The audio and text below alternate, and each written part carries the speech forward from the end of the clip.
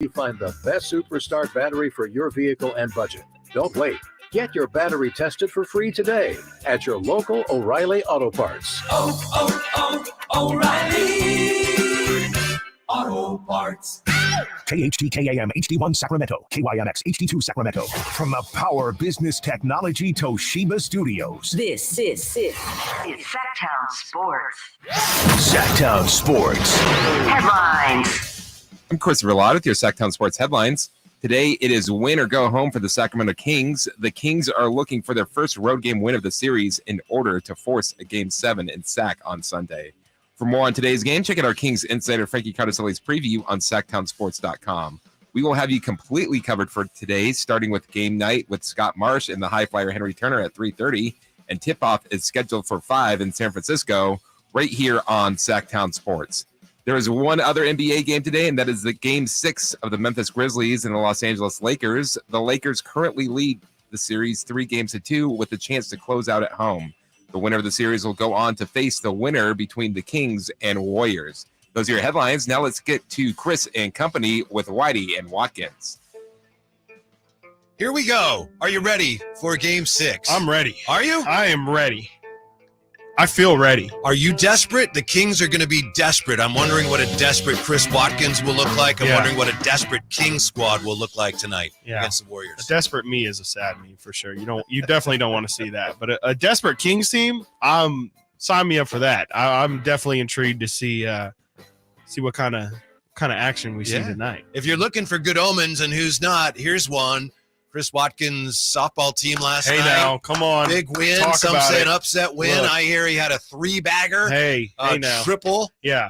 I will be sitting for the remainder of this show. That's all I got to say about last night. Is a lot of running. And it went down the line or hit one the other way? Or hit one opposite field. I was not expecting to lead the show with this today. But hit one opposit field. And, that's big news.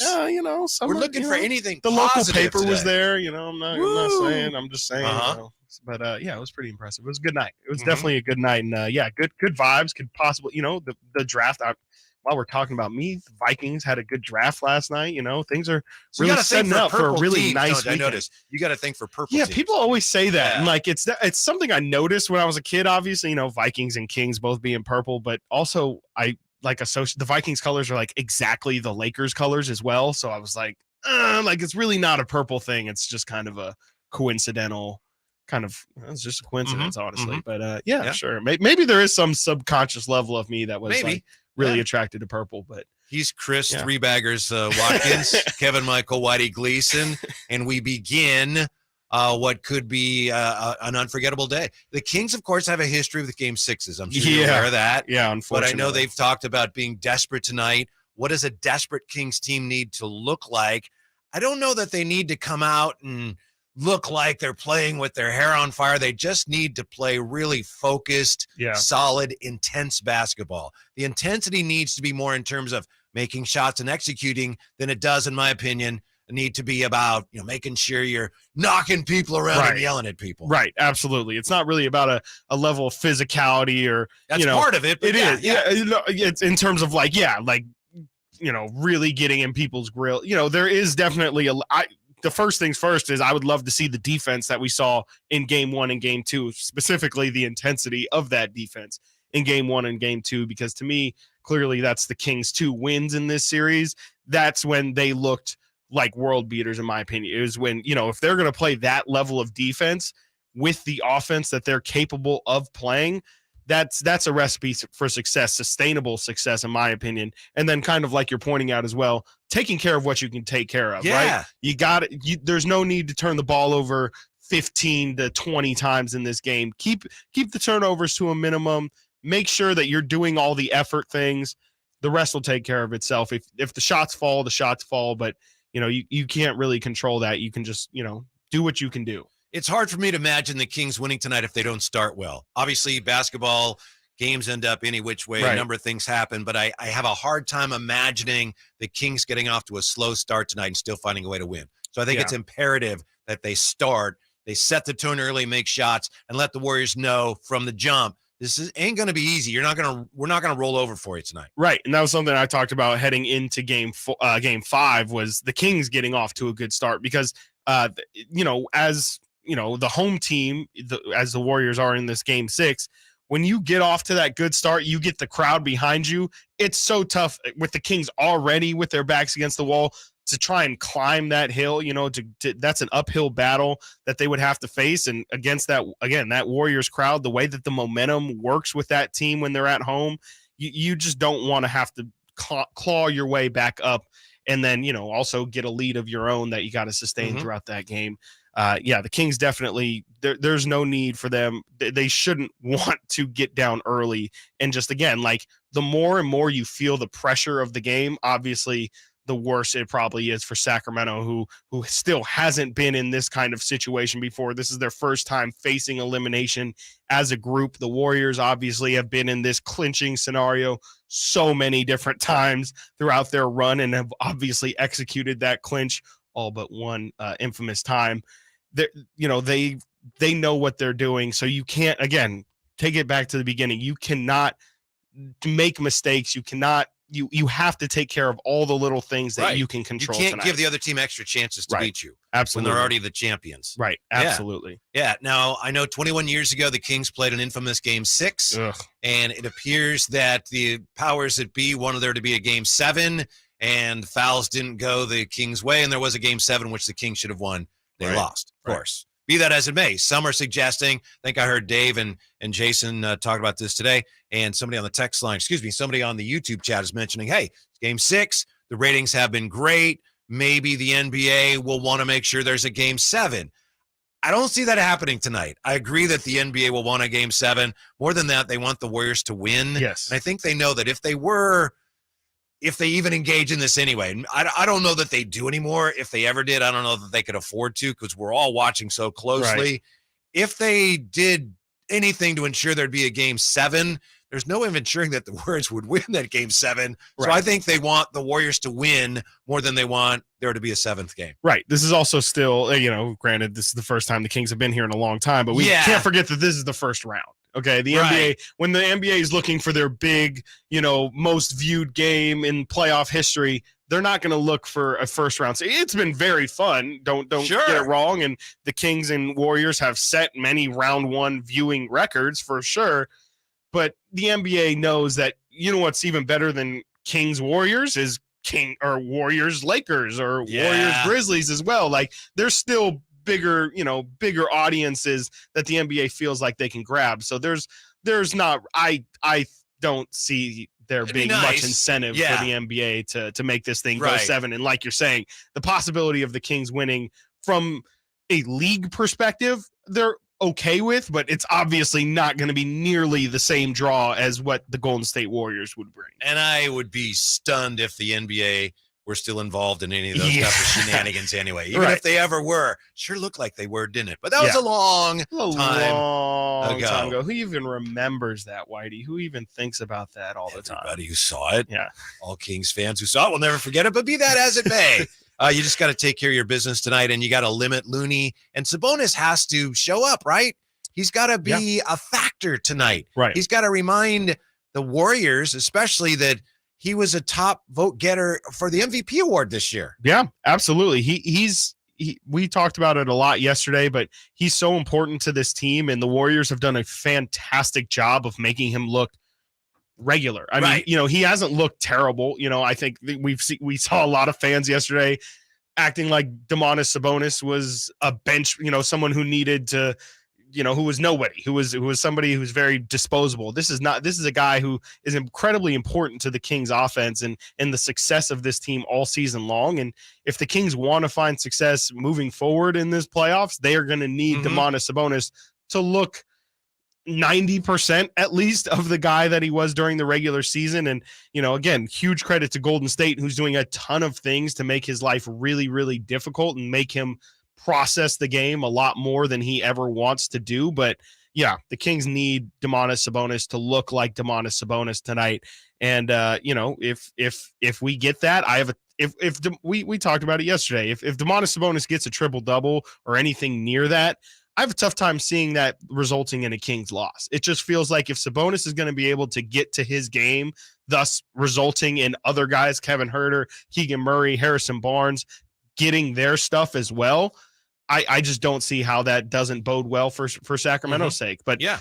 also, we've now seen 5 games now where Golden State has not allowed Sabonis to look like that guy. And so it's going to be a kitchen sink game. The Kings are going to need the guys who haven't stepped up all series long. I'm looking at you, Kevin Huerter, Harrison Barnes, Domantas Sabonis to a certain extent. All of those guys, the Kings are going to need something from them tonight if they want to get the win. I think your guy, and he's Jerry's guy too, Jerry Reynolds, going to join us today. Yes. Jerry's going to join us at noon. He's also a big Terrence Davis guy. I think Terrence Davis may get a shot tonight.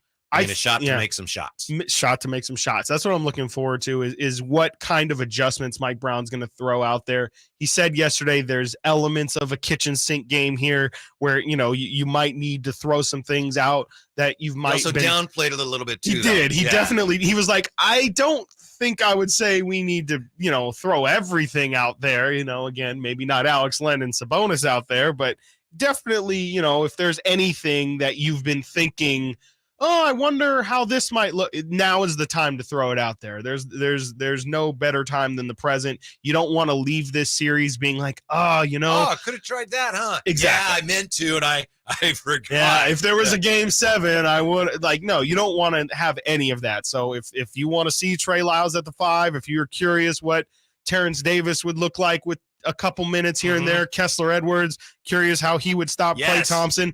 Those are the kind of things that I hope we see. Not all of them, but I want to see something different tonight. Up next, the most frustrating stat of them all, and the glimmer of hope it brings the Kings. That's next here in 90 seconds. Chris and company, Whitey and Watkins, Sactown Sports. Sactown Sports wants to congratulate Kings head coach Mike Brown for being the first coach to unanimously win the NBA Coach of the Year award. 100 first place votes, first time ever. Wow. A unanimous decision. Hey, thank you guys. Thank you, everybody. I'm really appreciative of being in Sacramento.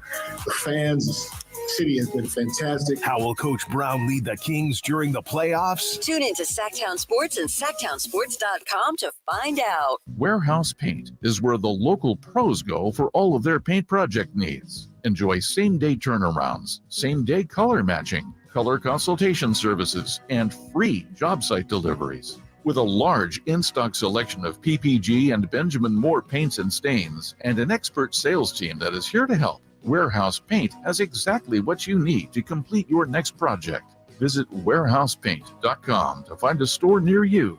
That's warehousepaint.com. Get to Acura of Stockton, where precision-crafted performance is at your fingertips. Elevate your driving experience with a vehicle that's built to impress. Acura of Stockton has a great selection of new Acuras and customer service that will exceed your expectations. And right now, lease a new Acura TLX, MDX, or Integra with low lease rates available. Take luxury to a whole new level in a new Acura from Acura of Stockton and AcuraofStockton.com.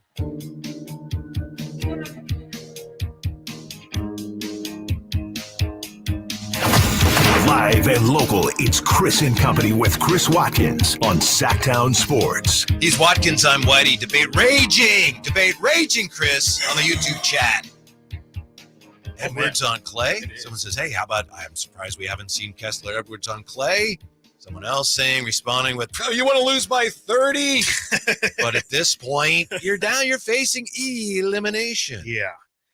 Again, you gotta try and throw anything that you've been thinking of, and Kessler Edwards throughout the ending of the regular season. Obviously the Kings acquired him at the deadline. He was somebody who was kind of on the fringes. You watched him play; he had a lot of good defensive moments, and he showed the ability occasionally to hit down some perimeter shots. I don't know if this is the series for him. Locking down Klay is something that's a lot easier said than done. Especially Game 6 Klay, right? Right. Yeah, Game 6 Give me Klay. a break. Better look out for that one. I don't know if Game 6 is the time to throw out Kessler Edwards. I'd be curious. Maybe. Also, Kessler seems like the kind of guy who I think would have his best impact when he's in the rotation, like actually bona fide getting certified minutes. You haven't played the whole series. Exactly. Go play 4 minutes. Can you save our season for us? Yeah. Come on, go get him. It's a bit of a big ask. So I don't know if expecting him to make a defensive impact with a 4-minute stretch is necessary. I don't know if that's necessarily the route to go. I think you're a lot more likely to see Terrence Davis come in possibly for a 4-minute stretch. And if TD can get you 9 points or 6 points in that 4-minute stretch, like boom, boom, boom, have an instant offensive impact. Absolutely. That's the kind of thing that you need in a game 6 from somebody that you haven't played, is just somebody who can come in, give a different look, even if it's just for, again, like 4 to 5 minutes of just something that the Warriors weren't prepared for, haven't seen yet. And maybe you can get a small advantage in the game that can end up giving you a result. That's kind of the thing that you're looking for in a game 6 with your back against the wall. I kind of rolled my eyes talking about game 6 Klay. Right. I know Jay was talking about that today. Right. And that definitely has been a thing. So it's kind of whistling through the graveyard. Game 6 Klay, oh, who cares? Yeah. Last year in the finals, you pointed out to me before the show that he didn't have a great game 6 last year in the finals, but he did game not. 6 Klay has been a thing. I'm just hoping and assuming that tonight, it's not 2016 anymore. Right. So maybe the Kings have enough to worry about without worrying about game 6 Klay. Right. Game 6 Klay is definitely one of those narrative things that I think I saw a quote from Draymond when I was looking up these numbers, that Draymond was like, yeah, game 6 Klay is kind of one of those things that we jokingly say, kind of like how they were like Draymond Nowinski the other day. Yeah. They were just like jokingly saying all the time. And then eventually Klay, being the guy who he is, just kind of one day was like, no, like that's like actually a thing, is like me in game 6, I'm different. And he's just ran away with it. But yeah, I mean, the last game 6 he was in was in the NBA finals, game 6 against the Boston Celtics to close out that series. Klay Thompson, game 6 Klay, 12 points, 5 of 20 from the field. Yeah. And they won. They Good for won. him, but yeah. And again, to your point, it's not like game 6 Klay is just a made up thing. He has absolutely just dominated some game 6s that they have been in. 30 points in 4 different game 6s. He's averaging 26 points on 51% from 3 in his last 8 game 6s. Like, that's legit stuff for sure.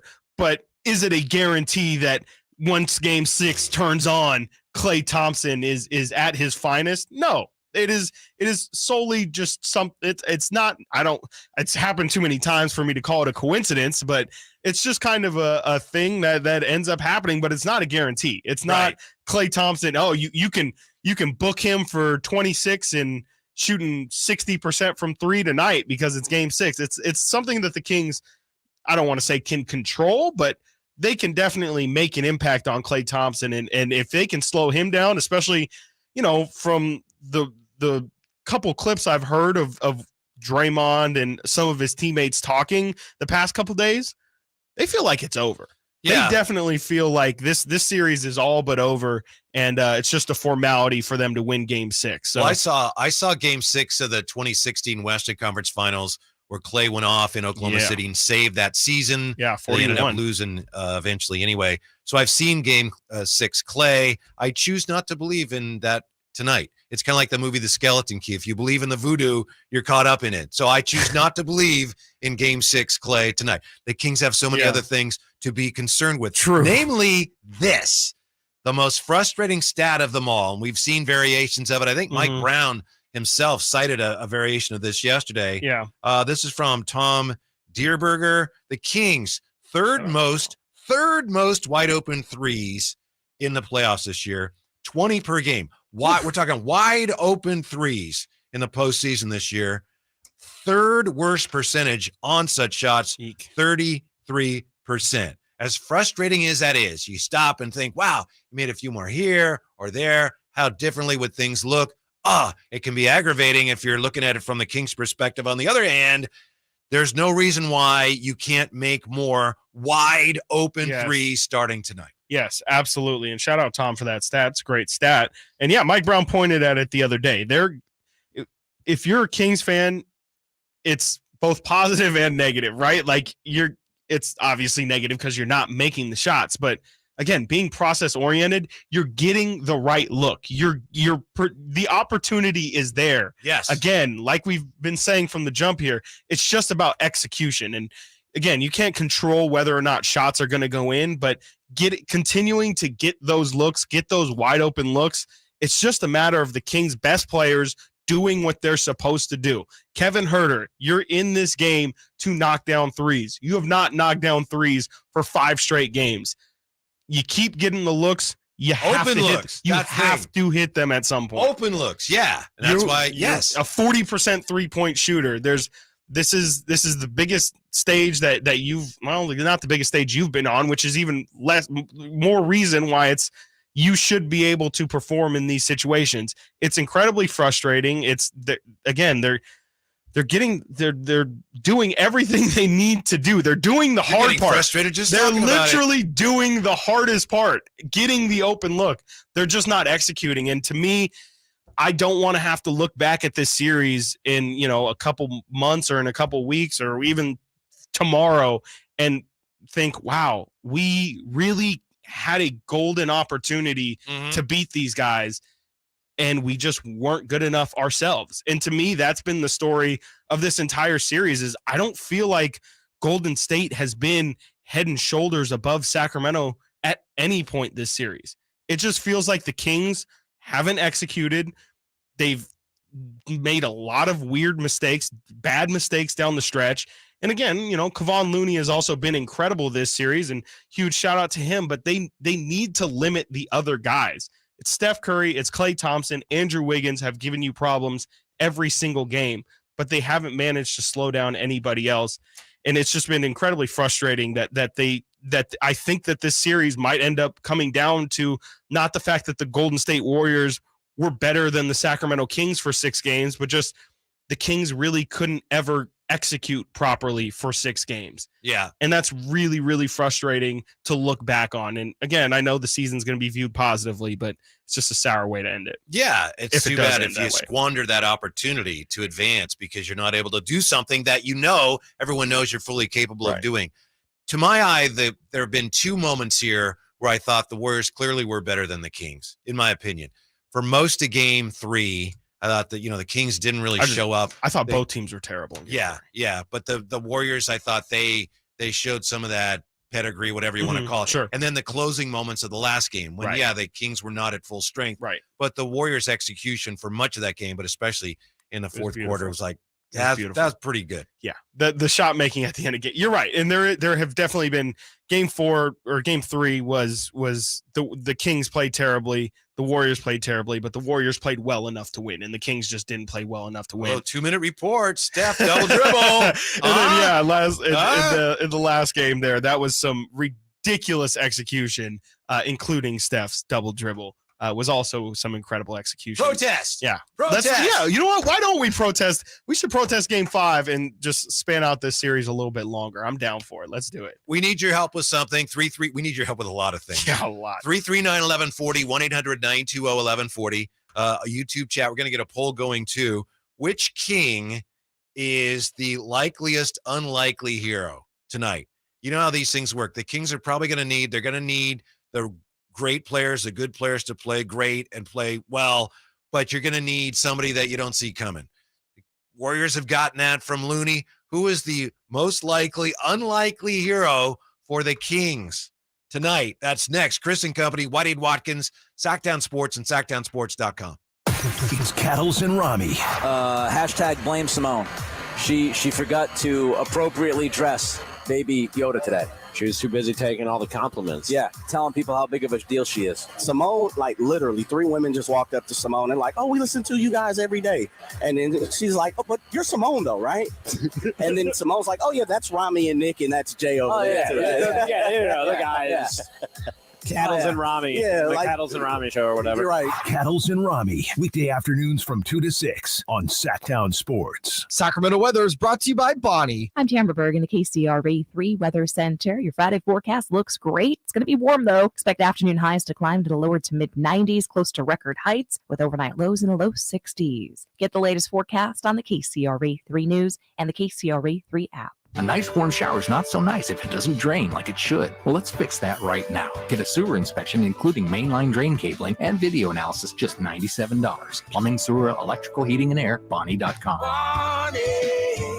There's really nothing better than hitting the open road in a new Honda. And at Northern California's #1 Honda dealer, Stockton Honda, we are proud to provide our best selection to get you there. Buying from Stockton Honda couldn't be smoother. Wherever the road you travel might lead, Stockton Honda is happy to get you there. Anytime, anywhere, it's all here.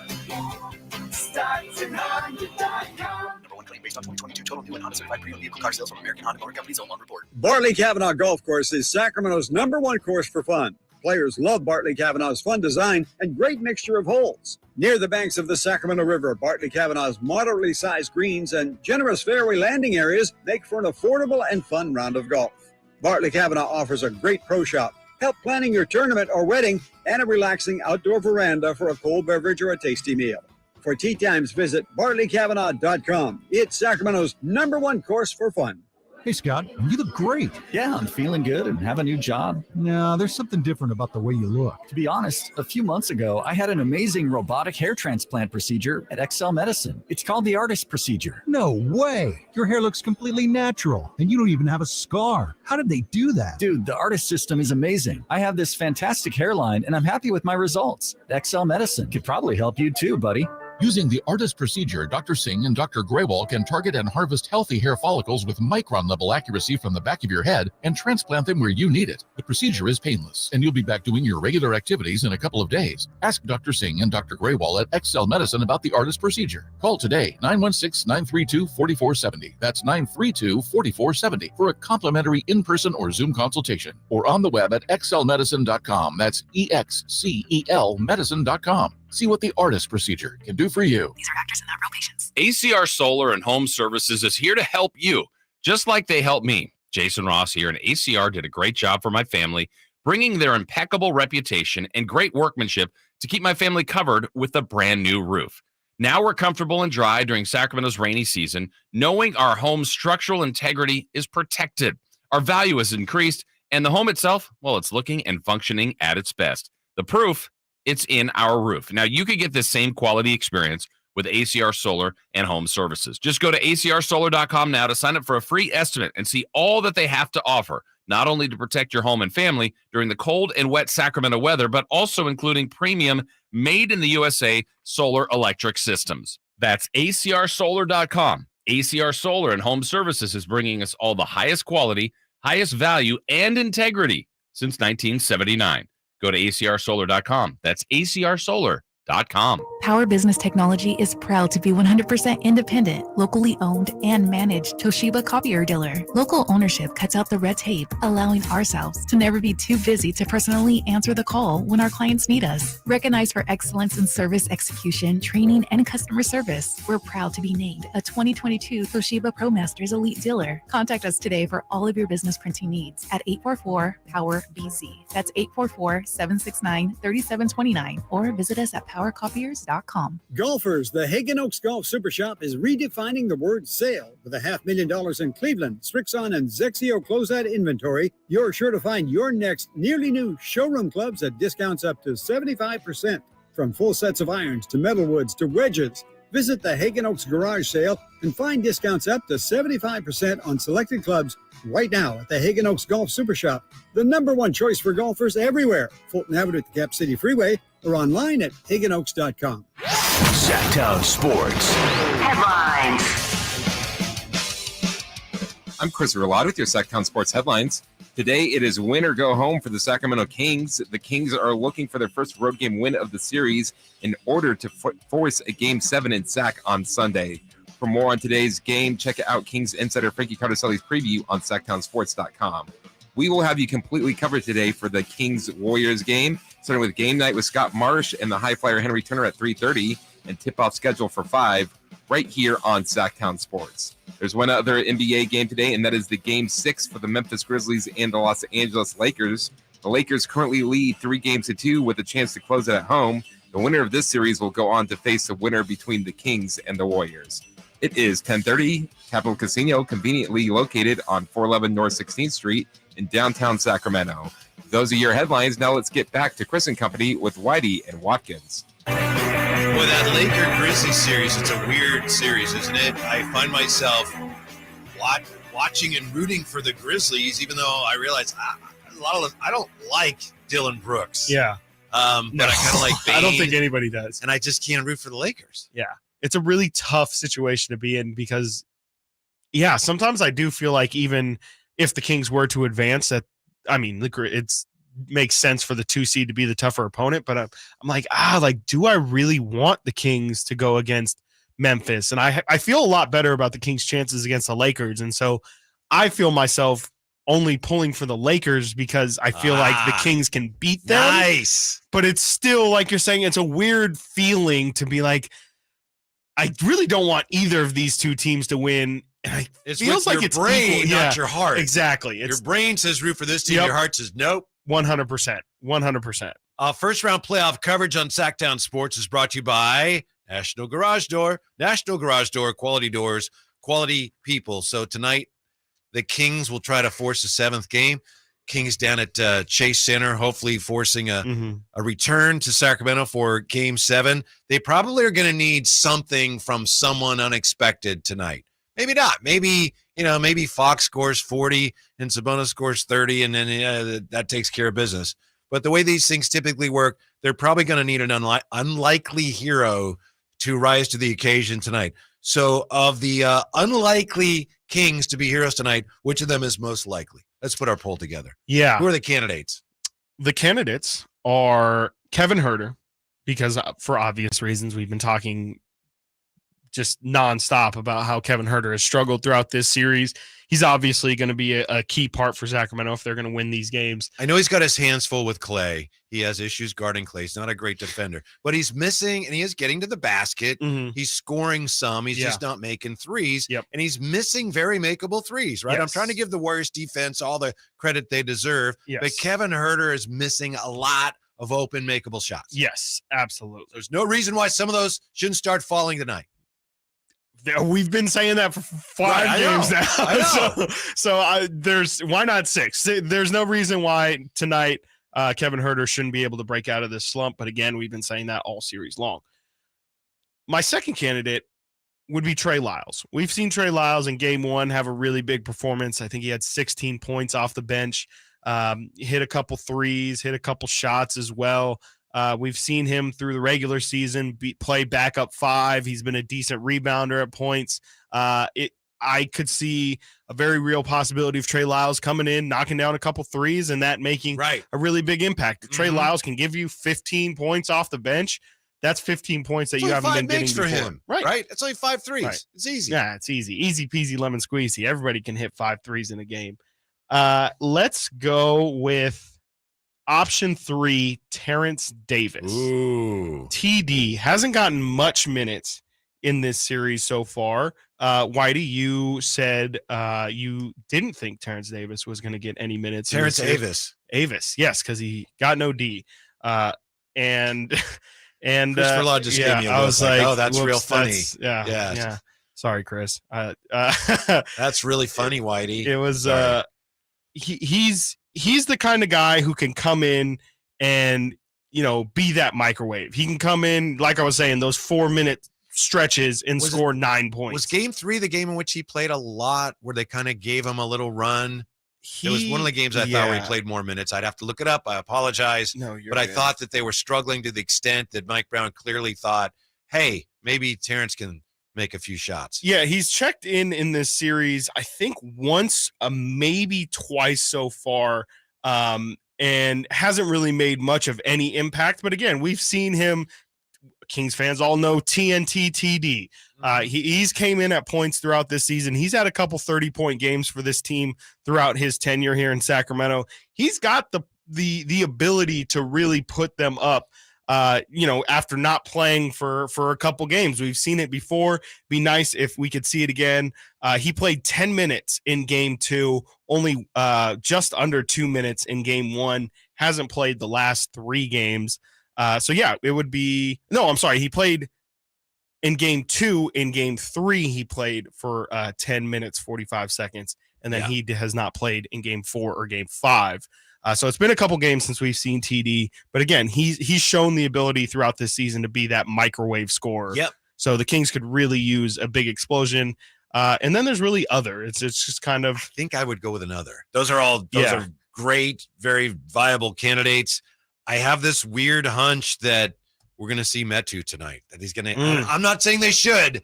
Don't get me wrong. I'm not saying what's wrong with Mike Brown. Hey, he doesn't know what he's doing. I'm just saying I have a feeling that maybe we talked about this yesterday.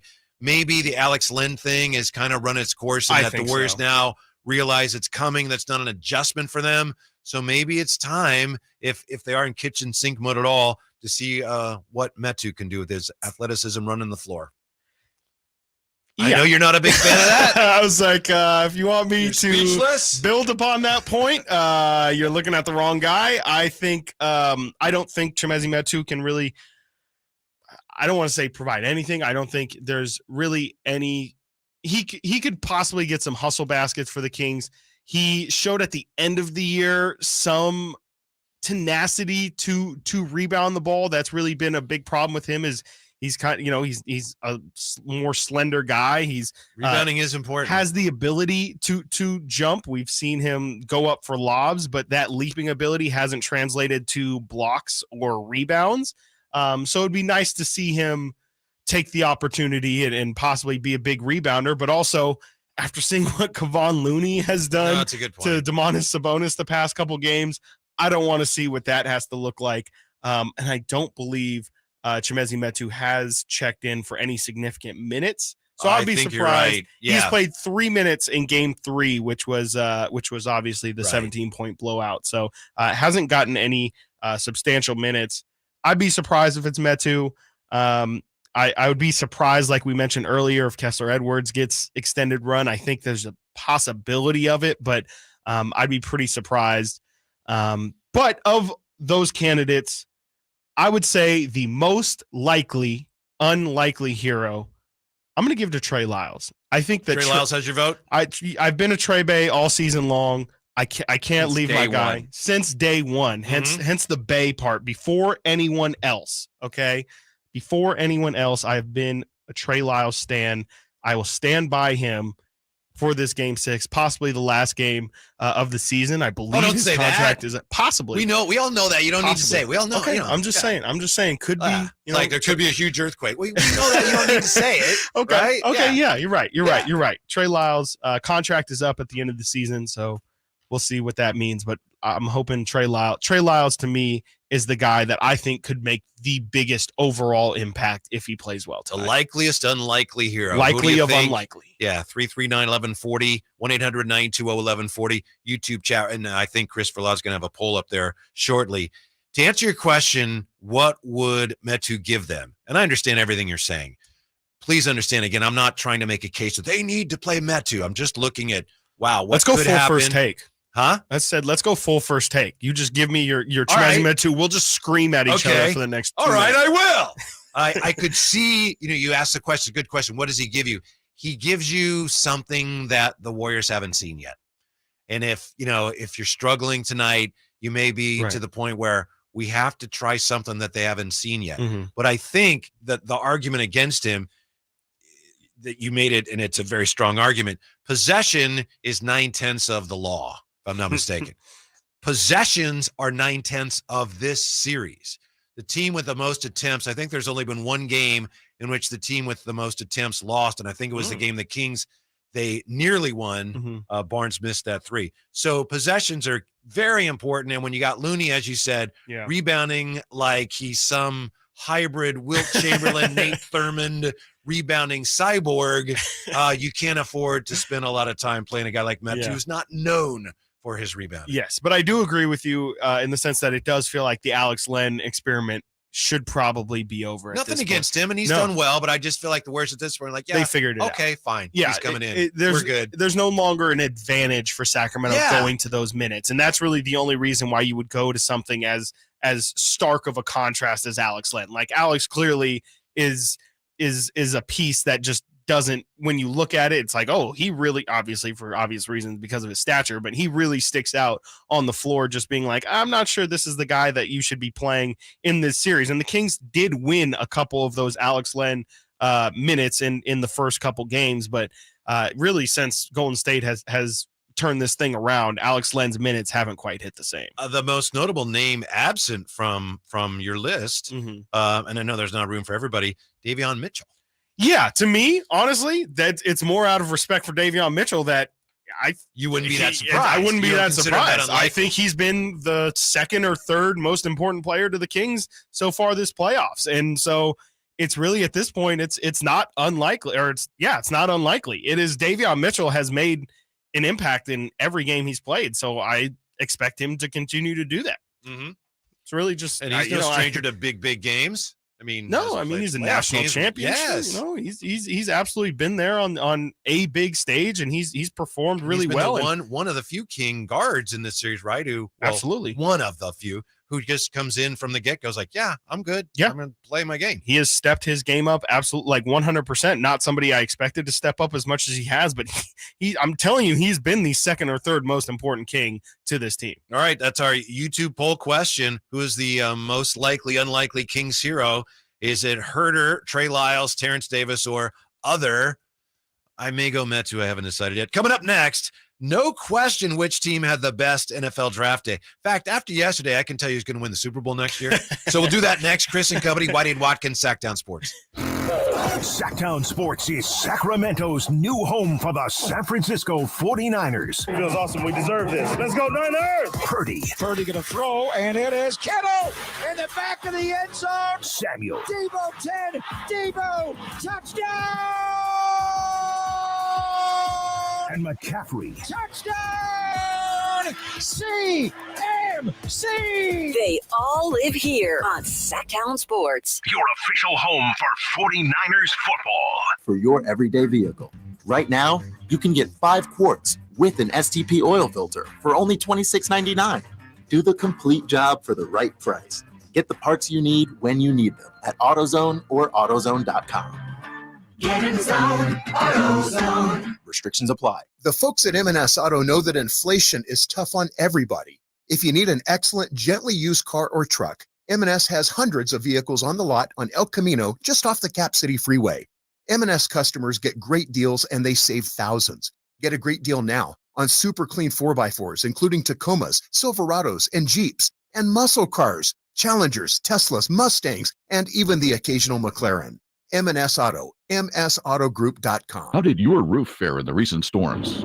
If there's signs of wear and tear, address it before the problem becomes bigger. Cobex Construction Group understands the importance of a strong protective roof. The smallest leak can be the biggest problem. We provide homeowners with reliable roof repairs and replacements. Quality work and customer satisfaction are paramount to us. Get a new roof for zero down and low monthly payments. Call 1-800-NEW-ROOF for a no-obligation quote or visit trustcobex.com. Cobex Construction in Roseville. Do it once. Do it right. I studied Spanish in college and never got fluent. But then I tried Babbel. Want the most effective way to learn another language? In just 15 minutes a day, Babbel's bite-sized lessons will have you learning another language in as little as 3 weeks. Babbel gets you speaking quickly about things you actually talk about in the real world. University studies have shown that using Babbel for 15 hours is equivalent to a semester of college Spanish. If you want to learn a new language, there's no better way than Babbel. Go to Babbel.com to try Babbel for free. That's BABBEL.com.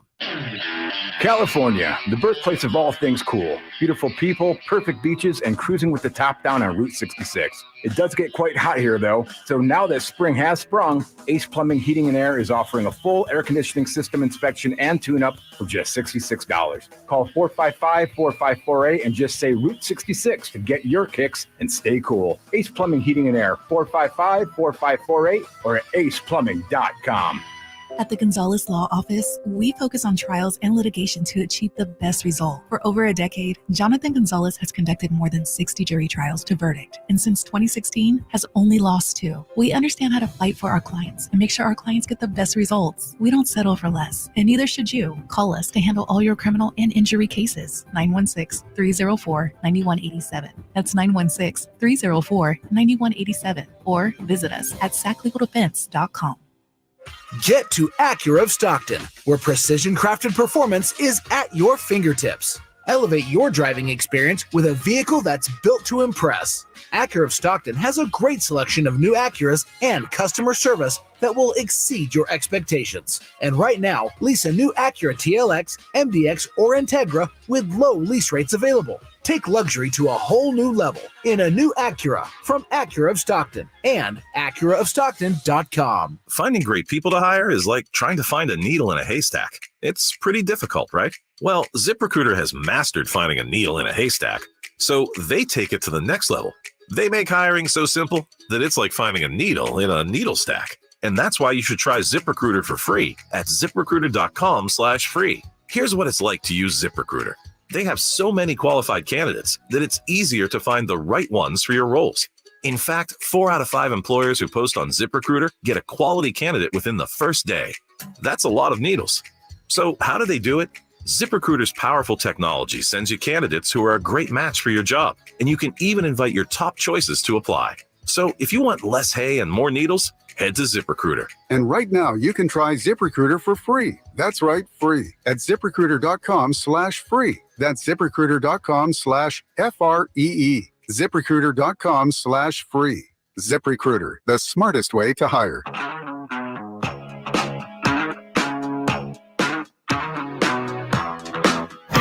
Sitting at your desk, watch Chris and Company now. YouTube.com/Sactown Sports 1140. And you'll notice that Chris is wearing a Monarch shirt today, which I just noticed myself. Is that WNBA cap you have to? A WNBA cap as well. Yeah, had to sync it all up. And, I'm one of the, I'm sure, many people out there who really, really, really wish we still had the Monarchs here in Sacramento. I think it would be just an incredible atmosphere. I think it's a shame that they ever left, but I would love to see the team return, and it'd be a really fun way to spend our summers, just going to Monarchs games. And obviously it would be even better to have another successful team as they were the only one in town when my wife and I were there the night they won the championship. Were you really? Yeah. Quite a night. Wow. I would imagine so, right? Yeah. That's 2006. Something like that. Sure. Something like that. Yeah. You know who their general manager was? Yeah. The very Jerry Reynolds. Yeah. He's going to join us today. Got his name in the rafters. Yes, he does. Incredible. Yeah. Incredible. Yeah. I'm sure he's got some great He's got his stories. name inside and outside the building. He really does. Like, he's all over the place. Crazy. Absolutely crazy.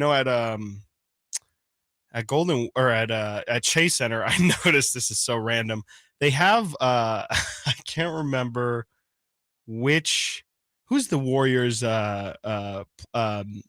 old commentary, TV commentary. You mean Bill King? No, more recent than that. Jimmy Barnett. Yes, Jim Barnett. Yeah. Jim Barnett has in the media bathroom, they have a urinal dedicated to Jim Barnett, which I don't know why Jerry's inside and outside reminded me of that, but I think that would be that when he comes that on. would be how I would want to be remembered. If I could have something in the and arena. He said nice things about you too. Good luck with that.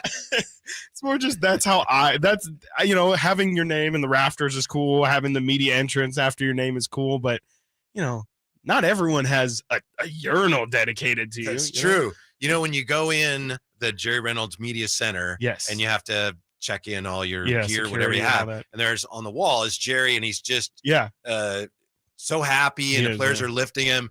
And when we were doing our Old Fashioned 3 podcast, I asked him, I said, you didn't win that many games. It must be easy to remember which game that was. Right. And he's like, oh, yeah, I remember exactly which game it was. I guess it was the last game that he was the interim coach. Mhm. So he's going to be named the head coach, and then they won the game. Yeah. So, they were lifting him on their That's awesome. shoulders. Yeah. Yeah. That's definitely wow. I didn't know that. That makes Yeah. There's a lot of great pictures of Jerry in that building too. There's one in the media dining. I can't remember which picture, but there's a great picture of him in the media dining room. What about Deuce? Deuce is going to join us top of the hour. Deuce what about has- a urinal?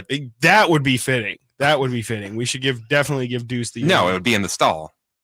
Oh, true. Not the urinal. Yes, right. Yeah. Right. Deuce. Well, There you go. I don't know. There was a lot of tinkle times here.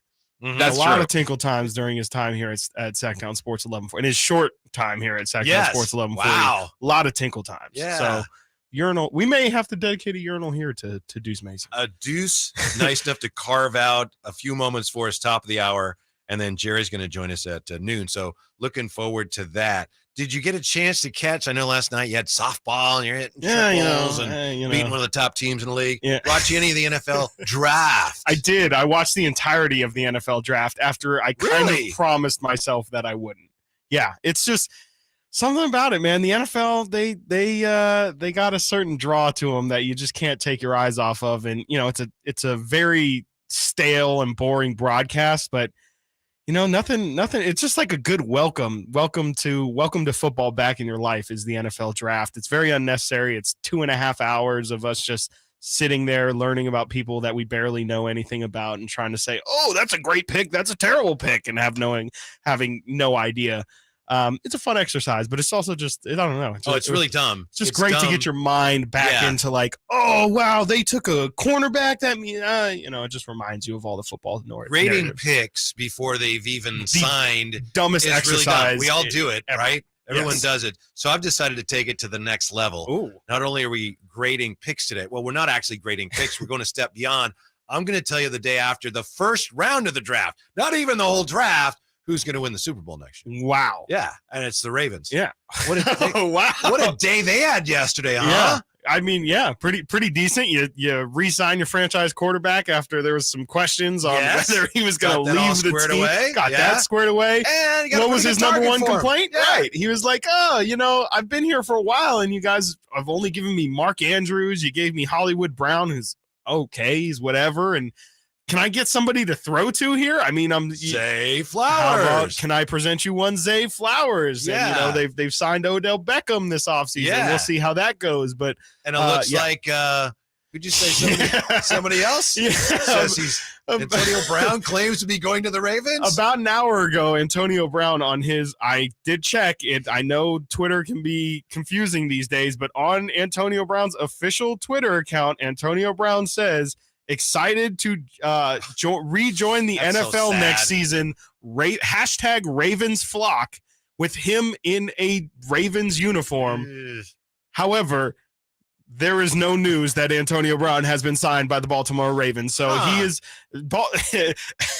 Antonio Brown has agreed to a deal with the Ravens. The Ravens have not agreed to a deal with Antonio Brown. So yeah, good stuff for the Ravens, and potentially one really, really bad thing. Zay Flowers, and we always make comps on these players, and his comp, a lot of people agree, Steve Smith Sr. It's a pretty good one. That's a really good one. Yeah. Can I just say, though, what drives me crazy, you're watching the draft, and you see this in a lot of shows now, sports shows.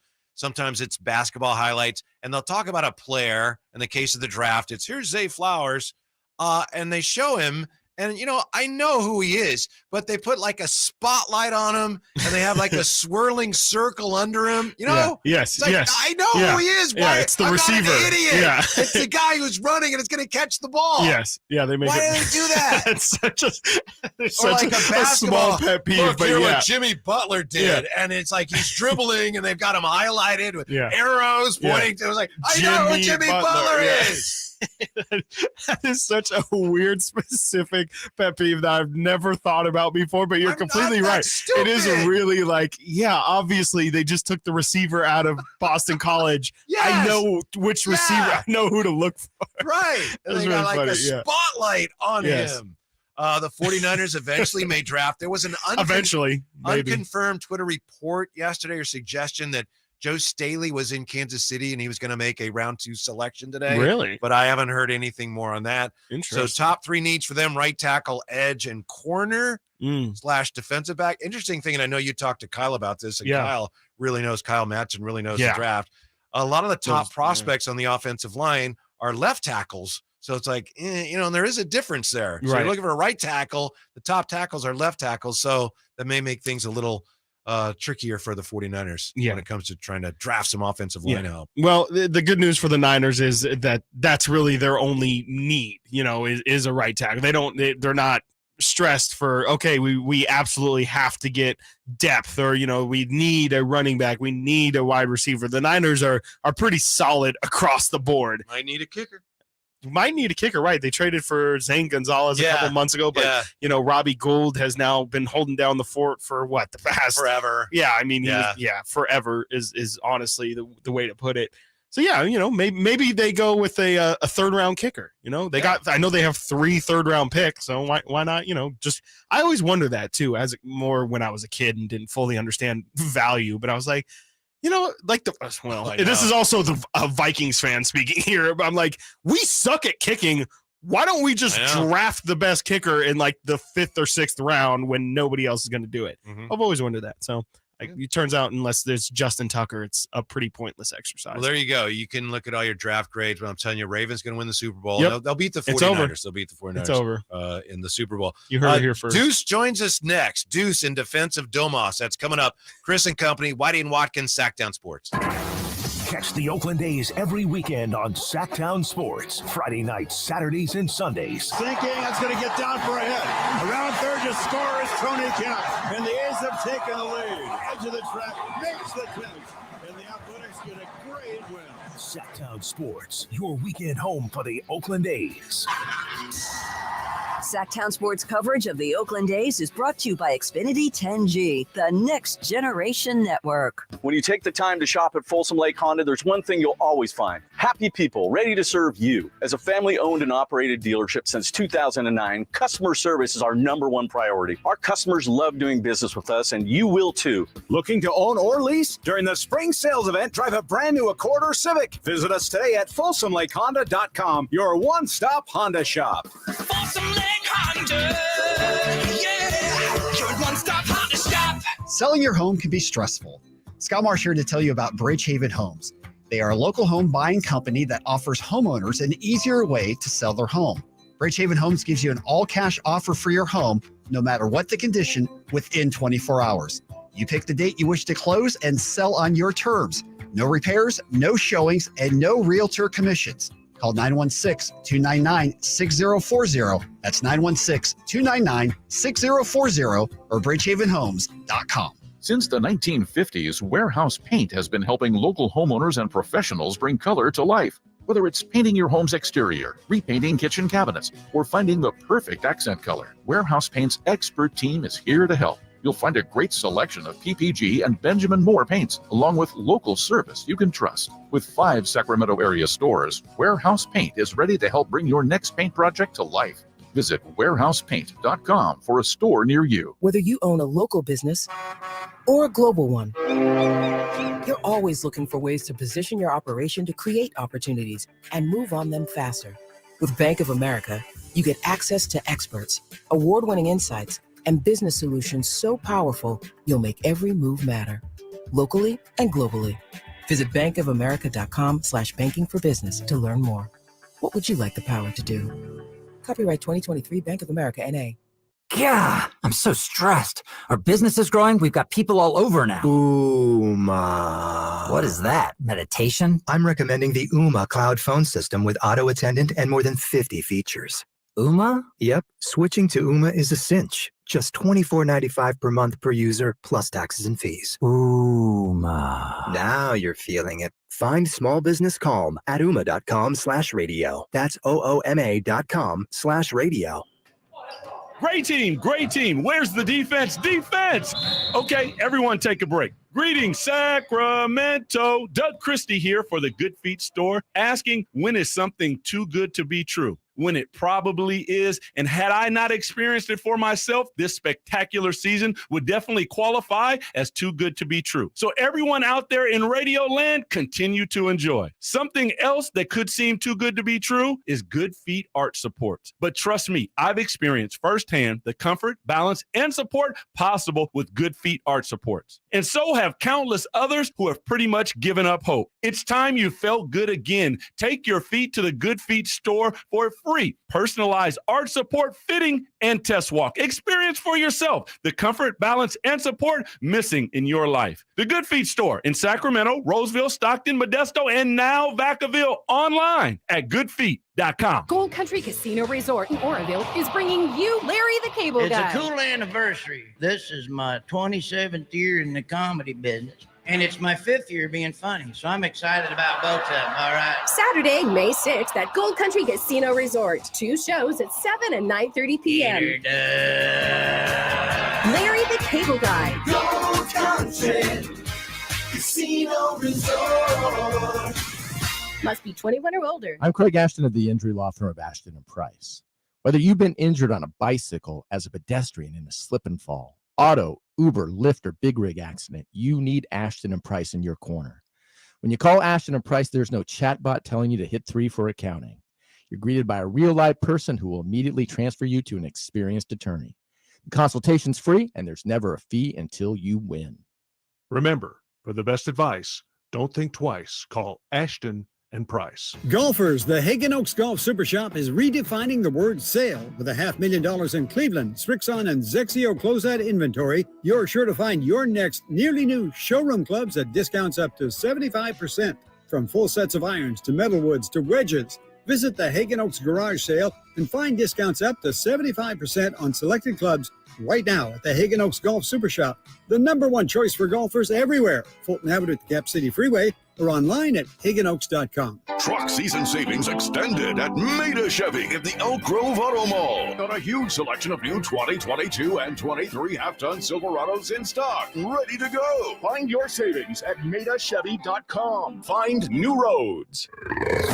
KHTK AM HD1 Sacramento, KYMX HD2 Sacramento. From the Power Business Technology Toshiba Studios, Your home for the Sacramento Kings. It's Sactown Sports. Sactown Sports.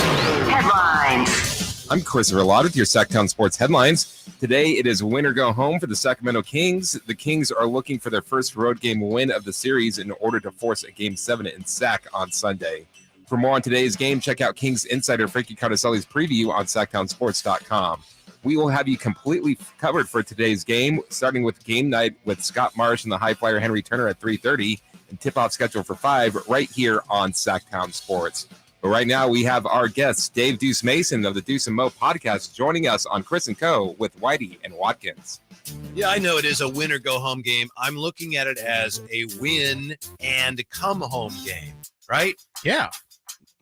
Just got to win and then right back to Golden One Center. A couple days. Yeah. We only get one day off between game 6 Favorites and of game 7. Kings, right? Absolutely. Yeah. With those old men over on the other side. Mm-hmm. Yeah. All guests come to you from the Folsom Lake Honda hotline. Folsom Lake Honda, your one-stop Honda shop, from the Deuce and Mo show with more on how the Kings can take care of business and keep this thing going. Dave Deuce Mason. How are you today, David?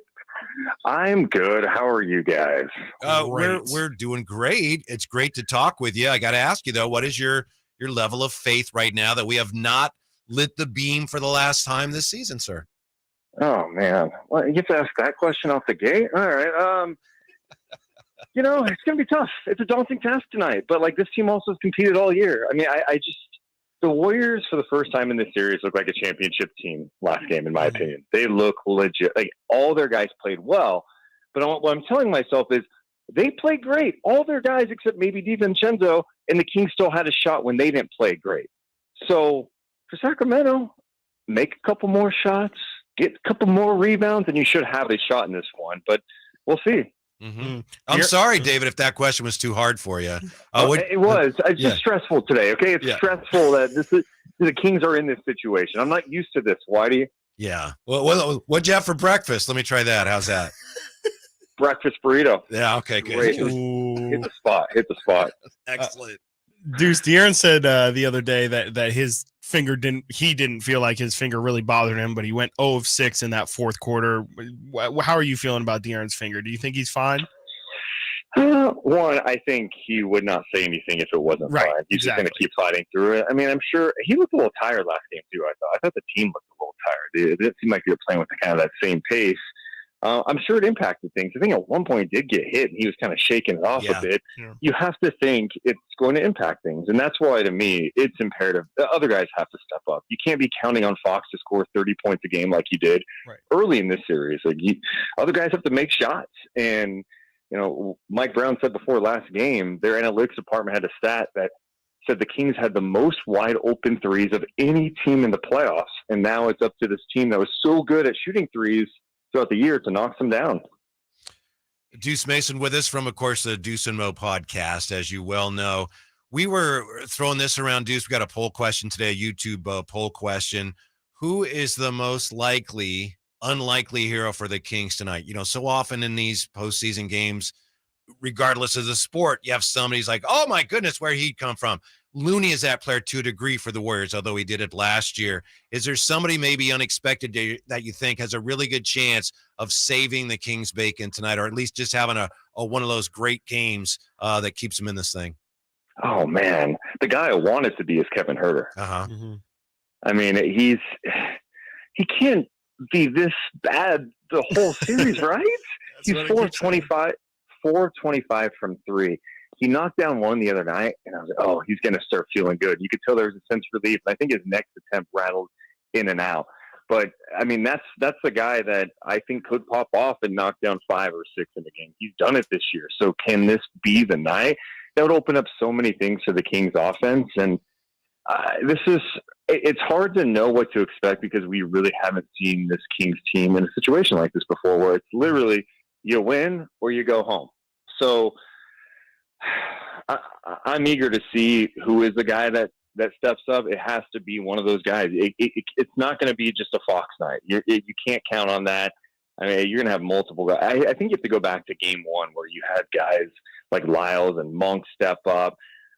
You know, the Kings, 4 of their 5 starters have been really disappointing in the playoffs. Yeah, David, I got to say, and I understand, but you seem like you're in a really difficult place with this right now. I understand. Yeah. It's stressful.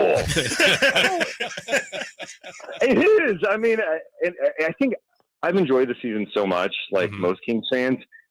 But, you know, for the last 16 years, we've known the season ended in mid-April. Not knowing when this is going to end, it kind of throws you off a little bit. I don't want it to end tonight. I think the Kings are going to compete.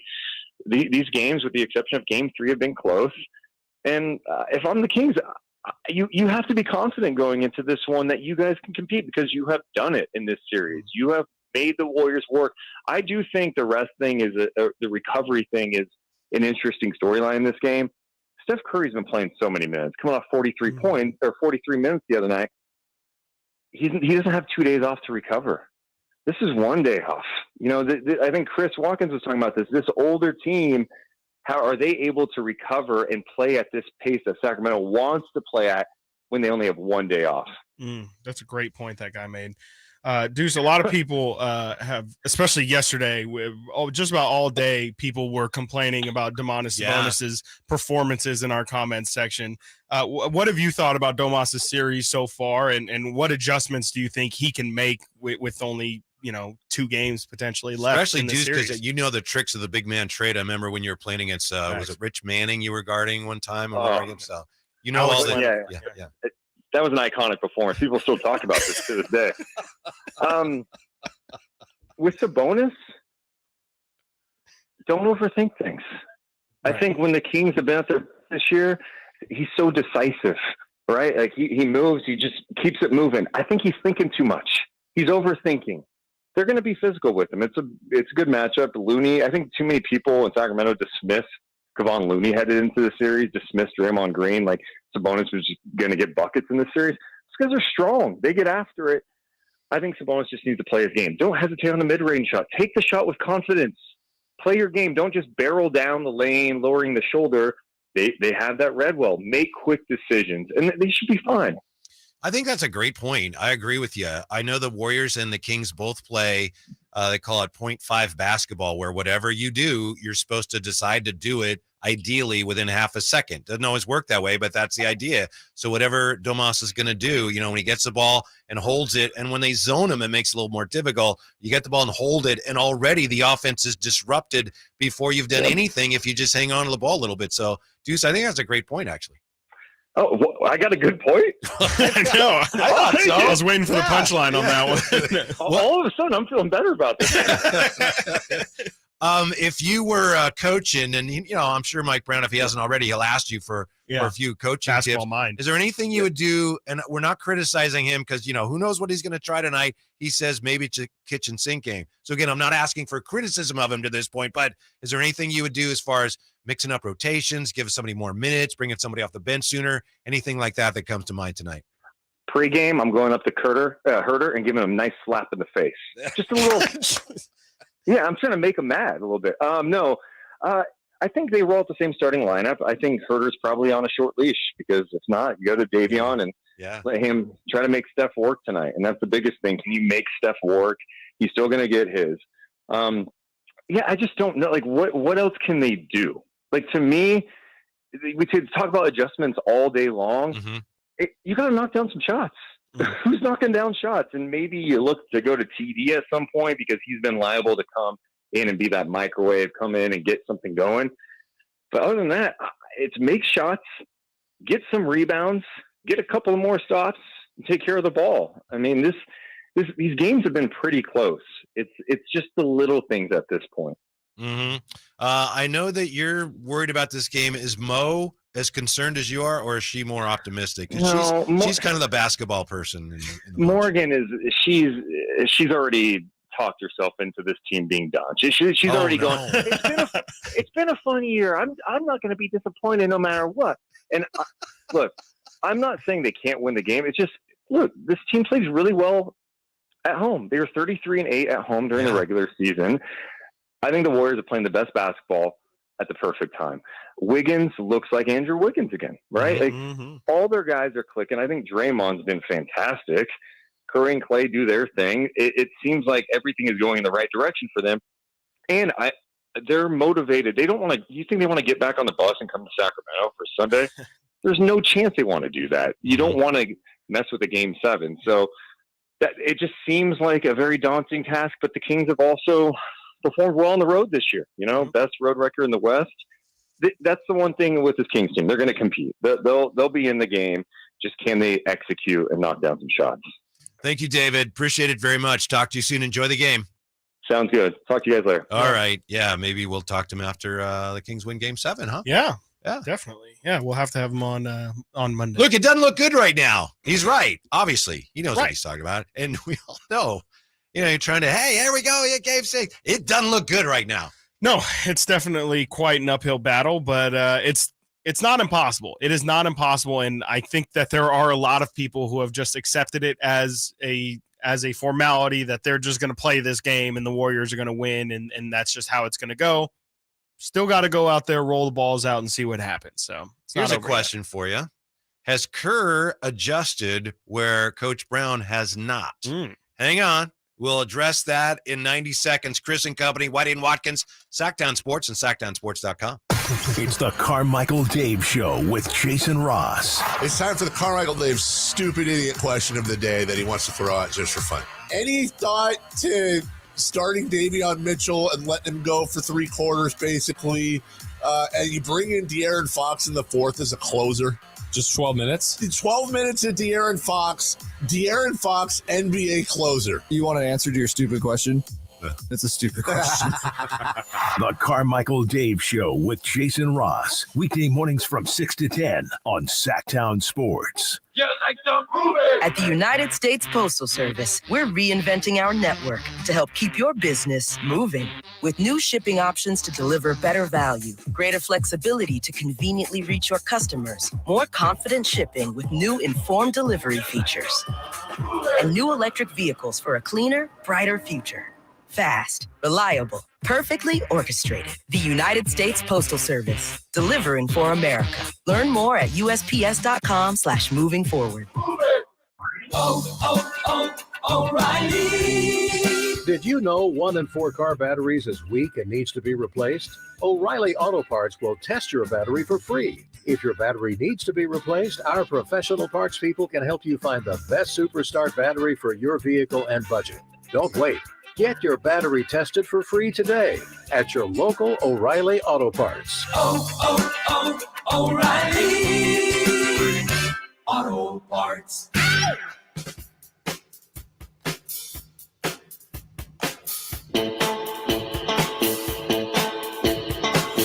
Keeping you company with the company.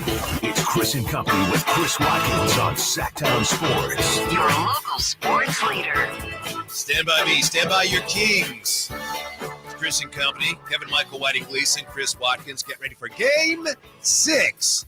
Not a ton of purple optimism bubbling from the state capitol. Nope. You know, a lot of that is just you got smart fans here recognizing that the Warriors team playing pretty good basketball right now. The thing that I've seen them do now 2 years in a row, you may disagree, Chris, but in my mind, I've seen them 2 years in a row now flip that proverbial switch. Mhm. Last year, second half of the season, they were okay. They were kind of a 500 team. Curry was hurt, and there were questions about Poole coming off the bench. And then the postseason started, and it's like, boom. And they went on, they beat Denver, and then they beat Memphis, and then they beat Dallas, and then they won the championship again. Yeah. And this year, again, I remember talking with Jerry and Phantom a couple weeks ago about who would you want the Kings to play in the first round. And I was saying, if Wiggins is still out, Payton's hurt, maybe the Warriors are a team that you'd want to meet. Well, no, it turns out not at full strength. No, they are not. Yeah, no, definitely not at full strength. Wiggins and Deuce made the point. Wiggins in that first game, he hadn't played since February. First game of this series, like he's a little rusty, but pretty good. Mhm. And he's been really good in this series. Hasn't missed a beat. No, I think we can possibly, depending on how everything goes here, we can look back at this and say, oh yeah, that 0-2, the Warriors flipped the switch. But again, to me, in my opinion, at least in this series, it's been more about what Sacramento hasn't been able to do more than what Golden State has done. And, not trying to take away from all that Golden State has done. But I just feel like the story of this series, in my opinion, is the Kings had many opportunities to take advantage and just didn't. With that said, moving forward, like I said, I could see easily Golden State winning next round, going to the conference finals. They're going to be a really tough out no matter whether it's Phoenix or whether it's Denver that they meet in the Western Conference Finals. I could see, like you're saying, us looking back and saying, oh, there goes the Warriors again, flipping that switch after we didn't think so. So I'm still TBD on whether that switch has been flipped, but you're right in the sense of we have seen this happen a couple different times now where we didn't think that they could go to another level, and then they do. Hopefully tonight's not the night where it makes it evident, because it was either you or Deuce who pointed out at the end of that fourth quarter in last game, that was some championship Warriors stuff. That was the shot making that they hit. The shots that they hit at the end of that game were incredibly tough shots, big time shots, stuff that clearly that moment doesn't phase you, and that's the poise that you can only gain from being in the position that the Warriors have been in their past. That was me, of course. That wasn't. Yeah, I didn't think so. I was like, that was way too good of a point for it to have been. I'm kidding. Thank you, Deuce, for your time. Here's a question that's being bandied about on the YouTube chat. And again, we know a lot of people are frustrated right now. Has Steve Kerr made the necessary adjustments in this series while Coach Brown has not? It's a question. It's not a statement. Yeah. People are talking about that on the YouTube chat. It's something I've wondered about. I'll withhold my comments until we hear from you. And why don't you withhold your comments for just a moment? 339-1140, 1-800-920-1140. Let's talk to TC on Sactown Sports. TC, thanks for listening. What's up? Whitey and Chris, what's up, bros? Hey, what can we do for you? I just want to be real quick and real simple. Like to all of you, to all the Kings fans, media, like it's too much doom and gloom ever since that last game. We're gonna go in this game and win this game, bro, and get a game 7. It's a bunch of like, oh, it's over. Oh, this and that. And Mike, like one thing that you guys did say, Mike does need to adjust. If he's going to adjust, this is the night to adjust. The hell with, let it spray threes. And we're just going to run up and down the court and spray threes. No, Mike. Mix it up with pick and roll. Mix it up tonight. Throw up extra bodies in there. Mix it up. But as far as like us as fans and media, let's please stop the doom and gloom. Oh, it's over. It's this and that. It's been a nice season. Enough of that talk, bro. We're going to win this game. And let's move forward. Thank you, TC. I hope you're right.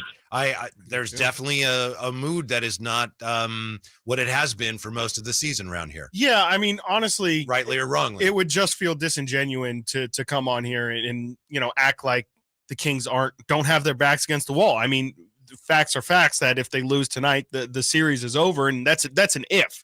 Okay, it's we're not saying it will happen, but also you have to acknowledge the fact that, again, 80% of teams that win Game 5 go on to win the series. And this is, again, a Kings team that hasn't been here before, and the Warriors have been here multiple times. And, it's just we have to present those facts. And when faced with those facts, it's hard to feel like the Kings have a good shot at pulling this off. We're not saying they can't do it, but the reality of the situation is the Kings definitely are not in the preferred position right now. And, you know, it would just be disingenuous if me and Whitey were to come on air here and act like the Kings were, you know, in a positive position. They're not in a positive position, but that doesn't mean it's over. It doesn't mean that they can't turn things around. What I love about this situation, and there's not a lot to love from the Kings side of it, sure, but what I love about it is, as we say,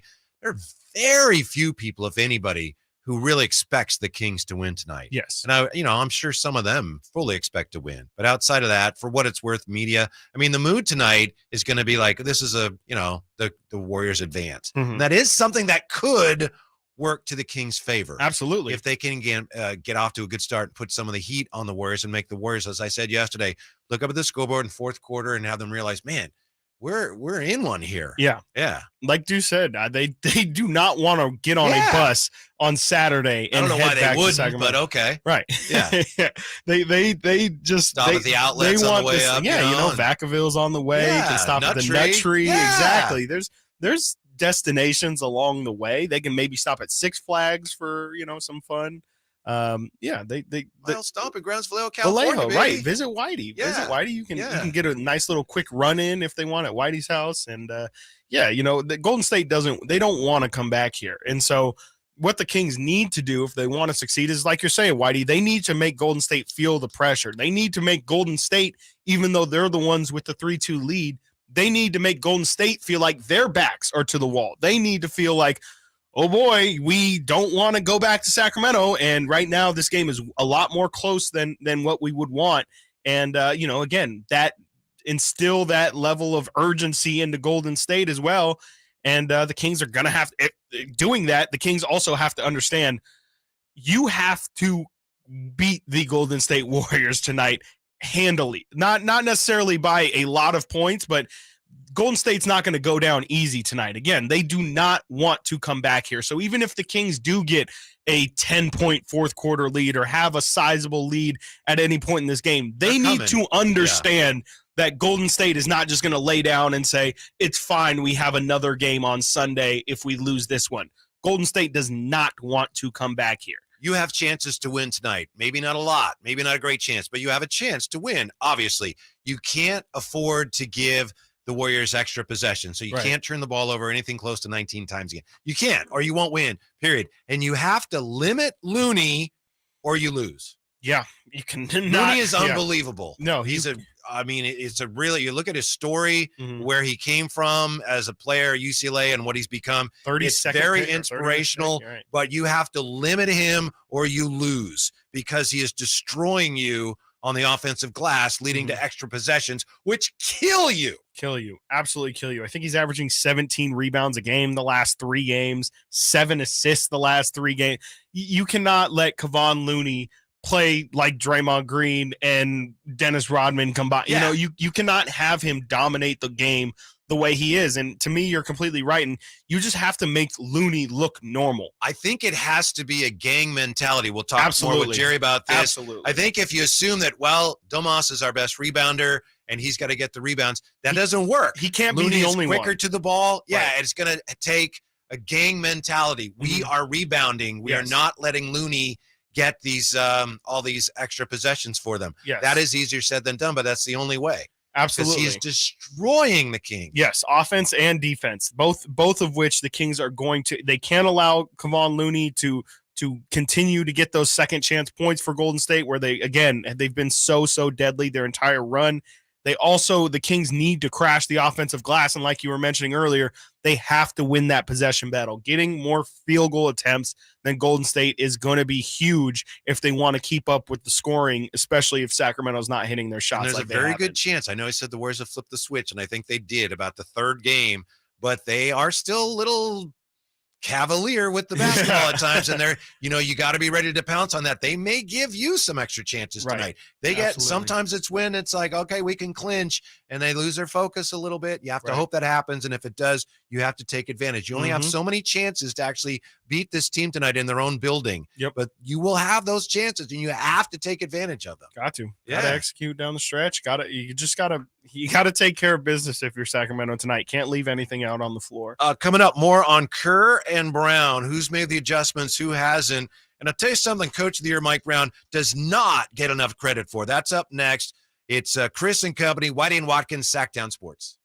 Sactown Sports wants to congratulate Kings head coach Mike Brown for being the first coach to unanimously win the NBA Coach of the Year award. 100 first place votes, first time ever. Wow. A unanimous decision. Thank you guys.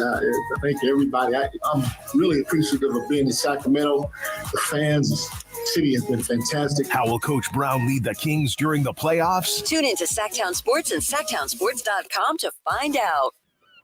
We're recording this Progressive commercial on a real boat to let people know that when you bundle your home, boat, and other vehicles... What was that, Flo? Progressive saves you money, Jamie. Why are we doing this on a boat? We were going for authenticity. We're going to the city? Authenticity. You mean Atlantic City? But we're not in the Atlantic. Are we? Bundle your home and other vehicles with Progressive. Progressive Casualty Insurance Company, affiliates, and other insurers. Discount not available in all states or situations.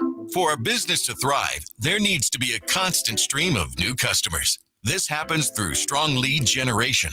Did you know that lead generation is one of the most important tools of any marketing campaign?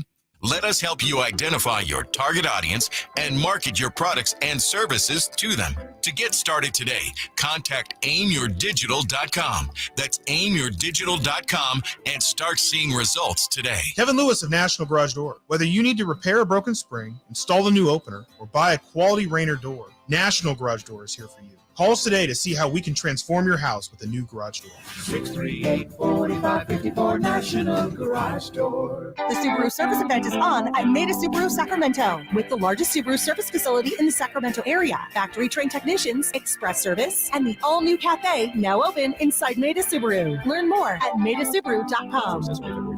ACR Solar and Home Improvements did a great job to keep my family covered with our brand new roof. And what an experience that was for us.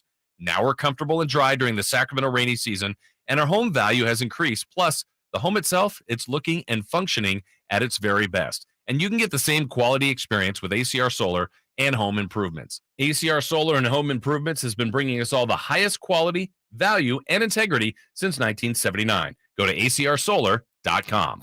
Jiffy Lube's Country in the Park, Northern California's biggest country music festival of the year, is back May 5th and 6th at Cal Expo, starring Lady A, Chris Young, Brett Eldridge, I want to be that song. and so many more. plus a Boots Boot and Line Dance Saloon, interactive lounges, and Sacramento's best food trucks. Weekend passes start at just $80. Tickets are on sale now at SactownSports.com. Country in the Park, brought to you by Cache Creek Casino Resort, Hanley's Western Wear, and Quick Help Car Wash. Guys, did you know your testosterone affects everything in your system, including how you feel and perform every day? Right now, Revive Men's Health Sacramento will check your testosterone for free. Knowing your T levels is the first step in understanding if you have low T. Your testosterone level impacts your energy, libido, sleep, weight, hair loss, mood, and even ED. Maintaining an appropriate T level can change your whole life. Most men start to see changes in their hormone levels in their 30s. Experience and results matter. So what are you waiting for? Get your T levels checked today by local, experienced, and trusted men's health experts. They've helped thousands of men since 2011.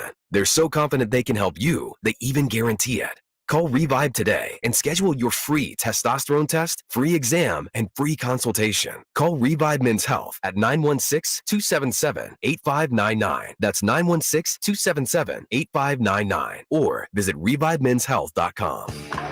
Listen to Oakland A's baseball on the weekends all season long right here on Sactown Sports, beginning with the pregame show brought to you by Xfinity 10G, the next generation network. Sactown Sports. Headlines. I'm Chris Verlad with your Sactown Sports headlines. Today, it is win or go home for the Sacramento Kings. The Kings are looking for their first road game win of the series in order to force a Game 7 in Sac on Sunday.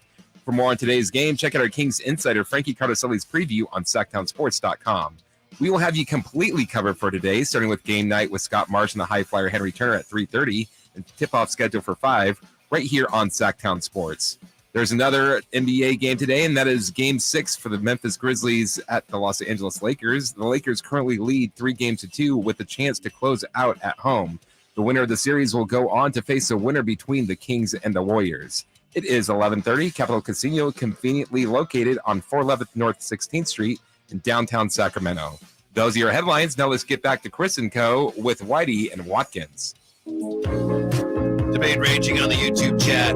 Coach Mike Brown, has he made the adjustments that he needs to make? Is he getting outcoached by Steve Kerr? Before we get to that, I wanted to point out something that I think Mike Brown doesn't get enough credit for around here. You maybe I'm wrong, but I was reading today a story about the Minnesota Timberwolves offseason, and the Timberwolves are going to focus on like a lack of maturity this offseason. And it was the GM and or Coach Finch are saying, and it's not just our young guys. We got to be more mature and more focused. Of course, they had issues where you got Gobert punching Kyle Anderson. Yeah. And you got Jaden McDaniels punching the wall. And it's like, punching. It's ridiculous.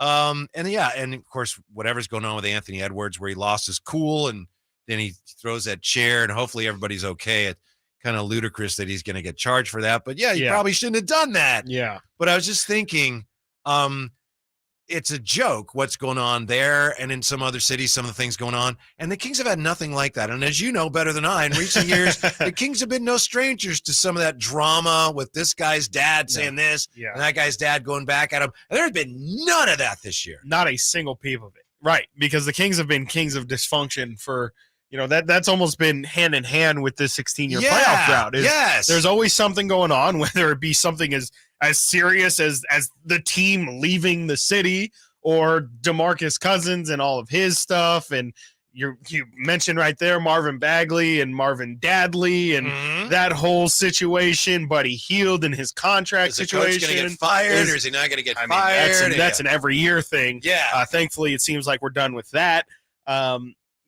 There's been none of that this year. I mean, there has been, even from guys like Chimezie Metu, like Terrence Davis, like frankly Rashawn Holmes as well. People who have played real minutes for this team in the past. They've it's been made a lot of that. They all signed the all-in contract that they were all in as a group, and everyone was going to work together towards a common goal, and that's all nice to do in the preseason and training camp when feelings are good and you're optimistic about how the season would go. And the Kings season did go really well, but it's tough when the season's going on and people get jealous of others' success and just natural conflict. Had a ton of drama. Right. Absolutely. Yeah. The Jordan Poole Draymond thing was absolutely stemming from some on the court things stemming off that transferred to off the floor and then brought itself back onto the floor. So, it's even a disease for successful teams as well. But the Kings have had none of it. There's been no, Terrence Davis really upset with his minutes. Even if they are privately, none of that has came out publicly. And it seems like as a group, these guys are incredibly close. They're all nice guys and get along perfectly well, and there's just been none of that. There's been no maybe these guys don't like Mike Brown's intense coaching style. They've definitely made jokes about it. They've said Mike, you already know we're gonna land a plane and then 3 hours later we'll be at practice, and I'm sure the guys don't love that, but there's just a mutual respect around everybody that we have not seen. I can't even name the last time that this team was anything like this. I mean, we always heard about how, and Doug, when he was on this station, would tell so many stories about just how tight knit that those early 2000s Kings teams were, and just all the good feelings and how, their off the court relationship transferred so beautifully to the on the floor product. And you could see it with the way they moved the ball and loved each other and celebrated each other's successes.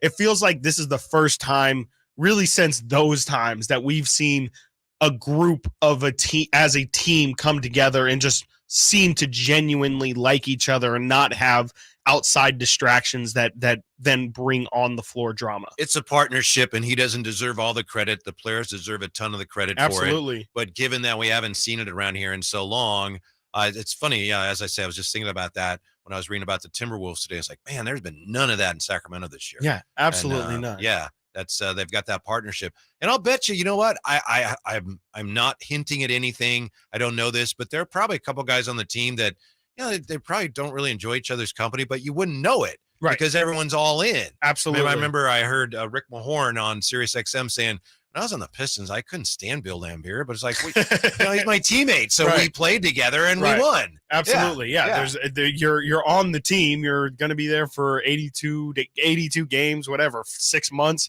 You might as well, even if you don't get along, making it adversarial is definitely not going to make the situation go by any easier or any faster. I think Pat Riley's the one who used to talk about the disease of me. Yes. Yeah. Disease of more, disease of me. Yeah. Same. Yeah. So especially with championship teams. Right. he would Obviously, refer the to. Kings Right. aren't a championship team, at least not yet. But the fact that this year, everybody is about, we're winning now. Now, there are probably other things, but it's like that's secondary. So it's a credit to all of them, but especially Coach Mike Brown and Monty McNair, who have instilled that kind of, the word culture sometimes is overused, but it is a culture of a strong win first culture. Absolutely. And, to point that for those who don't know what the disease of me is, it's essentially, the Jordan Poole conversation is kind of a perfect one around it, where it's you win an NBA title and then all of a sudden it's really more about the next season. It becomes, well, I was such a huge piece to this team. I'm incredibly important. Where's my money? Where is my starting role? Where is my, we wouldn't have won that championship without me. So how am I being taken care of? How am I now being respected as a member of this championship team? And they call it a disease because it ends up infiltrating the entire team and it spreads. And then it just leads to Draymond Green punching teammates in the face. And, it happens not just, I'm pointing out the Warriors, but it happens with everybody. Every team, it always ends up that somebody feels like what they did was incredibly important to the team's success. And if they can't get it from the team that they were on, they'll go look somewhere else and feel like, oh, okay, well, these guys don't value me. I'm going to go where I am valued and they respect what I did for this team. And at the moment, we don't see any of that for Sacramento. But again, a lot of that comes in the following season when it's, I'm the Malik Monk next season can be, well, everybody in the playoffs didn't show up. Domas, where were you?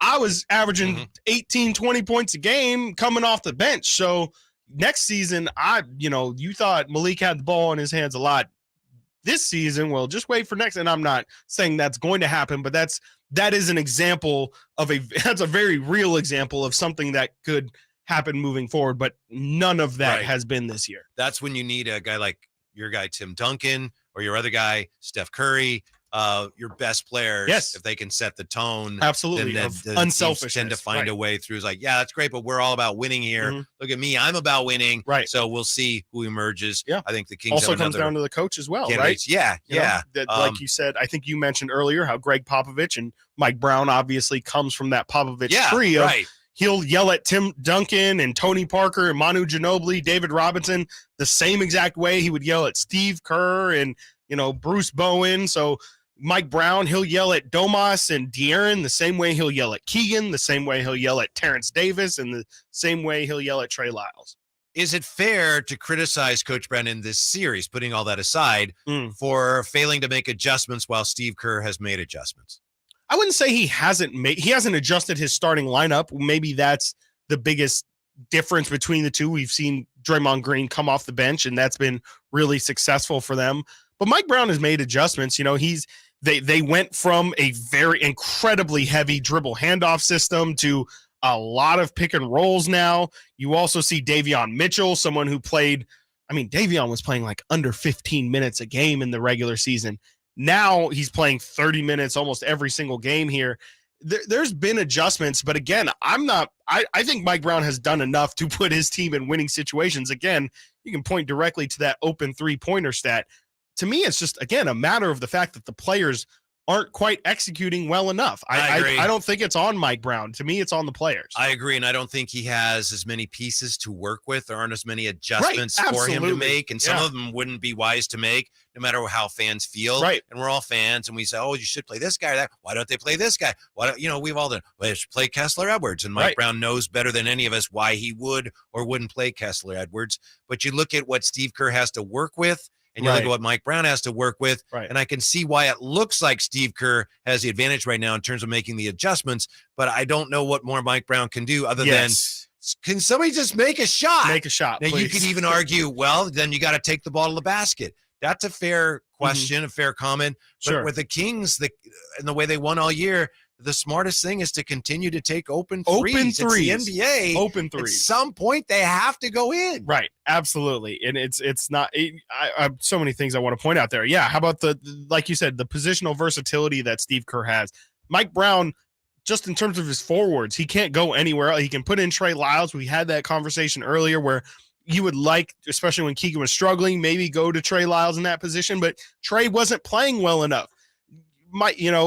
Steve Kerr on the other side, he can go Jonathan Kuminga some games. He can go Moses Moody, who's made an impact in this series. JaMychal Green hasn't made an impact, but he's somebody who, if Looney or Draymond goes into foul trouble, it's a step down, but it's somebody who does similar things. They just, they've also been around the block so many times that, Bob Myers fully understands, okay, if we're going to be a championship team, we need to be able to throw different looks at different teams. So if you think the Warriors look a certain way now, just wait. If they advance to the next round, if they play LA, they're going to look completely different in terms of the lineups, the rotations that they're throwing out. I guarantee we see a lot more Jonathan Kuminga in a Lakers series than we would in a Kings series. So to your point, there's just a lot more positional versatility on the Warriors that Mike Brown just doesn't get the luxury of with his roster. I do think, depending on how things go tonight, it may be incumbent upon him to try something tonight. But we'll see. Hopefully it doesn't come to that. Coming up here, the Lakers are trying to advance tonight. So Chris and I, if you're up for it, Chris, are you ready to go head-to-head in the LeBron teammates draft? Oh, boy. Yeah. I'm going to throw some chalk in the air. All right. That's next on Chris and Company, Whitey and Watkins, Sactown Sports. It's Kettles and Rami. I'm going with one of the ones that gets on my nerves is this guy plays through the whistle. Plays through the whistle. No, he doesn't. Simone. He's got great football IQ, ladies and gentlemen. All right. I'm next. He's a hard hat guy. Yeah. Yep. He puts his hard hat on and he goes to work, Rami. Lunch pail guy. Yeah, I had hard hat and lunch pail. It was the first on my draft board. Kettles and Rami, weekday afternoons from 2 to 6 on Sactown Sports. I'm Frank Cockwood, Retirement Security Center for the Geek Economic Update. Nearly everyone has a credit card limit, including our Uncle Sam. Sometime between July and September, the U.S. will run out of funds unless the $31.4 trillion debt ceiling is raised. The shortfall could come sooner if tax receipts are less than expected. Republicans are willing to agree to an increase, but want spending cuts to accompany the increase. The Democrats want it done with no strings attached. In 2011, the U.S. had a credit rating cut due to concerns of a lack of a deal. The U.S. could face two types of defaults: a technical default or an actual default. A technical default is when the U.S. has an extended period of non-payment of U.S. responsibilities. This could lead to a doubling of our unemployment rate and possible recession. An actual default is when the U.S. runs out of money and stops paying all its obligations. In this case, the unemployment could as much as triple, deep recession could occur, and inflation could soar. The U.S. has not done so in the past, so let's hope cooler heads prevail and a deal gets done sooner than later. How might this affect you or your family? Please go to frankontheradio.com to schedule an appointment, watch videos, receive market updates. I'm ready to help you start your journey so you can define your future. Frank Cockrell is a registered representative of Lincoln Financial Advisors Corporation, broker-dealer and member SIPC, and registered investment advisor. Retirement Security Centers is not an affiliate of Lincoln Financial Advisors. Hey, Scott, you look great. Yeah, I'm feeling good and have a new job. No, there's something different about the way you look. To be honest, a few months ago, I had an amazing robotic hair transplant procedure at XL Medicine. It's called the artist procedure. No way. Your hair looks completely natural, and you don't even have a scar. How did they do that? Dude, the artist system is amazing. I have this fantastic hairline, and I'm happy with my results. XL Medicine could probably help you too, buddy. Using the artist procedure, Dr. Singh and Dr. Graywall can target and harvest healthy hair follicles with micron-level accuracy from the back of your head and transplant them where you need it. The procedure is painless, and you'll be back doing your regular activities in a couple of days. Ask Dr. Singh and Dr. Graywall at XL Medicine about the artist procedure. Call today, 916-932-4470. That's 932-4470 for a complimentary in-person or Zoom consultation, or on the web at xlmedicine.com. That's EXCEL medicine.com. See what the artist procedure can do for you. These are actors and not real patients. Selling your home can be stressful. Scott Marsh here to tell you about Bridgehaven Homes. They are a local home buying company that offers homeowners an easier way to sell their home. Let Shane and his team at bridgehavenhomes.com take that stress away. Bridgehaven Homes gives you an all-cash offer for your home, no matter what the condition, within 24 hours. You pick the date you wish to close and sell on your terms. No repairs, no showings, and no realtor commissions. Call 916-299-6040 or bridgehavenhomes.com. Great team, great team. Where's the defense? Defense!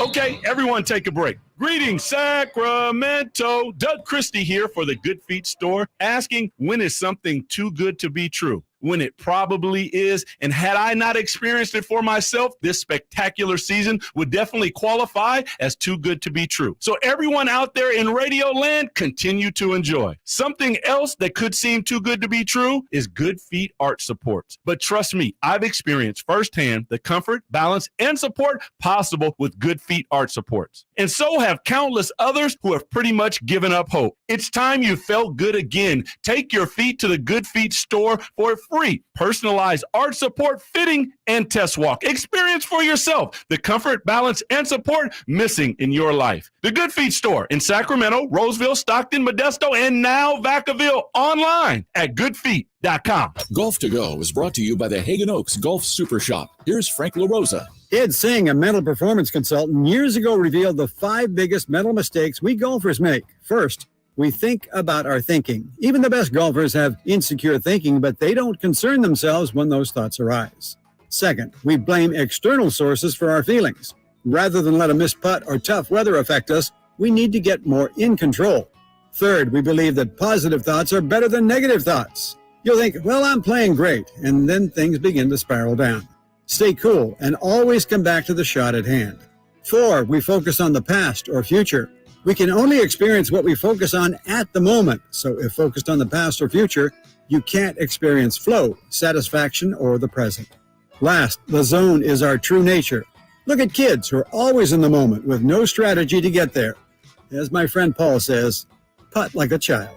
That's your Golf to Go. I'm Frank LaRosa. Global Touchpoints Inc. has a job opening for a QA engineer in Roseville, California. Please send resumes to Global Touchpoints Inc., 3017 Douglas Boulevard, Suite 300, Roseville, California, 95661. No walk-ins, please.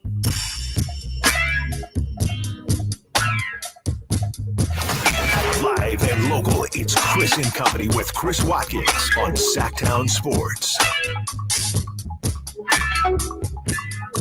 Looks like the Metu movement is underway, Chris. I don't like the sound of that one. Chat want to see some Chimezie Metu tonight. The Metu movement. Okay. You won't like this. I don't. D. Siberia says he could be as good as Wiggins with a little more experience. What? What's the matter? Oh, just about everything. Just about everything is wrong with it. You said Andrew Wiggins, not Aaron Wiggins, or no? I assume we're talking about it. Yeah, Metu is just a poor man's Wiggins. Yeah, there you go. You disagree with that? Yeah, I do. I don't even know where to start with that. Let's just start with the basics of like Andrew Wiggins was the first pick in the draft, and I'm pretty sure do was either late second round or undrafted. Just an obvious talent disparity. They don't do anything alike. Andrew Wiggins became a really good shot creator for himself, and Chimezie Metu. I agree that Wiggins at this point is probably the better player than Chimezie Metu. I'll give you that. But if you're a Kings fan and you're looking for something, some kind of a push, and the team has been, offensively so at times lackluster and they can't make shots, why isn't it time for Chimezie Metu, who played a lot this year? It's sure. Why not? You can throw him out there for sure. But if you're expecting Chimezie Metu to be the reason why the Kings come back in the game, or, that's going to be the major adjustment that flips this series around, that's not where I would look. I don't necessarily, I know. Siberia says, maybe to you, dude, they're like the same dude. You're not buying that? Dude, no, Broseph. No, I'm not picking up what you're putting down there. So I'm just going to have to, we're going to have to have a conversation. We're just going to have to agree to disagree.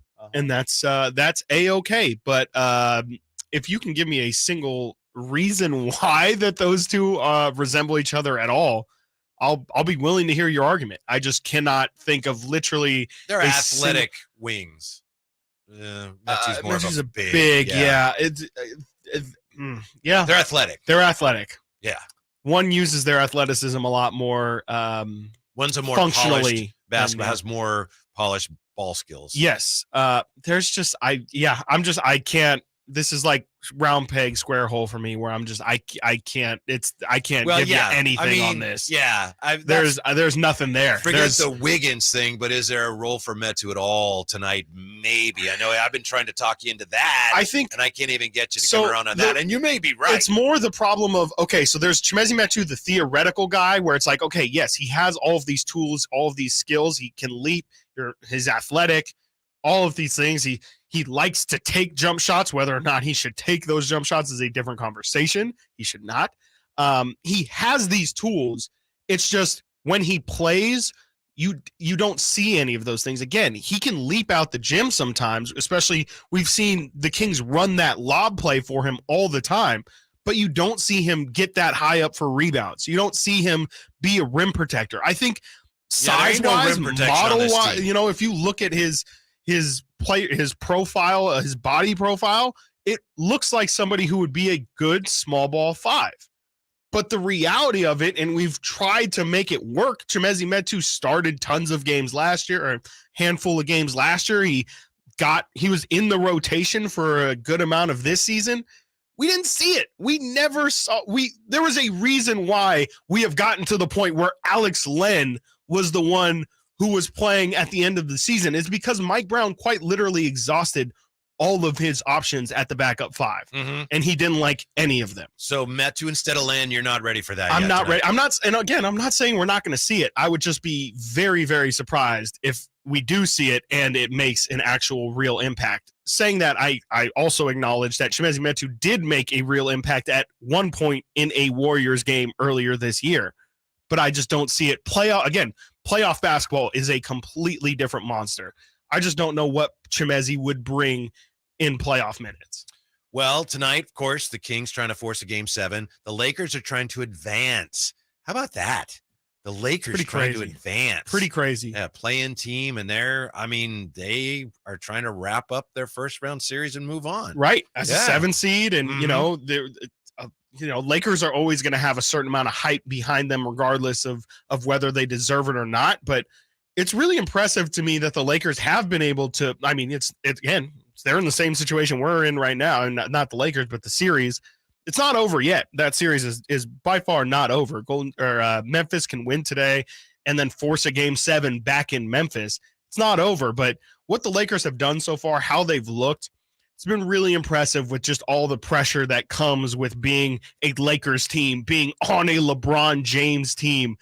They've really stepped it up, and they've been the better team through 5 games so far in that series. Now it's just up to them to close out, and most importantly for them, stay healthy. Have to stay healthy. So I want to challenge you, my friend, to do it. And what are we calling? Are we calling this the squad? It's called a squad builder for now. Squad builder? Yeah. All right, today's squad builder.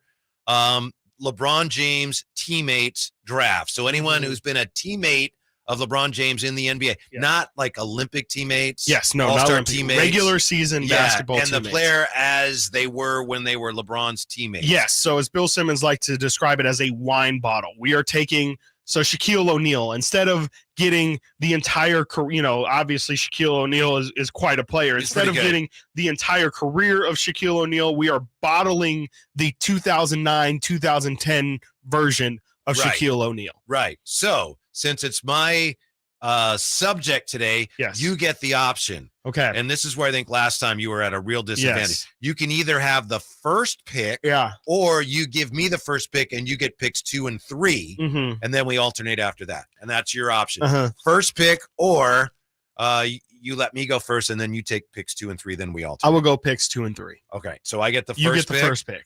With the first pick in the LeBron James teammate draft, I'm thrilled to select, and I think the cube is tremendous too. Dwayne Wade. Talk to me nice. Yeah, it's a great pick. That's the right pick. Also, that is definitely the right pick. Dwayne Wade, by far LeBron's best teammate in terms of having a career. I'm gonna go with my back-to-back picks. Yeah. I'm going to go Anthony Davis. Ooh. Hopefully he can stay healthy. Yeah. And I'm going to go with Kyrie Irving. Yeah. All right. Yes. I was hoping you wouldn't do that. Okay. Then I'm going to take, I'm building the old heat here. Chris Bosh. Ooh, my next selection. That's a good one. That's a good one. You get back-to-backs. No. We'll just alternate from there. Okay. For sure. So, from here we're alternating. I will go with, how about this one? I don't know if you're... Yeah, you know what? Let's do it. I'm going to go with Brandon Ingram, who played half a season with LeBron James before being traded. I'm going to go Brandon Ingram. What a great selection. Yes. I'm going to go with Kevin Love. Oh, that's a great one. Cavaliers version of Kevin Love. Is LeBron James just the de facto fifth guy on? Are we taking 4 and then LeBron will be the fifth?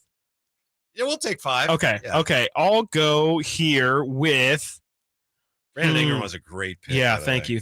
I was waiting on that one, and I was like, I don't know if it'll either be one that I can leave on there and it'll be better or not. You want to hang on and get to finish your squad on the other side?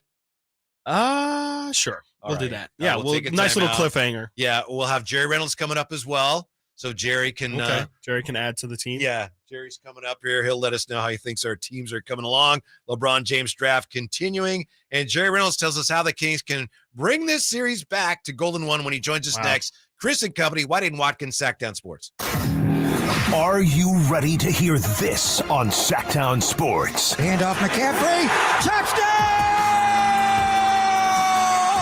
San Francisco! Or how about this? Feel super, baby! The 5-time Super Bowl champions, and they're looking for number 6. Catch every Niners game during the 2023 season on your home for the 49ers. Sactown Sports. For your everyday vehicle. Right now, you can get 5 quarts with an STP oil filter for only $26.99. Do the complete job for the right price. Get the parts you need when you need them at AutoZone or AutoZone.com. Get in the zone, AutoZone. Restrictions apply. My brother-in-law died suddenly, and now my sister and her kids have to sell their home. That's why I told my husband we could not put off getting life insurance any longer. An agent offered us a 10-year, $500,000 policy for nearly $50 a month. Then we called SelectQuote. SelectQuote found us identical coverage for only $19 a month, a savings of $369 a year. Whether you need a $500,000 policy or a $5 million policy, SelectQuote could save you more than 50% on term life insurance. For your free quote, call SelectQuote at 1-800-330-1991. That's 1-800-330-1991. Or go to SelectQuote.com. That's 1-800-330-1991. SelectQuote. We shop, you save. Full details on example policies at selectquote.com/commercials. Make your way to the ballpark on Sunday, April 30th to watch your A's go head-to-head with the Cincinnati Reds. Get there early to grab your very own Tony Kemp poster, presented by Kaiser Permanente. This one-of-a-kind poster giveaway features TK and his iconic catch. Diving play to his right.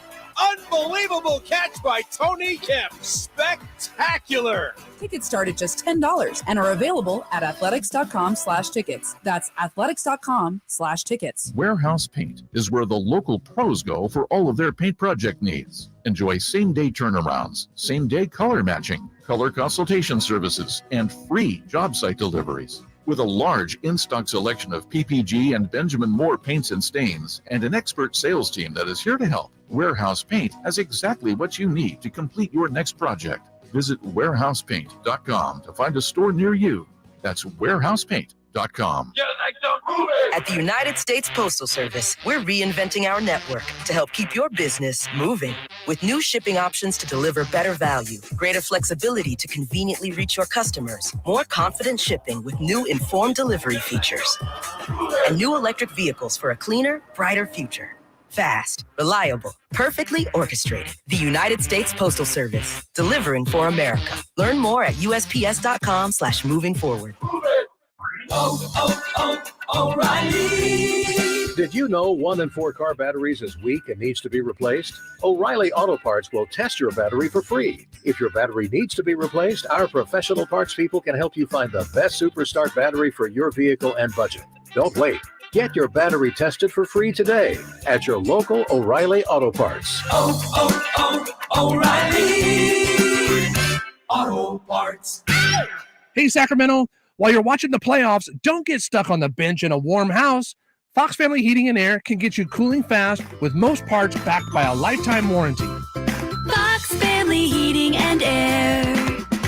The Hagen Oaks Golf Super Shop garage sale of nearly new showroom clubs is on right now. With discounts up to 75%, you'll find full sets of irons, metalwoods, wedges, and more at the Hagen Oaks garage sale featuring $500,000 in Cleveland, Strixon, and Zixio closeout inventory. This kind of opportunity is rare and available right now. Visit the Hagen Oaks garage sale and find discounts up to 75% on selected clubs at the Hagen Oaks Golf Super Shop, the #1 choice for golfers everywhere. Fulton Avenue at the Cap City Freeway or online at HagenOaks.com.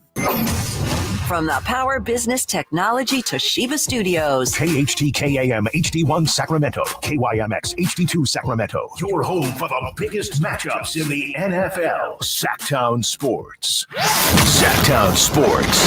Headlines. I'm Chris Rillard with your Sactown Sports headlines. Today it is win or go home for the Sacramento Kings. The Kings are looking for their first road game win of the series in order to force a Game 7 in Sac on Sunday. For more on today's game, check out our Kings insider Frankie Cardicelli's preview on Sactownsports.com. We will have you completely covered in San Francisco today, starting with game night with Scott Marsh and the high flyer Henry Turner at 3:30, and tip-off scheduled for 5 right here on Sactown Sports. There's one other NBA game today, and that is Game 6 for the Memphis Grizzlies at the Los Angeles Lakers tonight. The Lakers currently lead 3-2 with a chance to close it at home. The winner of this series will go on to face the winner between the Kings and the Warriors.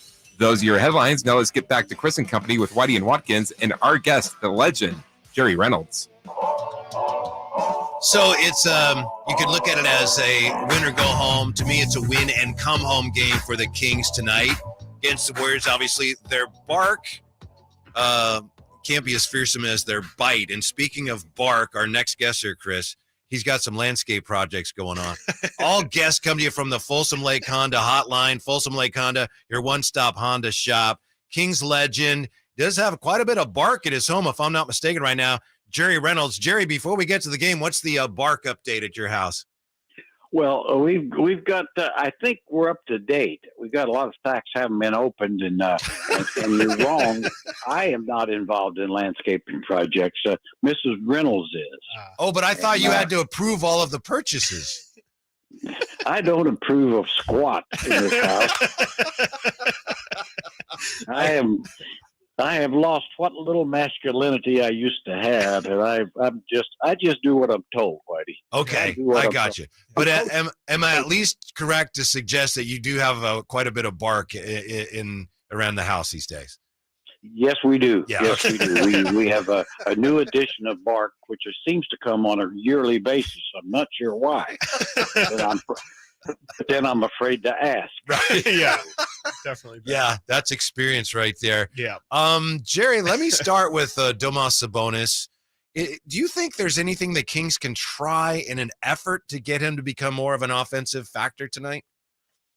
Well, I would like to see, I don't want to sound like a second guesser because I think Mike Brown has done an unbelievably great job, and credit to Kerr and his staff because they know how important Domas is, and they basically schemed to make it tough for him, which they have. But having said that, I'd like more screen rolls with using him that way as opposed to, as a dribble handoff guy or just getting the ball to high post and looking around trying to find somebody as much because it seems like they've been, especially with Monk and Fox, and those guys, they've been pretty effective, Davey, really on the screen rolls when they've done it.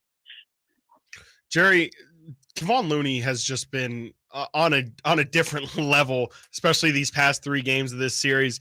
How can the Kings try and slow him down? That's a great point. I think it's going to be tough because he really isn't. He's just guarding space. Basically they with the 4 floor stretchers they seem to have out there all the time. Basically defensively, he's given this Domas some 15-foot shots, which he needs to take more of. He made a couple.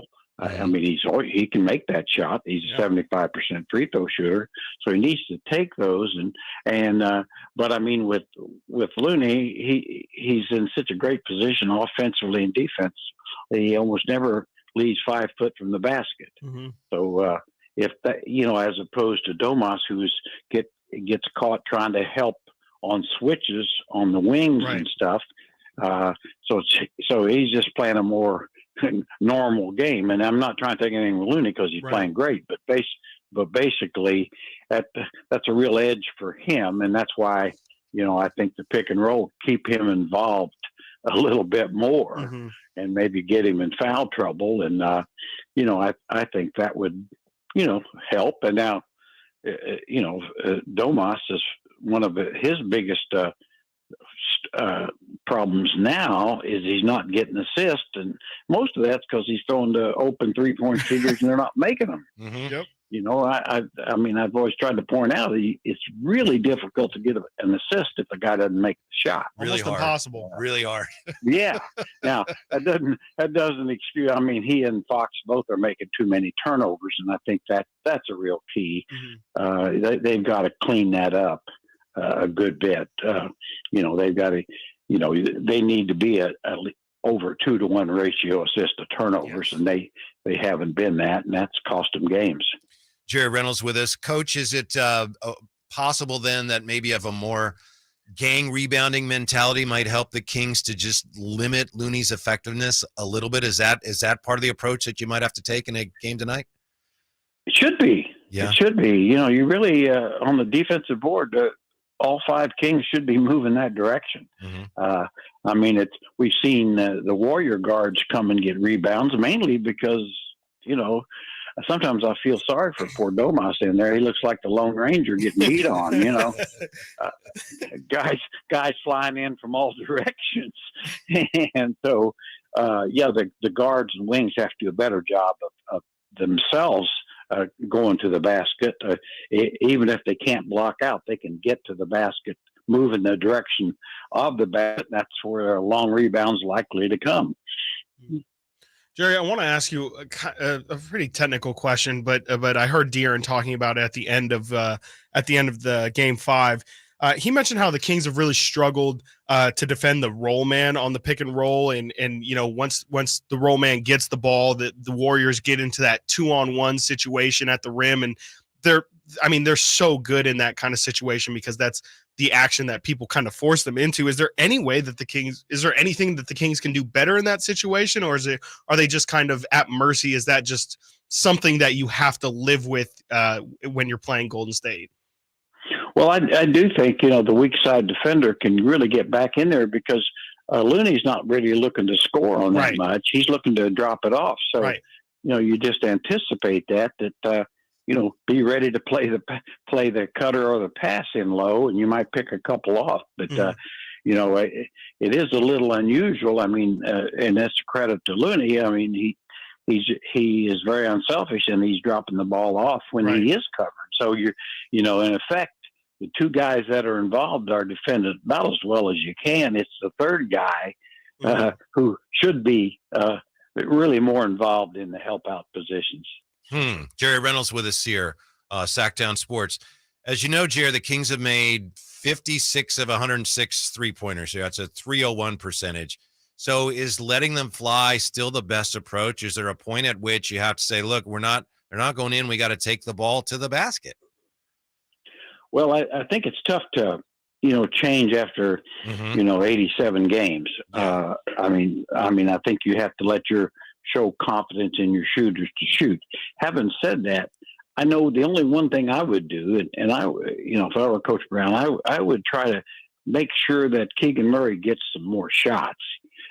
He's not a one-on-one guy, and he'll just take, he basically takes what's given to him, what the defense gives him. And I think, if I were the Kings, he's a guy that's making a high percentage. I'd make sure, you're allowed to actually screen his man a couple of times if you want to. Wow. Yeah, there's no rule. I looked at the rule book. You can do that. Get a screen assist for that, right? Yeah, and get him some more shots. I mean, maybe he'll miss them too, but I think just the eye test tells you that, as well as percentages, that he's shooting the ball pretty comfortably right now. Jerry, I've always wondered this, and people, obviously it's always made a big note of how much harder it is to win on the road, especially in the playoffs.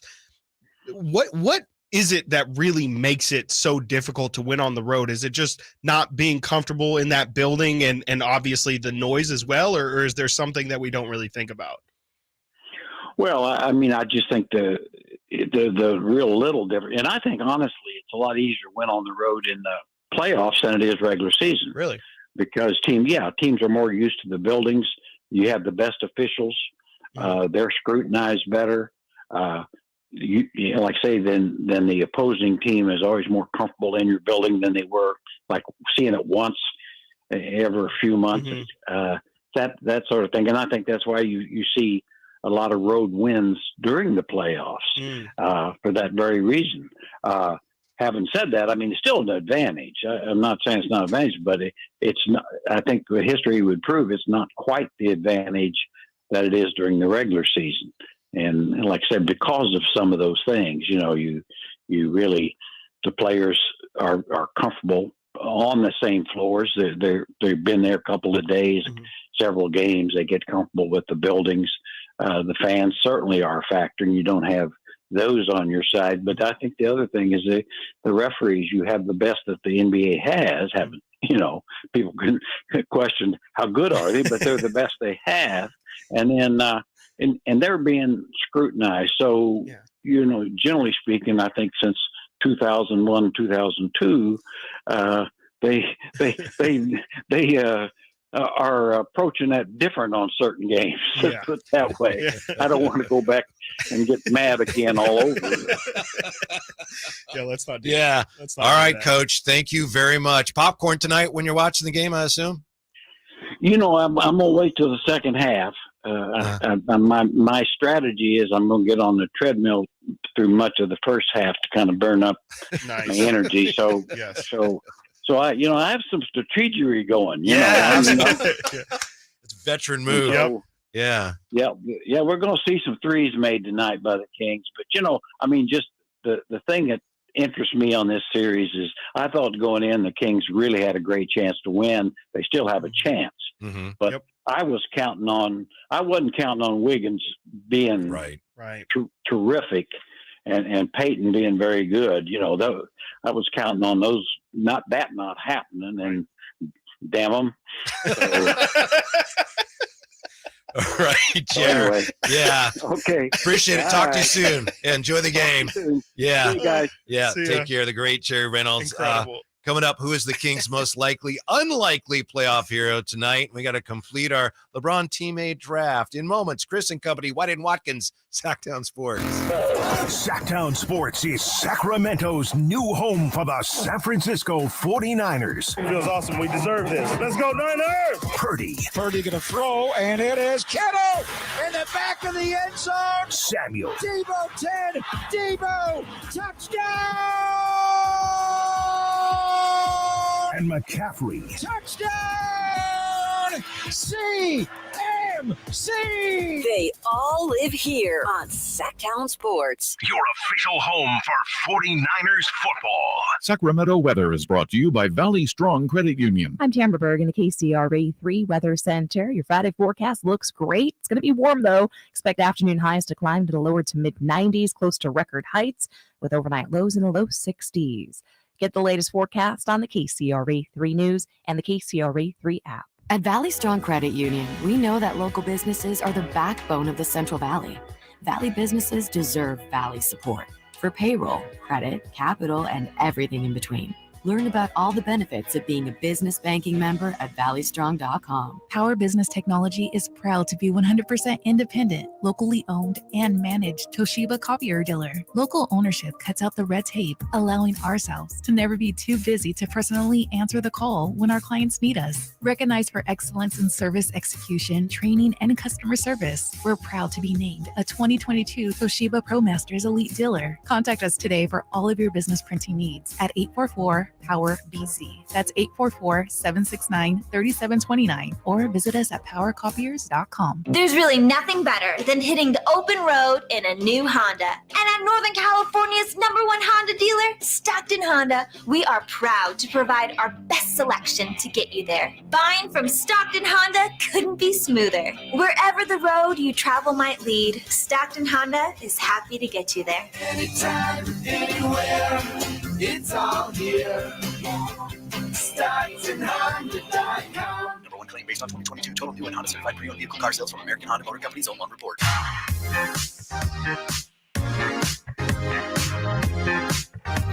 Sitting at your desk, watch Chris and Company now.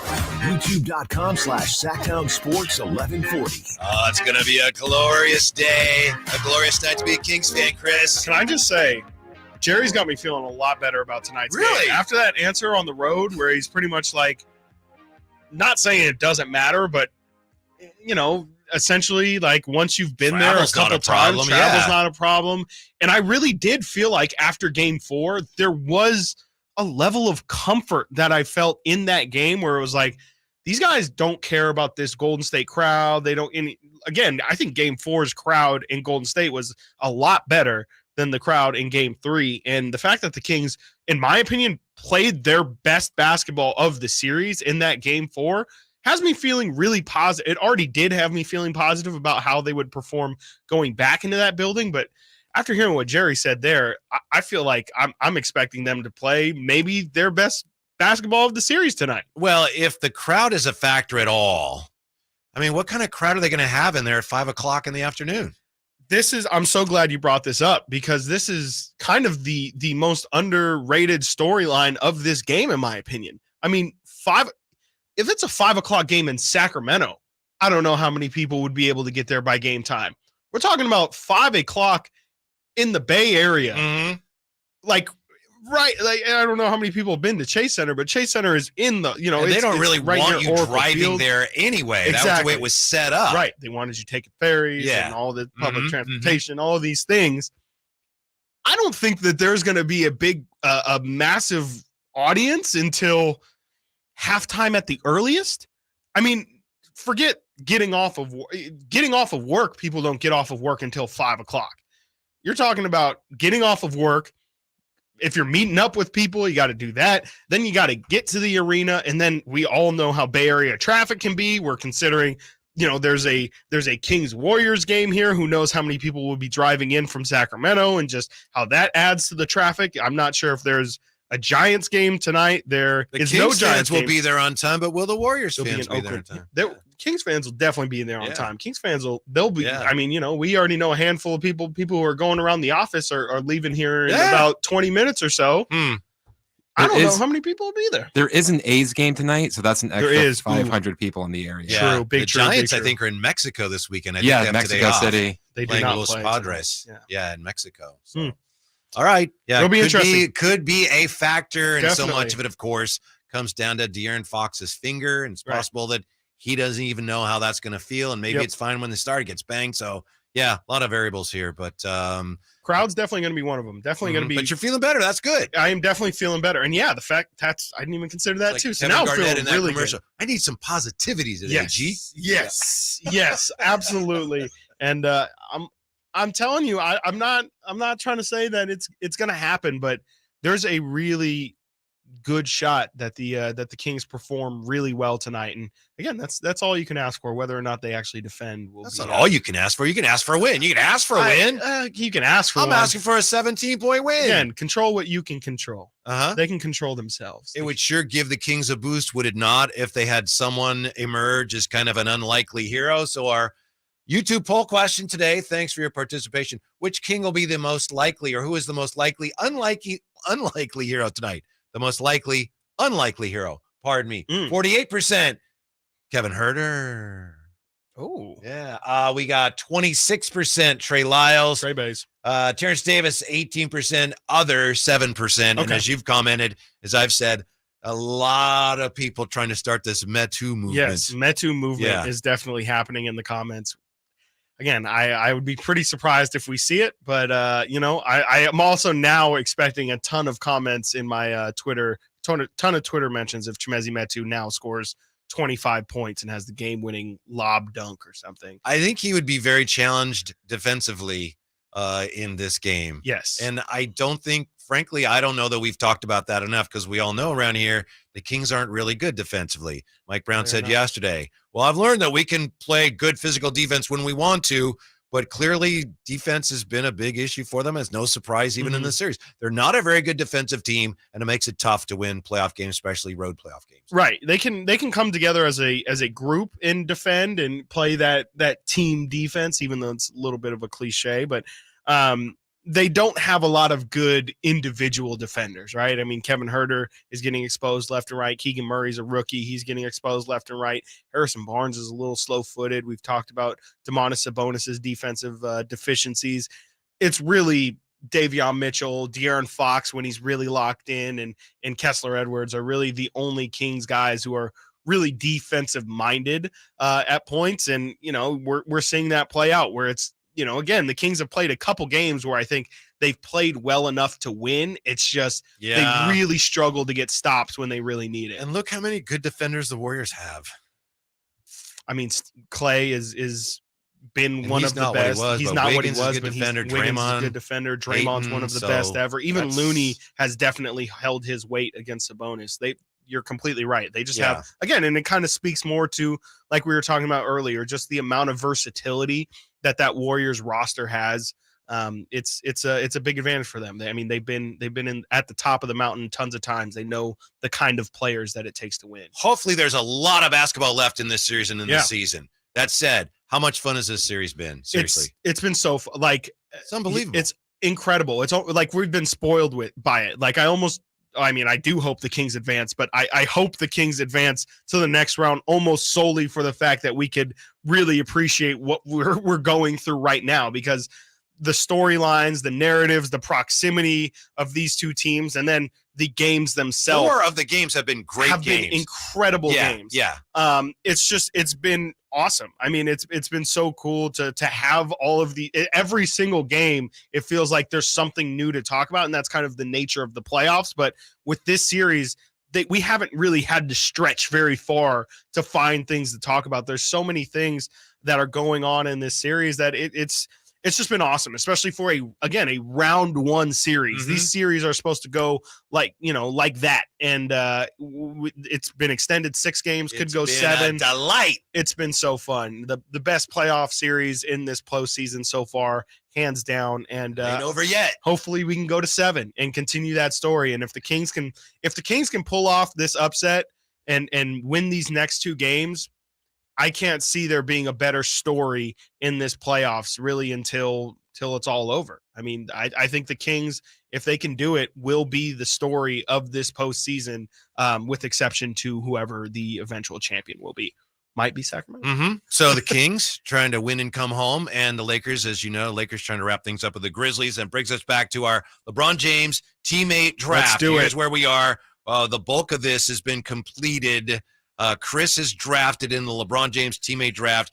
Anthony Davis, right? Yes, Anthony Davis. Kyrie Irving. Brandon Ingram are really shrewd. Cut. Yeah. Deep. And I've got Dwayne Wade, Chris Bosh, and Kevin Love. Yes. Yeah. Yes. So I believe the ball is back in your court. I believe it is back in my court where I will make. The pick is in? Yeah, there's a couple good options out, but as we learned yesterday, just because the pick is in doesn't mean it's going to be announced immediately. There's still like 2 or 3 more minutes. You want to trade the pick to me? Yeah. We're considering all options. All options are on the table right now. Let's go with, man, this thing gets bleak pretty quickly. I'll go with Carlos Boozer. Carlos Boozer. Yes, early teammate of LeBron James. I believe in his first season, and that was it, if I'm not mistaken. Yeah, 2003, 2004 was his only season. LeBron does not look fondly on those guys as they felt like Ricky Davis, one I believe, was the one who said, no, everyone keeps talking about LeBron fitting in with LeBron. He's got to fit in with us. Sure. Yeah, that the guy missed a layup on purpose to try to get a triple double. There's 3 guys I want here, and I'm gonna. Boy, I got a lot of bigs already. I'm gonna go Kyle Kuzma. Okay. I'm taking Kyle Kuzma with my 4th pick, and so you get to wrap up your team here. You got AD, Kyrie, Ingram, Boozer, and LeBron James. No, I will go with. You know what? Let's keep things mellow. We'll go Carmelo Anthony. You can have him. Not a big fan. Not a massive fan. I will take. I don't really have a point guard, but I like my shooting with Ray Allen. It's a good one. Yeah. That's a real good one. And he had some years. I probably should have gone with Ray Allen, but he had some good years left in him when he was still made that playing big with shot against the Spurs. Yeah. Your guy Tim Duncan. So I got D-Wade, Bosch, Kevin Love, Kyle Kuzma, Ray Allen. And your team? I have AD, Kyrie, Brandon Ingram, Carlos Boozer, and Carmelo Anthony. Mm-hmm. A lot of shooting. Yeah. That's a good club. Did you consider any of his other current teammates besides AD? Austin Reeves was considered for the first pick in the draft, but I like Rui Hachimura. I'm not a Rui guy. Really? Yeah, I have not been a Rui guy since the day he was drafted. Just I don't know, just felt clunky to me. And he's mixed results in his career. I think he's trending in the right direction, but I'm not a Rui guy. Speaking of drafts, will the 49ers ever make a pick? We'll look at their top 3 needs. And have you ever met a Panther fan? That's coming up. Chris and company, Whitey and Watkins, Sactown Sports. It's the Carmichael Dave Show with Jason Ross. Bang. Hopefully there's one of those for Fox late in the game. I want some Fox bangs. Yeah. I wouldn't mind. You know what? I'm rolling with it. I don't care. I want Kevin Herter bangs. Yeah. I want Malik Monk bangs. I want a lot of Keegan Murray bangs. You just want to bang from the whole gang. I honestly just bang, bang, bang, bang, Kings gang. Because that's what I want to see out of Mike Breen tonight. The Carmichael Dave Show with Jason Ross. Weekday mornings from 6 to 10 on Sactown Sports. O'Reilly. Make your tires shine with superior coverall tire shine at O'Reilly Auto Parts. Our professional parts people can help you choose the right cleaning supplies for your vehicle. Finish any great detail job with superior coverall tire shine. Right now, get 2 bottles for just $18. See store for details. Stop by your local O'Reilly Auto Parts or O'ReillyAuto.com. O'Reilly Auto Parts. At the Gonzalez Law Office, we focus on trials and litigation to achieve the best result. For over a decade, Jonathan Gonzalez has conducted more than 60 jury trials to verdict, and since 2016, has only lost 2. We understand how to fight for our clients and make sure our clients get the best results. We don't settle for less, and neither should you. Call us to handle all your criminal and injury cases. 916-304-9187. That's 916-304-9187. Or visit us at saclegaldefense.com. We all know the pain of being stuck in the past. But with Roseville Electric, you can get current with clean, reliable electric solutions for your home or business. For more info, visit getcurrentroseville.com today. Kevin Lewis of National Garage Door. Whether you need to repair a broken spring, install a new opener, or buy a quality Rainer door, National Garage Door is here for you. Call us today to see how we can transform your house with a new garage door. 638-4554 National Garage Door. Carmichael Dave here, welcoming back my dear friends at Fire Wings. 21 different flavors. I had 4 of those 21 Saturday for the game, watching with the family. As always, breaded Malaysian curry. Yeah, you better bet I got that curry. Knocked it out of the park, too. Go to firewings.com to make your order. That's what we did. We ordered 2 hours in advance, picked it up. There's nothing better for the game than Fire Wings. Check out the locations nearest you. Fire Wings, just wing it. Get ready for a night of thrilling punches and knockouts. Saturday, May 27th, Gold Country Casino Resort in Oroville is hosting a live professional boxing event. Watch Segundo Padilla from San Jose face off against Ronald Ron from Los Angeles. We'll also have other exciting bouts lined up for an unforgettable night of thrilling matches that will keep you on the edge of your seat. Get your tickets now at goldcountrycasino.com. Gold Country Casino Resort. Must be 21 or older. Jiffy Lube's Country in the Park, Northern California's biggest country music festival of the year, is back May 5th and 6th at Cal Expo, starring Lady A, Chris Young, Brett Eldridge, I wanna be that song.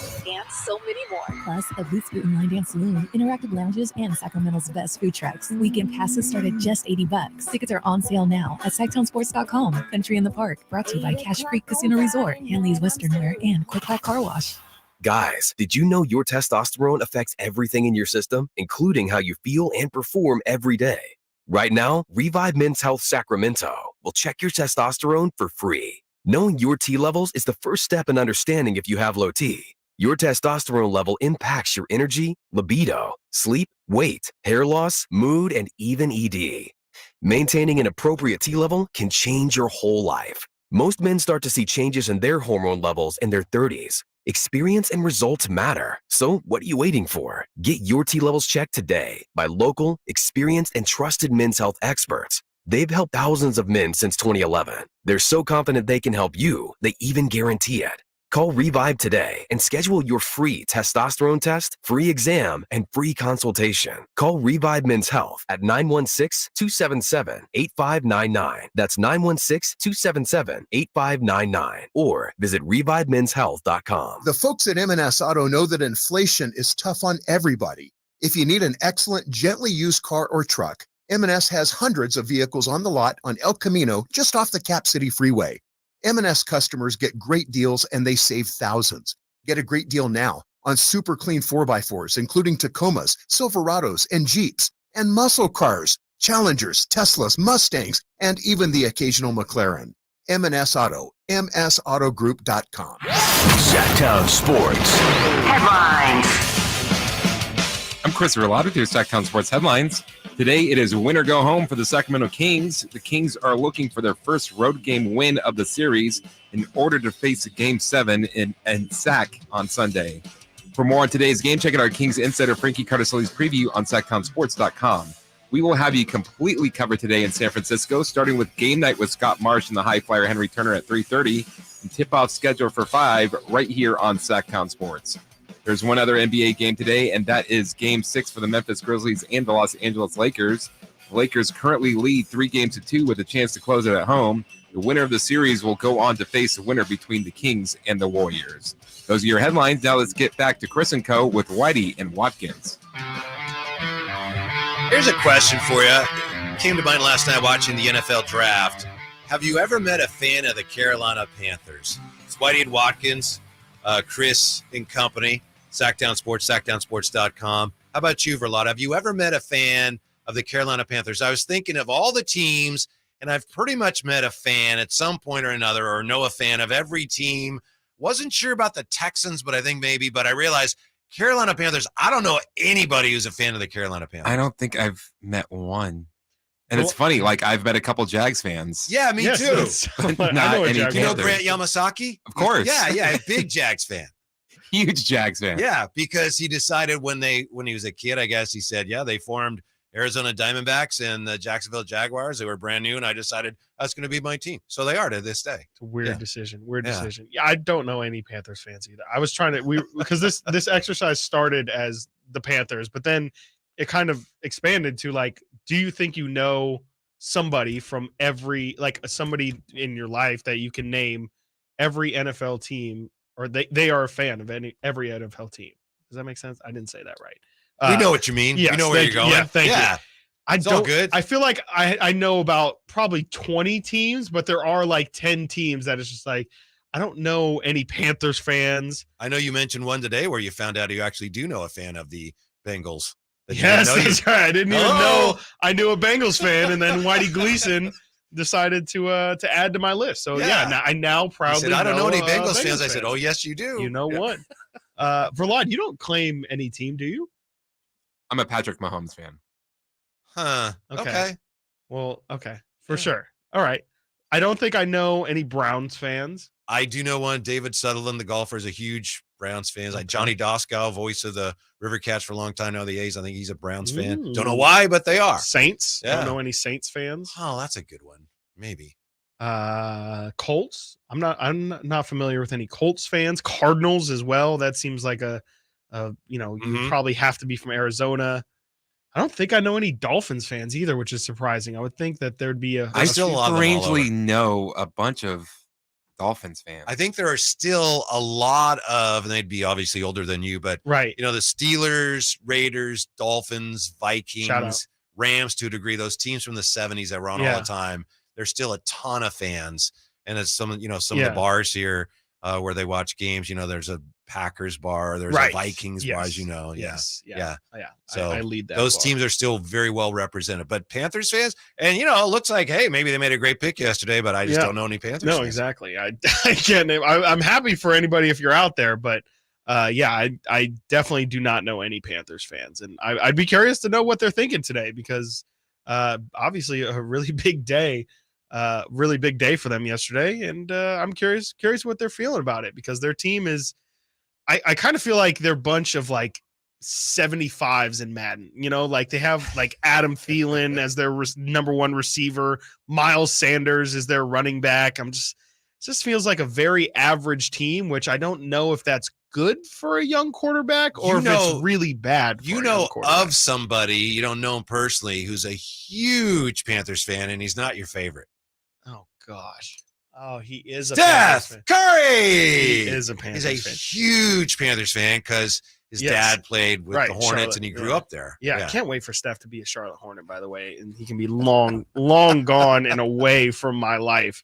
I guess I do know a Panthers fan, and it does bring me a little bit of joy. We really know him. That Steph got to suffer through an entire football season. At least he's not winning at everything because that guy seems to win at life and at the game of basketball. He's gonna have to take some L's. Speaking of the Texans, what do you think of their selection, CJ Stroud? Which selection? They made two of them. with the quarterback they take at number 2, a guy who, we know that this S2 cognition test is a test that apparently Brock Purdy was like phenomenal last year.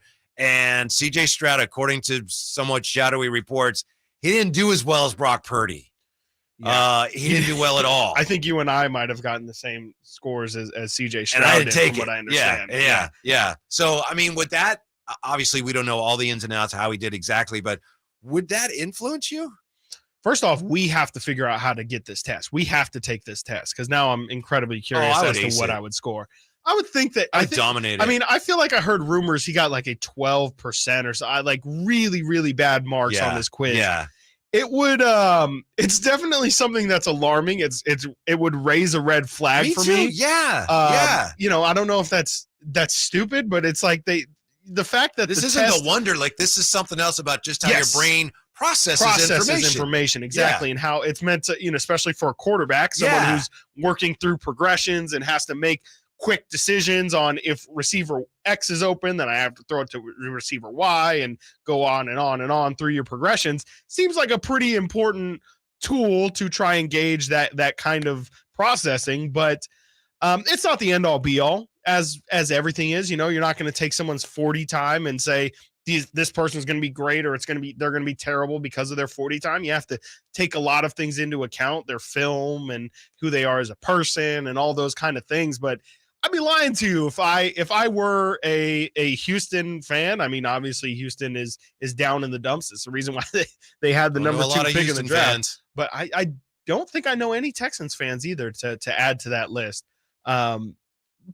But, CJ Stroud did perform really well, and there are questions about why he performed well. There's always the classic Ohio State quarterback question that gets raised up, and Justin Fields is probably the best Ohio State quarterback that we have, and even he hasn't proven to be a good passer. He's been proven to be a great runner, but there's some legitimate questions. I mean, Jackson Smith and Jigba was one of his main receivers, first-round pick. Marvin Harrison Jr., probably going to be a top 3-5 pick in next year's draft.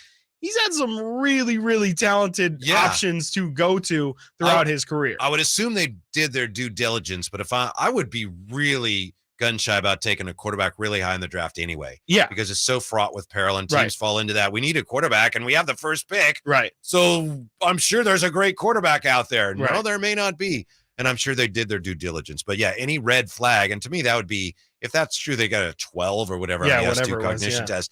I would definitely look into that. And I would be considering other options. And I don't know if you saw his answer either. I believe he took the test multiple times. And when he was asked about it, he said, I'm not really a test taker. And I'm not sure. I think he said, I'm not paid to be a test taker either. I'm a football player. I'm not an S2 taker. Yeah. But shout out to S2, man. They probably have a good system. What they do, no diss to them. That is not the actual quote, is it? Yes. But I know who I am, and I know what I can do on that field, and I'll do that at the next level. Okay, I'm officially incredibly concerned about CJ Stroud. After hey man, shout out to S2 though. I don't really mess with y'all like that. But no diss to them. It's a good system and all. It ain't for me, but shout out what y'all doing. It's really cool. Just not for me. I'm a football player, not a test. That's crazy. No, I completely have changed my tune on CJ Stroud. Just because of the quote? I'm officially out. I mean, he can fling it. We know that. She sure can, but and there's out. There's obviously video we've all seen it of him clearly making difficult decisions on where to put the ball and putting the ball in the right place. No, that's yeah. And the thing, if Brock Purdy hadn't done so well, no one would. That's the thing. I'll speak for myself. I wouldn't even care what that test I've never heard of this S2 test in my life, Whitey. I've heard of the Wonderlic test, and even that always brought up a lot of questions of, okay, well, is this an objective thing? Like, what is this really a true indicator? That's the thing that really upsets me the most is it feels like the only reason we're hearing about this stupid test is because Brock Purdy did well on it. And so now this is going to be the new advanced analytics. This is the true indicator of how you can find a good quarterback, especially one that's deeper in the draft. Still no word of any 49er trade, right? So they're still sitting at 99 and waiting. Still sitting at 99 and waiting. Top 3 needs, right tackle, as we said earlier. Right. Looks like some of the best tackles available in the draft are left tackles, edge rusher, and cornerback. Interesting edge rusher that John Lynch talking to Shanahan said, our defensive line last year could have been better. Get more pressure on the quarterbacks. Right. Yeah. I mean, they've already improved their offensive line with Javon Hargrave addition. That's going to be a huge addition for them. Obviously, Bosa as well. He's a monster coming off a defensive player of the year season. Eric Armstead, local guy, big presence. 49ers, if they can continue to add to that line depth and maybe even add, another really talented pass rusher. Again, that's just the whatever. The gravy on the cake. Yes, exactly. Whatever you want is gravy on the cake. Sure, we'll go with that. It's definitely Friday. Icing on top. You know what? Coming up, people are going to forget about your gravy on the cake because I may have the coldest take in the history of this station. Ooh, that'd be tough. Have you heard the morning show? I'll tell you why. I like the 2-minute report. Next, Chris and company, Whitey and Watkins, Sactown Sports. Sactown Sports wants to congratulate Kings head coach Mike Brown for being the first coach to unanimously win the NBA Coach of the Year award. 100 first place votes, first time ever. Wow. A unanimous decision. Thank you guys. Thank you, everybody. I'm really appreciative of being in Sacramento. The fans, the city has been fantastic. How will Coach Brown lead the Kings during the playoffs? Tune in to Sactown Sports and SactownSports.com to find out. Near the banks of the Sacramento River, Perry Dye of the famous Dye family of golf architects designed Bartley Kavanaugh Golf Course as Sacramento's #1 course for fun. Dye's design and mixture of holes assures players of a fun-filled day with friends. Bartley Kavanaugh's moderately sized greens and generous fairway landing areas make for an affordable and fun round of golf. After golf, relax on the outdoor veranda with a cold beverage or a tasty meal. For tea times, visit BartleyCavanagh.com. It's Sacramento's #1 course for fun. When you take the time to shop at Folsom Lake Honda, there's one thing you'll always find. Happy people ready to serve you. As a family-owned and operated dealership since 2009, customer service is our #1 priority. Our customers love doing business with us, and you will too. Looking to own or lease? During the spring sales event, drive a brand new Accord or Civic. Visit us today at FolsomLakeHonda.com, your one-stop Honda shop. Folsom Lake Honda, yeah, your one-stop Honda shop. Have you Googled yourself lately? Are there negative posts from an ex-employee or a former client? Maybe an outdated news article or sensitive personal information about your family? Search engines don't always get it right, but right or wrong, it's your reputation on the line. That's where Reputation Defender by Norton comes in. One of the most trusted names in online reputation repair, Reputation Defender has been fixing people's search results for over 15 years. Their cutting-edge approaches help you to wipe away unwanted information in your search results.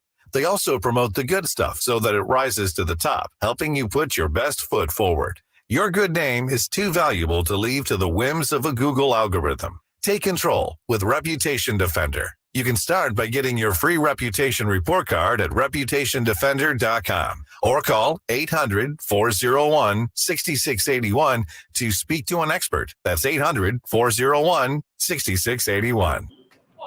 Great team, great team. Where's the defense? Defense!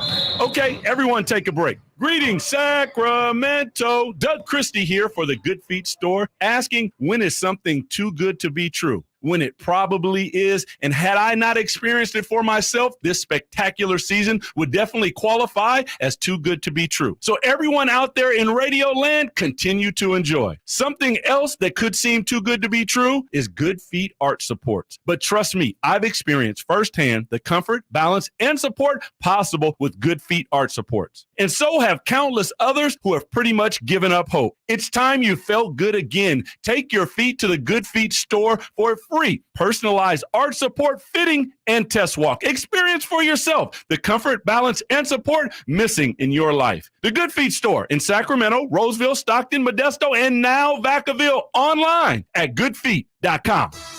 I'm Ken Korak with your Green and Gold Report, brought to you by Xfinity 10G, the next generation network. Well, the A's have a great story in pitcher Mason Miller. Diagnosed with juvenile diabetes in 2018, he got bigger and stronger, and by the time he made his big league debut on the last homestand against the Cubs, after only 28 2/3 innings in the minor leagues, he threw 15 pitches at 100 miles an hour or faster, topping out at 102.5. Now batting, Xfinity Internet. It's made to do anything, so you can do anything. Supercharge your home with incredibly fast and powerful supersonic Wi-Fi. With 3 times more bandwidth, it covers all the bases and then some. And strike out billions of threats with advanced security that helps keep you safe at home and on the go. If you're keeping score, that's internet that does it all. That's unbeatable internet from Xfinity, proud partner of the Oakland Athletics. Restrictions apply, not available in all areas. If your passion is bass fishing, only one radio show has the action, information, and excitement of your favorite outdoor sport. Ultimate Bass, hosted by Tournament Bass Pro and California Outdoor Hall of Famer Kip Brown, takes you live to where the fish are biting every Saturday morning. Only Ultimate Bass feeds your passion with the latest news, products, tips, and advice from the pros. Ultimate Bass with Kip Brown, Saturday mornings at 5 a.m. on Sactown Sports 1140, part of SEP's Saturday Morning Outdoors. Truck season savings extended at Maida Chevy in the Elk Grove Auto Mall. Got a huge selection of new 2022 and 23 half-ton Silverados in stock, ready to go. Find your savings at MaidaChevy.com. Find new roads.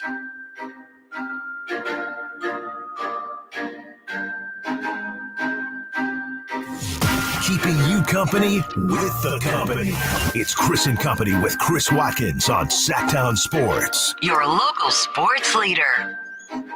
I want to commend fans for both teams here as we get ready for Game 6 for not making a bigger issue, to this point anyway, of the officiating. I know it's been talked about here or there, but I was really afraid that one side or both sides really would be ranting and raving about the officiating after each loss. And, it's basketball. There's always going to be some of that after any loss, but I think it's been kept to a minimum, and I applaud everyone involved. Yeah, I got to experience some of it. I do the post game shows after all these games, and there was definitely some people, especially after the last game, it seemed to ramp up the officiating talk, and I completely disagree. I'm with you. I don't think that the referees have been the story of this series at all. I think it's been as evenly called as it could possibly be. I haven't at any point thought, oh, this is some classic Kings playoff referee stuff going on right now.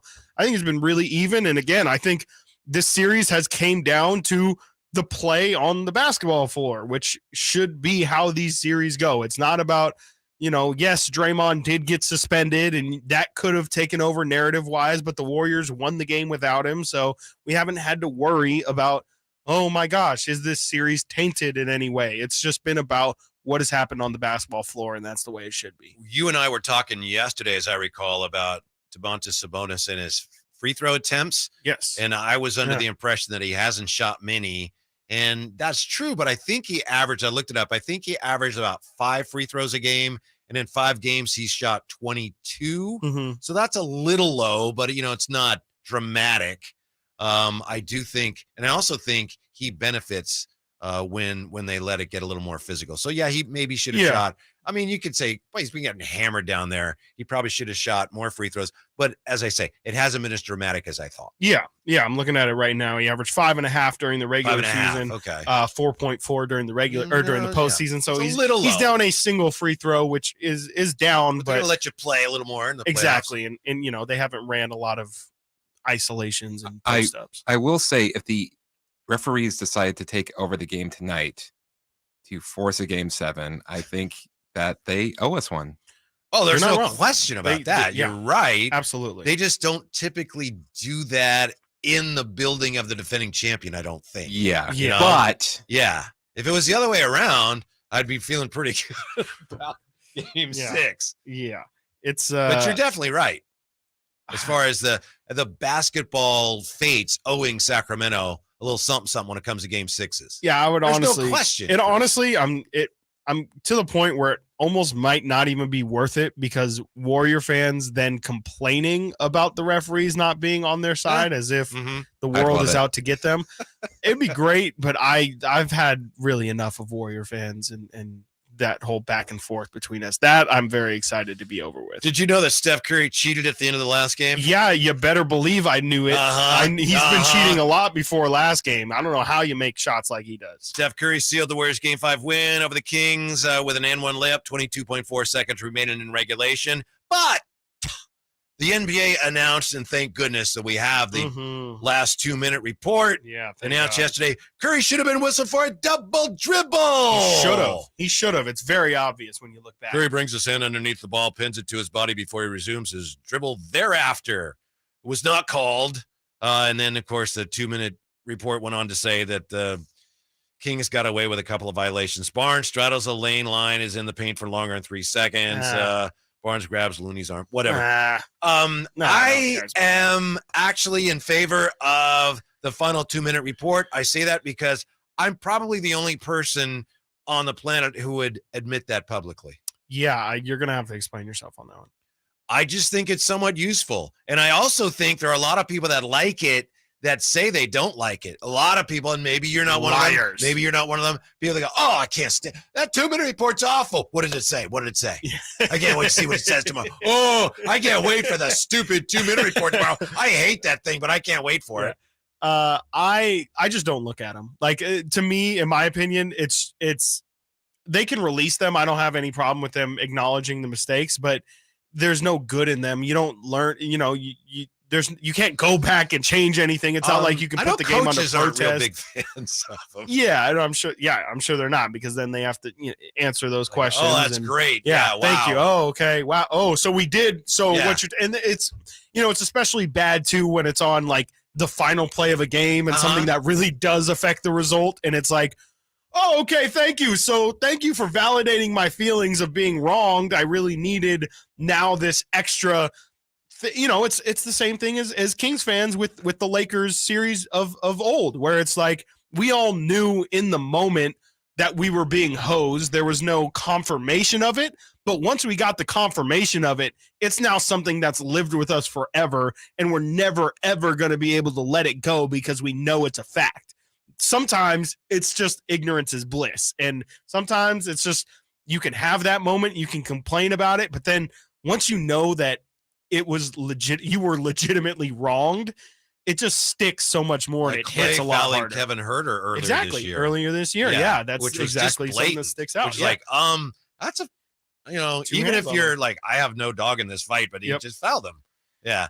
The reason I like it, I do think there's some value in at least the league publicly acknowledging, yes, that should have been this. This is the rule. And I also think it's necessary for the league because, as Christopher Love was just talking about, alluding to 2002, there's been a perception for years that, the NBA is rigged. I mean, people talk about it all the time. All the time. And the NBA has to do something to try to address that. Yes. This doesn't fix it. No. And I guess in some ways, maybe you could argue, well, it makes it worse. But I do think there's some value in the league coming out and say, yeah, that's the rule, and they got that wrong. There is a level of transparency that is nice, right? Like it feels like a step in the right direction. Maybe one day we'll get to the point where referees are actually held to the stand and have to, do press conferences the same way players and coaches do. Obviously, the league doesn't want that because they don't want even more discussion and discourse around referees, but it's a step in the right direction, and no other league does that. I mean, how many times in the NFL are we complaining about holding calls that weren't made or pass interferences and all that? It's a step in the right direction in terms of accountability for their referees, which just frankly other leagues don't have. Yeah, someone on the YouTube chat is Scooter916. Scoot knows what's going on. Says 2-minute report is pointless. I think there is a point to it. To me, I get something out of it. Like I say, maybe I'm the only one, but I do think there are a lot of people out there that say they hate it, but they still read them all. Definitely, yeah. There's people who are like, no, what's the point? What's the point? Give me that. No, I told you Steph Curry's a cheater, and it's just like you got to pick a side. Up next, how do the Kings unlock the most efficient offense in NBA history? It's coming up. Chris and company, Whitey and Watkins, Sactown Sports. Check out the Golf to Go Hour with Frank LaRosa every week on Sactown Sports. Get the latest on equipment, area courses, people who play the great game, and plenty of good conversations about golf. It's the Golf to Go Hour every week with Frank LaRosa on Sactown Sports. Golf to Go is brought to you by the Hagen Oaks Golf Super Shop, America's most awarded golf facility. Nature Wood Home Furnishings, where it's all about choices and always about quality. For your everyday vehicle. Right now, you can get 5 quarts with an STP oil filter for only $26.99. Do the complete job for the right price. Get the parts you need when you need them at AutoZone or AutoZone.com. Get in the zone, AutoZone. Restrictions apply. It's time to get into playoff mode. And with NBA League Pass, you can stay up to date on all the action. Watch select playoff games, get expert analysis, and access behind-the-scenes stories and nonstop coverage on all your favorite devices. What are you waiting for? There's never been a better time to sign up. NBA League Pass. Head to nba.com/watch League Pass and start today. Blackouts may apply. There's really nothing better than hitting the open road in a new Honda. And at Northern California's #1 Honda dealer, Stockton Honda, we are proud to provide our best selection to get you there. Buying from Stockton Honda couldn't be smoother. Wherever the road you travel might lead, Stockton Honda is happy to get you there. Anytime, anywhere, it's all here. StocktonHonda.com. Based on 2022 total new and Honda certified pre-owned vehicle car sales from American Honda Motor Company's own report. Make your way to the ballpark on Sunday, April 30th to watch your A's go head-to-head with the Cincinnati Reds. Get there early to grab your very own Tony Kemp poster presented by Kaiser Permanente. This one-of-a-kind poster giveaway features TK and his iconic catch. Diving play to his right. Unbelievable catch by Tony Kemp. Spectacular. spectacular. Tickets start at just $10 and are available at athletics.com/tickets. That's athletics.com/tickets. California, the birthplace of all things cool. Beautiful people, perfect beaches, and cruising with the top down on Route 66. It does get quite hot here, though, so now that spring has sprung, Ace Plumbing Heating and Air is offering a full air conditioning system inspection and tune-up for just $66. Call 455-4548 and just say Route 66 to get your kicks and stay cool. Ace Plumbing Heating and Air, 455-4548 or at aceplumbing.com. The summer is heating up with some of your favorite country stars at Lake Tahoe Outdoor Arena at Harvey's. Featuring country's biggest stars. Derek Spindley's Gravel and Gold Tour, Friday, August 4th. Sam Hunt's Summer on the Outskirts Tour, Sunday, August 13th. Darius Rucker's Starting Fires Tour, Saturday, August 19th. King Brown's Drunker Dreaming Tour, Thursday, August 31st. And Friday, September 1st. Don't miss these country all-stars plus more. Tickets are on sale now at Ticketmaster.com and ApeConcerts.com. When you take the time to shop at Folsom Lake Honda, there's one thing you'll always find. Happy people ready to serve you. As a family-owned and operated dealership since 2009, customer service is our #1 priority. Our customers love doing business with us, and you will too. Looking to own or lease? During the spring sales event, drive a brand new Accord or Civic. Visit us today at FolsomLakeHonda.com, your one-stop Honda shop. Folsom Lake Honda, yeah, your one-stop Honda shop. At Ashton and Price, over the last 25 years, we've won just about every injury case you can think of. Slip and fall, falling merchandise, fell through rotted decking, we won those. Dangerous stairs, falls into holes, dog bites, won them. Injured while pedestrian or on a bicycle, auto, motorcycle, big rig, company vehicle, Uber or Lyft accident, we've won them all. And the best news is there's no fee until you win. So no matter how you got injured, remember, for the best advice, don't think twice. Call Ashton and Price.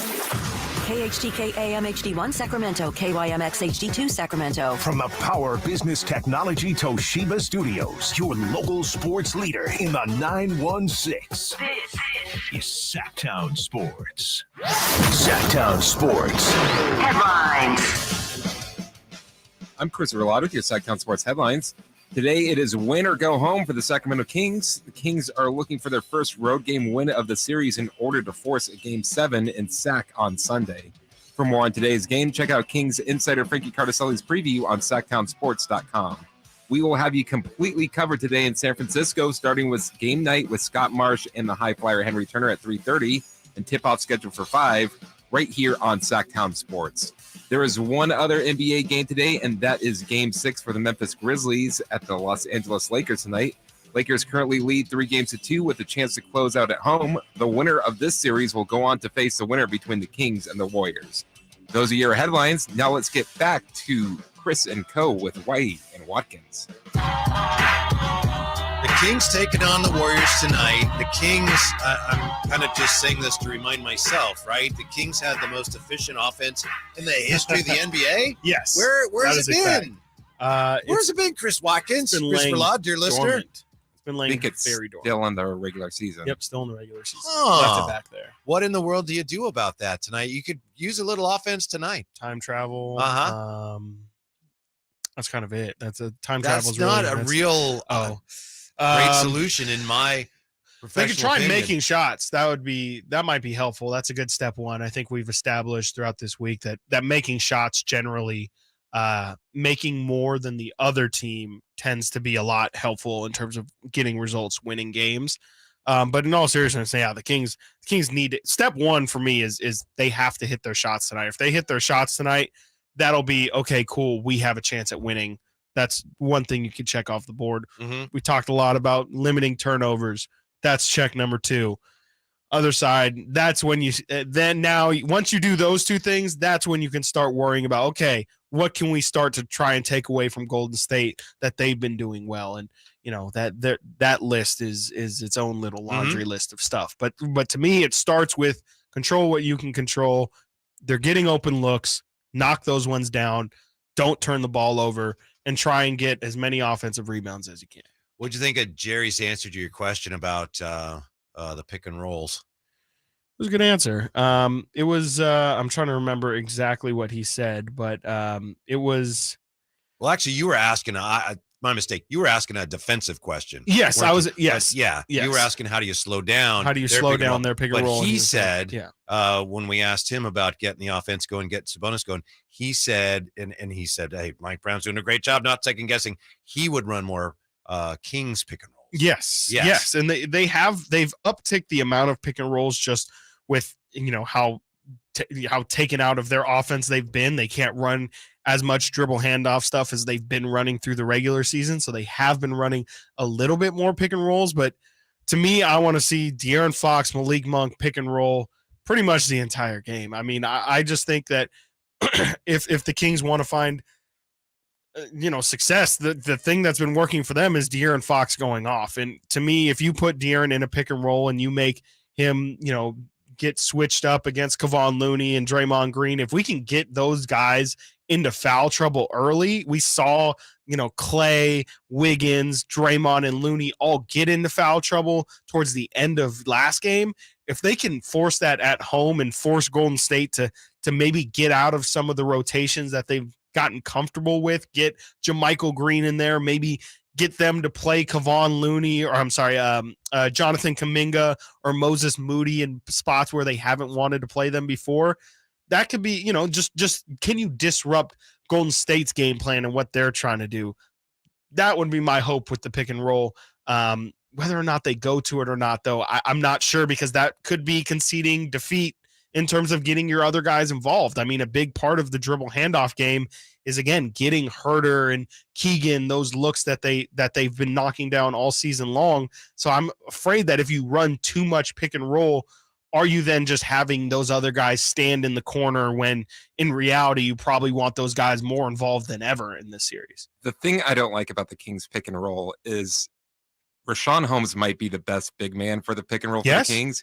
And he played a monster game against the Lakers early in the season when Demonis was out. So it's almost like he would be perfect for that, but they have clearly said, you're done for the season.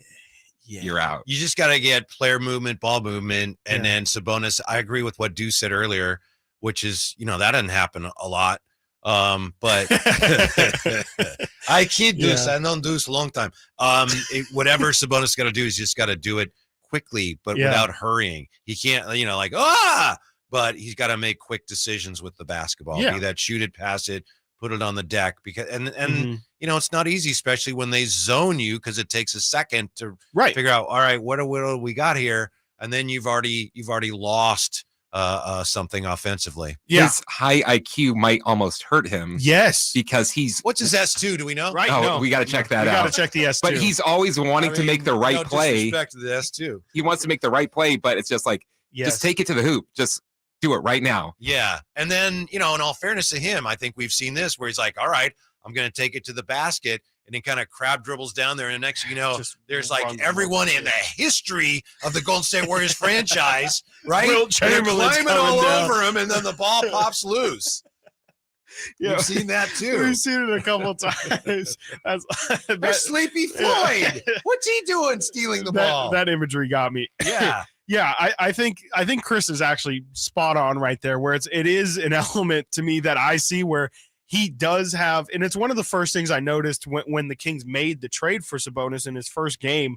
You could see him operating almost like his brain is a supercomputer and processing all of the potential spots that he could throw the ball. And there is an element, like Chris mentioned, when they're playing the zone, it's almost like he is almost processing so much in real time that he's trying to make the perfect decision instead of kind of what you're saying, to mix your guys' points. The perfect decision is making a quick decision, whatever that decision is, whether it's taking that mid-range jump shot, which we saw him take a couple times in game 5, and he knocked down a couple of them, including one in the fourth quarter, which was really good to see. Not a lot of hesitation on it, but whatever he's going to do, he needs to make the decision quickly and just live with the results. I think there has been a lot of him processing, and then realizing, oh crap, I've had the ball in my hand for 3 seconds. I need to do something. And we've seen him uncharacteristically maybe 3 or 4 times get those charges called on him, because he'll do that and then be like, I got to go to the hoop, and just run right through Draymond Green or Kevon Looney, and they've gotten him on the charge. Yeah. It feels like at least once a game. All right, bring it. Here you go. That's one of my I'll never forget this. One of my lasting images of this series, no matter what happens from here, is, and I believe it was the Kings' first offensive possession. And Sabonis gets the ball, and I'm sitting at the other end, way up high. He gets the ball, and Looney's off of him, and he stands there and looks at him.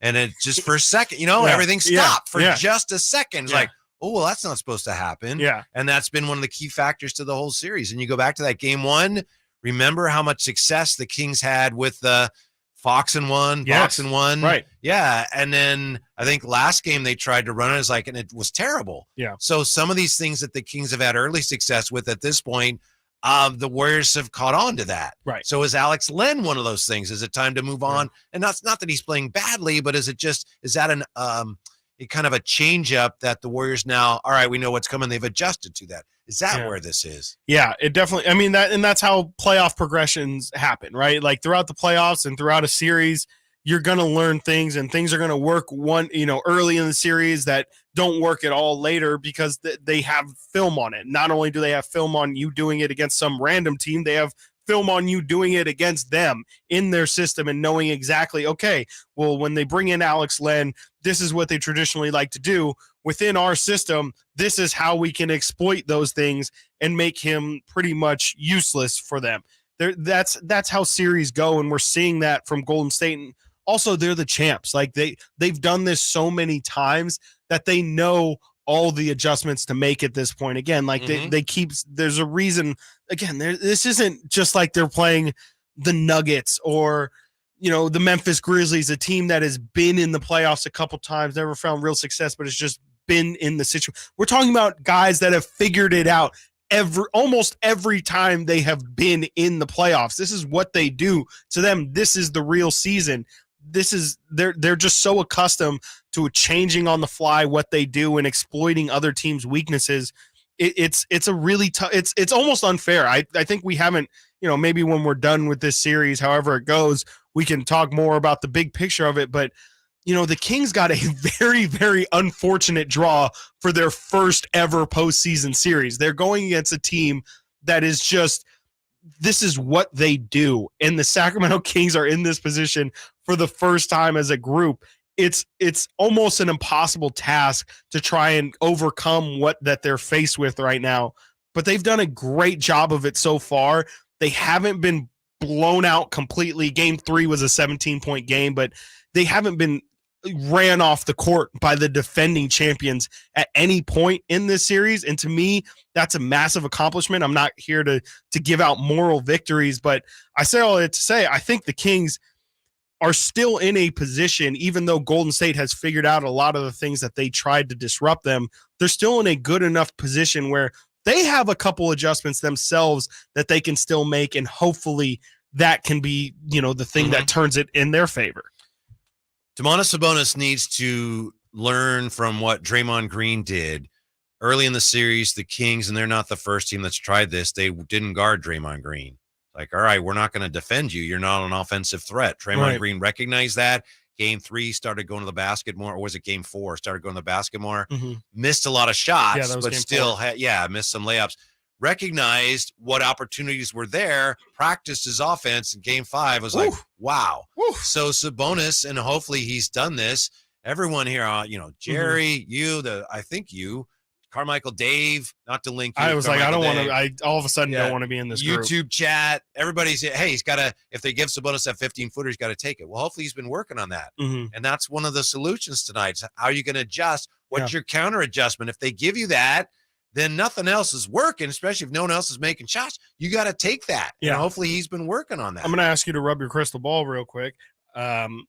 Do you think how many times would Sabonis have to hit that jump shot for them to then make an adjustment? Or do you think that it's one of those things that they're just going to live with regardless? If he's hitting it that day, they're just going to concede it as a loss and just depends on, scoring time and all that. But they're not going to change up if he makes 2, to answer your question. Yes, right. It's going to have to be like, I would think 4 or 5. And then depending on and the even score, then, the follow, if the Kings were to get the result, would they then change their defense? Like, I don't know if at this point there's anything that Sabonis can do to change how they're defending him. Yeah.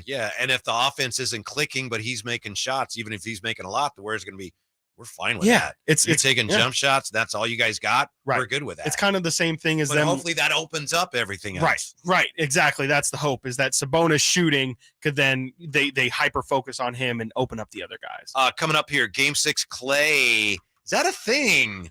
I'll try to make the case that it's not. And what's been the single biggest surprise of this series so far? Up in 90 seconds, Chris and Company, Whitey and Watkins, Sactown Sports, and SactownSports.com. It's Cattles and Rami. Hashtag blame Simone. She forgot to appropriately dress baby Yoda today. She was too busy taking all the compliments. Yeah, telling people how big of a deal she is. Simone, like literally 3 women just walked up to Simone and like, oh, we listen to you guys every day. And then she's like, oh, but you're Simone though, right? And then Simone's like, oh yeah, that's Rami and Nick and that's Jay over there. Yeah, you know, the guys. Cattles and Rami. Yeah, the like, Cattles and Rami show or whatever. You're right. Cattles and Rami, weekday afternoons from 2 to 6 on Sactown Sports. Power Business Technology is proud to be 100% independent, locally owned, and managed Toshiba copier dealer. Local ownership cuts out the red tape, allowing ourselves to never be too busy to personally answer the call when our clients need us. Recognized for excellence in service execution, training, and customer service, we're proud to be named a 2022 Toshiba ProMasters Elite Dealer. Contact us today for all of your business printing needs at 844-POWER-BZ. That's 844-769-3729, or visit us at powercopiers.com. Carmichael Dave here, welcoming back my dear friends at Fire Wings. 21 different flavors. I had 4 of those 21 Saturday for the game, watching with the family. As always, breaded Malaysian curry. Yeah, you better bet I got that curry. Knocked it out of the park, too. Go to firewings.com to make your order. That's what we did. We ordered 2 hours in advance, picked it up. There's nothing better for the game than Fire Wings. Check out the locations nearest you. Fire Wings, just wing it.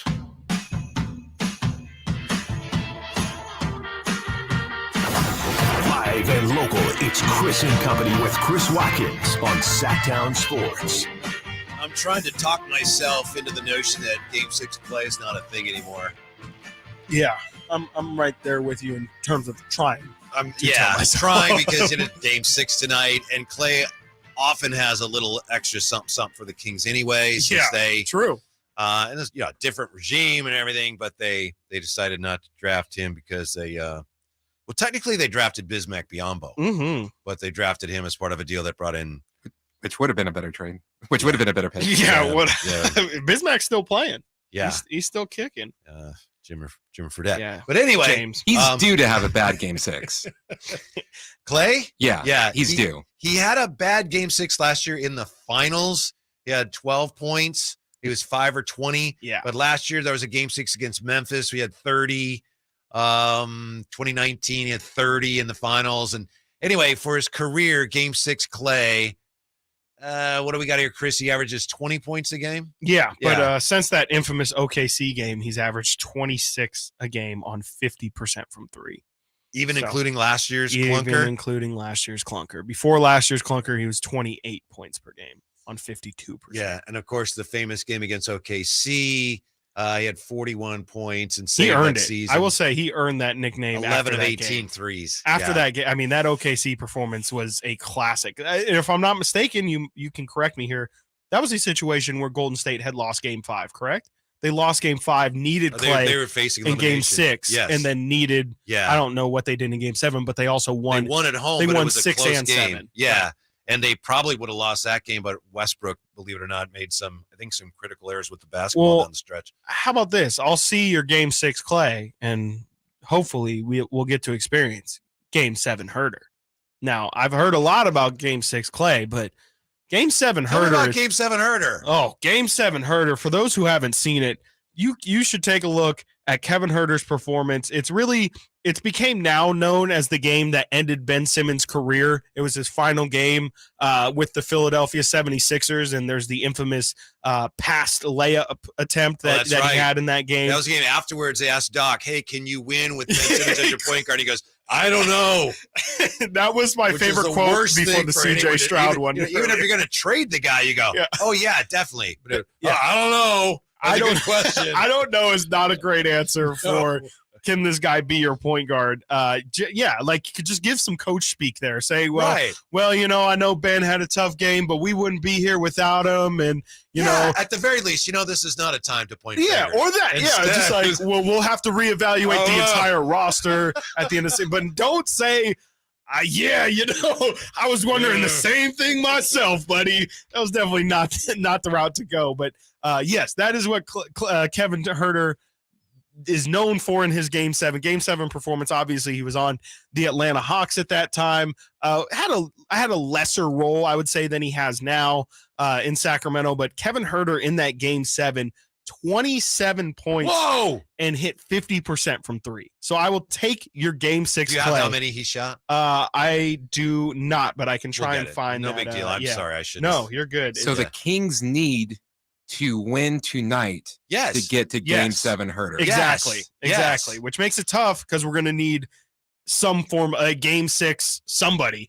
Can we get a Game 6 Keegan? A Game 6 HB? I don't know if I want if something is Game X HB, I'm kind of afraid for there's no rule against having a bust out Game 6 and Game 7, right? You make a healthy point there. YouTube poll question: which King will be the most likely unlikely hero tonight? We got Trey Lyles 27%, Kevin Huerter 46%, Terrence Davis 20%, others including Chimezie Metu and Davion Mitchell 7%. So why can't the guy just go off? I mean, he's certainly due. Due. Yeah. Law of averages say you could again, and here's the thing. This is why, and I've seen a ton of people say, and I think I've actually even said the quote of why should we just believe that Kevin Huerter, like he's been bad for 5 straight games now? Why should I believe that Game 6 will be any different? It's because they're like the looks they are getting again are open looks. It's not like they're taking contested or even tough looks, like slightly contested or fading away. They are getting the open looks. They're just not hitting them. At some point, the law of averages says if you give somebody a certain amount of wide open looks, it's gonna even out at some point. Like, and with how many times he's missed it, he's due to have some streak of makes here at some point. Hopefully, you don't have to. I'm not a math guy. Well, you don't have to have a high S2 cognition test score to know you don't that have what you to. said. You could have an 18% and figure that out. No diss. No diss to CJ Stroud. No diss to S2. I respect what they do. It's just not for me. But right. Even someone with an 18% on S2 could figure out that it's pretty decent. So Huerter goes for 20 tonight, and then he saves a little something for Game 7. Yeah, I got to save that 30 piece. Like he always makes the joke that he's allergic to 30. You said Game 7 Huerter, Game 7 Kevin. That's where we got to go. Right? Whitey. Game 7 Kevin. That's top notch. I don't know. That was sitting right there. I can't believe that I didn't pick that one out. Game 7 Kevin is exactly what we need. And Game 7 Kevin at home too. Oh my goodness. If he doesn't perform, if we can get a non-Kevin Huerter performance in Game 6 and still get the win, and then get a big Game 7 Kevin in Game 7, the arena, the atmosphere, the energy in that building, which is already going to be at historic levels, I'm sure, would go through the roof to get a performance like that. That would be, as our poll says, a likely unlikely hero. Well, it's been a lot of fun no matter what happens tonight. Yeah. Hopefully we're going to look back on this, say, remember what people were so worried about Game 6? Gosh. It's been a ton of fun no matter what happens. Yeah. What has been, to you, the biggest surprise so far in this series? 339-1140, 1-800-920-1140. Love to hear from you on the YouTube chat. A lot of ways you can go. Of everything that's gone down in this series to this point, this is hardly an admission that, it's over. But to this point, what's been the single biggest surprise? One of the things I had written down, and I know Jerry Reynolds mentioned it too, I didn't know that Wiggins was going to be Wiggins so quickly. Yes, that's a great one, because we had so many questions. He played 35 games this season, not even half the year. February, whatever it was, and then Game 1 and watching him warm up, and he's like, he's pretty good. He's a little rusty, and since then it's been like, okay. Yeah. No, he's two-way Wiggs again. He has been. He's guarded De'Aaron Fox the entire series. He's knocked down a ton of tough shots, and he's really one of the few guys on their team who can create their own shot. And there's been a couple different times where he's been slump buster, where it's, it feels like the Kings go on a little bit of a run and Andrew Wiggins will just walk down the court, hit some turnaround jump shot, and all of a sudden the Warriors are on their own little run. So I've been really impressed with Wiggins this series. Obviously has had an up and down career, and then last year kind of got his flowers with Golden State. He's shown to be quite the addition for them. They've done a really good job of turning that KD piece that they lost into, and they took a couple steps to get here, but they did a great job of recouping that piece and making sure that they didn't get nothing for Kevin Durant leaving. See, I think, what do? I don't think that was a great trade for Minnesota. No. They got D'Angelo Russell. Yeah. And they traded the pick that became Kuminga and Wiggins for that. So. Yeah, no, that's just that's a horrible trade. There's no reason. So they sent Andrew Wiggins and a pick for D'Angelo Russell. Yeah, which ended up being the pick number 7. Oh boy. Rudy Gobert trade might not be the worst trade of this generation, because it's not that bad, but that is really, really bad. I mean, there's no reason why you should package an additional pick on top of getting Andrew Wiggins when D'Angelo Russell, that's clearly just way overvaluing what D'Angelo Russell was. And then we talk about it. I just had no idea the Kings were going to struggle this much offensively in the series. Yeah. I thought, defensively they're up against it. But, and we talk about all the missed shots. It's been incredible. The number one offense just all of a sudden just, where is it? And we've, they did have 125 in game 4. Yeah. In game 1, 126 or 125 as well. So we've seen it here or there, but for the most part. But it hasn't looked the same. Vast stretches where is it? Yeah. It hasn't looked the same at all. And you're right. That to me, that you don't go from number one offense in NBA history in terms of efficiency, offensive rating, to where they're at now, where again, it's not like they've played bad defense. I think in all the games they've cleared the 100 mark by far, but it just hasn't looked nearly the same. The efficiency is completely out the window. They're shooting 30% as a team from 3. They're almost they are unrecognizable as an offense. They're not even running, again, like they've taken a lot of the dribble handoff stuff out of their game, or at least, cut down a big percentage of them. They look completely different, but at the same time, they're still putting up some really good numbers saying that. And Looney's rebounding has been incredible. He did some of that last year. Not a total surprise. Draymond Green's 21 points in the last game. It's like, no, if I didn't see it, I'd say there's no way that could happen. Yeah. By the way, real quickly here, would you be with me on taking our teams, LeBron teams that we drafted, and running up by Jerry to see who has a better team? Yes, absolutely. Are you sure you want to do that? He would definitely know. You sure you want to do that? I can feel where this is going. I didn't tell him whose team was, because I know he'd favor you. He'd go, Chris. He loves Chris. Yeah. But he said Wade and whoever is the better team. Wade and whoever, and I'd wait on my team. So. Well, I also put the poll on Twitter as well. Team A, Team B, didn't list which one was which.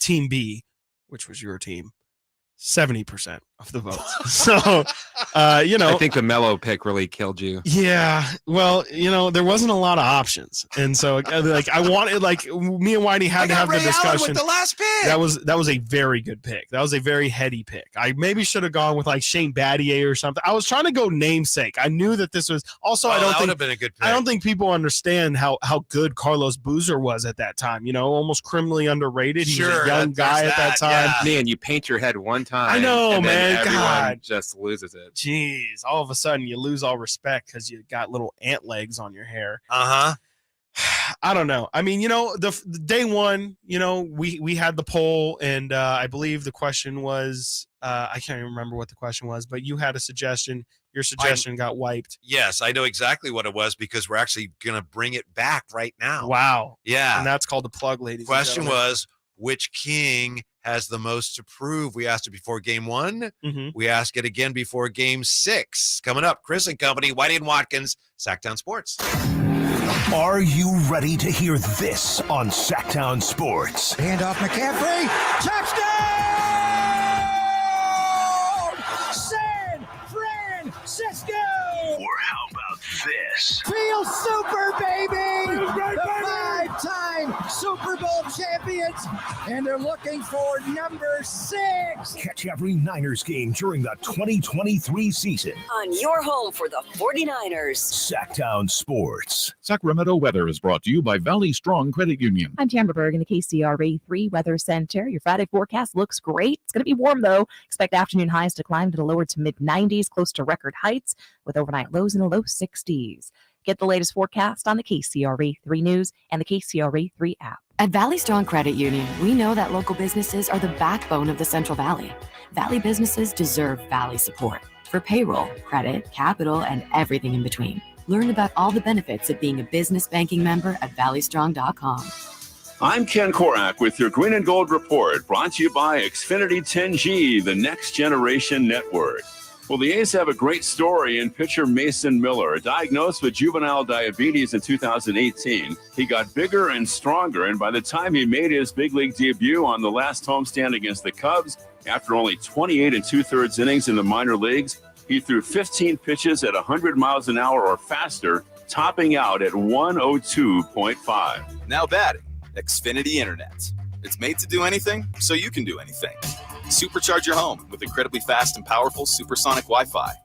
With 3 times more bandwidth, it covers all the bases and then some. And strike out billions of threats with advanced security that helps keep you safe at home and on the go. If you're keeping score, that's internet that does it all. That's unbeatable internet from Xfinity, proud partner of the Oakland Athletics. Restrictions apply, not available in all areas. The wait is over. Maida Subaru has a great selection of new Subarus in stock, more arriving daily, and big savings on all of them. And you can see all the savings at maidasubaru.com. So what are you waiting for? Guys, your testosterone level impacts your energy, drive, weight, hair loss, and even ED. Revive Men's Health Sacramento will check your T level for free. For your free T level check, exam, and consultation, call 916-277-8599 or visit revivemenshealth.com. Nothing tastes better than a craft beer on a beautiful afternoon. Sunrise Marketplace is transforming the Sunrise Mall parking lot into a backyard hangout on May 20th. There will be craft breweries, home brewers, cideries, meaderies, food trucks, and backyard games. This will be one of the best events happening this year. Tickets are on sale now at shopsmp.com. Use discount code HBREW23 for $5 off general admission. Every ticket helps support Citrus Heights Heart and Citrus Heights Chamber of Commerce. Kevin Lewis of National Garage Door. Whether you need to repair a broken spring, install a new opener, or buy a quality Rainer door, National Garage Door is here for you. Call us today to see how we can transform your house with a new garage door. 638-4554 National Garage Door. Hey, it's Carmichael Dave telling you something you already know, which is your time is important. That's why at American Energy Heat and Air, they make shopping for a new furnace or air conditioner easier with their new online quoting tool. All you got to do is go to AmericanEnergyAir.com and get an instant quote now, today. Do it right now. It'll help you determine what system you'll need to get and provide the best pricing options, all from the comforts of your home. You don't have to have somebody come out and walk around your house and blah, blah, blah. Just do the quoting tool. It's so easy. AmericanEnergyAir.com. Check out how easy it can be. A+ rating with the Better Business Bureau. Serving the greater Sacramento area since 1981. I absolutely love these folks. 916-520-9990. That's 916-520-9990 or AmericanEnergyAir.com. Making the uncomfortable comfortable. Call 916-520-9990 now. When you're ready to get properly fitted for golf clubs, join the thousands of Northern California golfers who visited the indoor-outdoor Hagen Oaks Player Performance Studio. Players of all abilities found the Hagen Oaks Player Performance Studio offers answers to questions about golf club fitting. You'll find a professional staff of fitters, major equipment brands, and cutting-edge technology featuring TrackMan. See for yourself at the Hagen Oaks Player Performance Studio, Fulton Avenue at the Cap City Freeway. Call 916-808-2531 to schedule your fitting. 808-2531 for longer, straighter drives. Since the 1950s, Warehouse Paint has been helping local homeowners and professionals bring color to life. Whether it's painting your home's exterior, repainting kitchen cabinets, or finding the perfect accent color, Warehouse Paint's expert team is here to help. You'll find a great selection of PPG and Benjamin Moore paints, along with local service you can trust. With 5 Sacramento area stores, Warehouse Paint is ready to help bring your next paint project to life. Visit warehousepaint.com for a store near you. Sactown Sports. Headlines.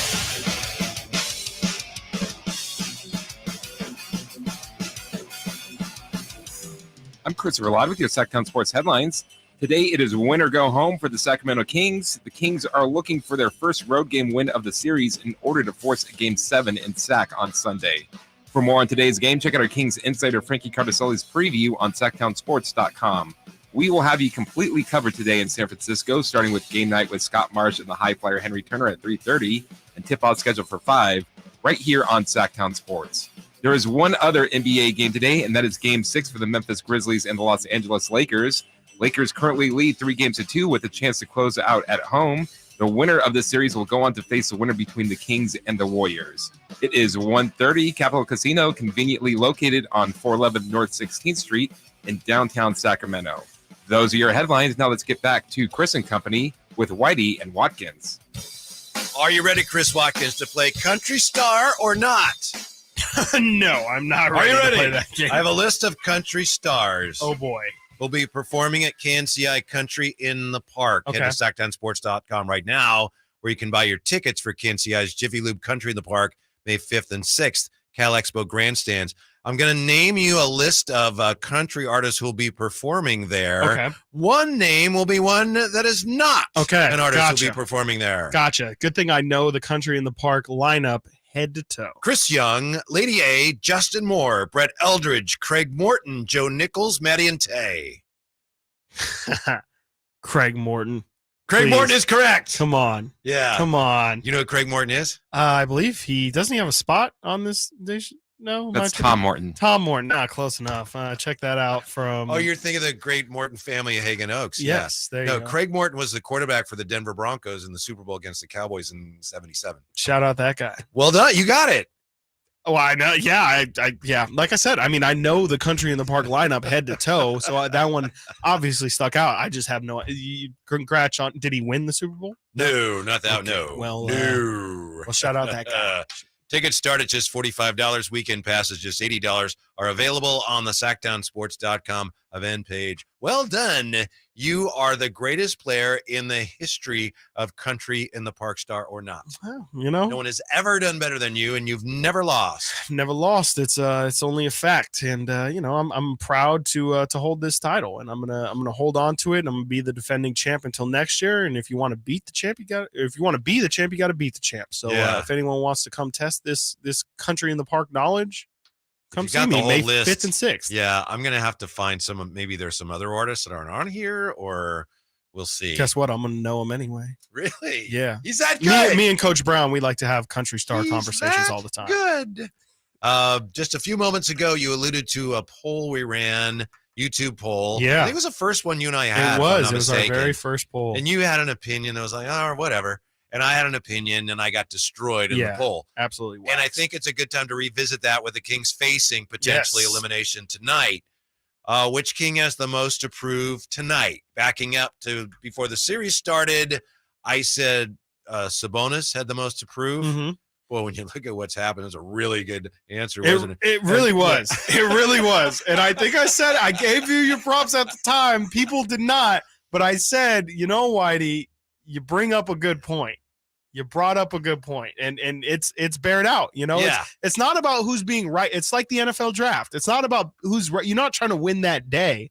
Okay, it's about winning the Super Bowl later. And you know, you've definitely been more right on. Well, I wouldn't say more right. But you said De'Aaron Fox. I did, and the vast majority of people, including Chris Verlada, I think, agreed with you. Yeah.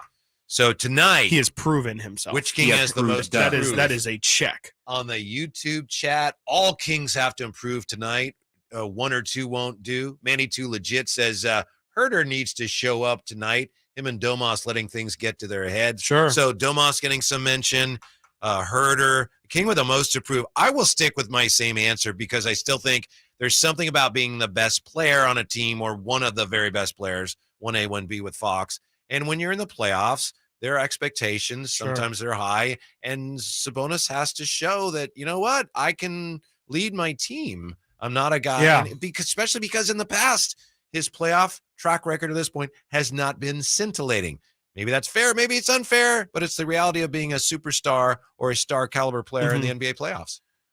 I would say Kevin Herter for the obvious reason of he just hasn't really performed. But Whitey, after hearing what you just said there, I think I do have to agree with you that it is Domantas Sabonis because I mean, if Kevin Huerter continues to not, perform, I don't think anyone's going to necessarily think less of Kevin Huerter, as a player.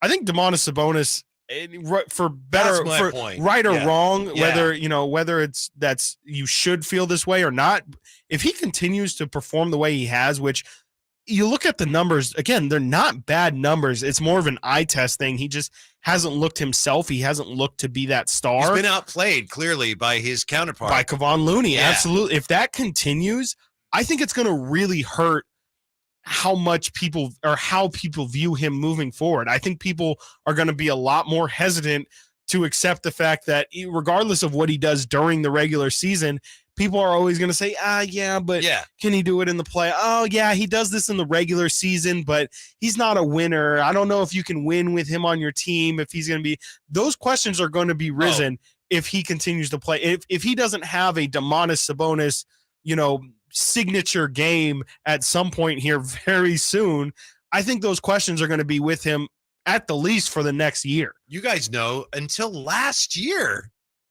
excuse me, people were saying things kind of like that about Steph Curry. Right. They're saying, two-time MVP, True. but right. Only Kevin Durant, Andre Iguodala, best team of all time. There is an element of it that's totally unfair. Right. And if they don't win the series, it's not going to be his fault. Right. But people look at, you're either the best player on your team or one of the top players. Right. All right. Well, how'd you do in the playoffs? And as we said last week, his playoff numbers have been a little below what he's done in the regular season. So, yeah. And more importantly, the Kings really need him to play well tonight. Forget all the reputation stuff and what people say, on Twitter. They need him to have a really good game. Yeah, he's going to be paramount. I mean, he's been paramount to their success all season long. And, they just need him to look a little bit like he did. And, you and Jerry have been pointing out how the assists will come if the other guys hit shots. I think there is.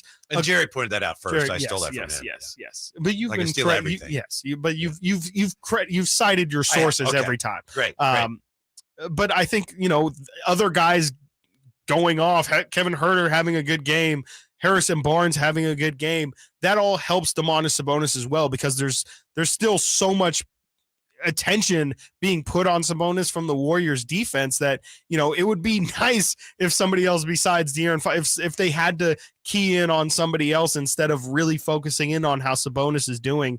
It's a team effort. It's a team game. It's not going to come down to just him, but it would really help the Kings' chances tonight if they can get a Domantas Sabonis like we saw in the regular season. Mm-hmm. And we all know they haven't shot the ball well. It is a mystery. You listen to Jerry when he joined us today. Go to SactownSports.com to hear that interview. Great if you website. Missed it.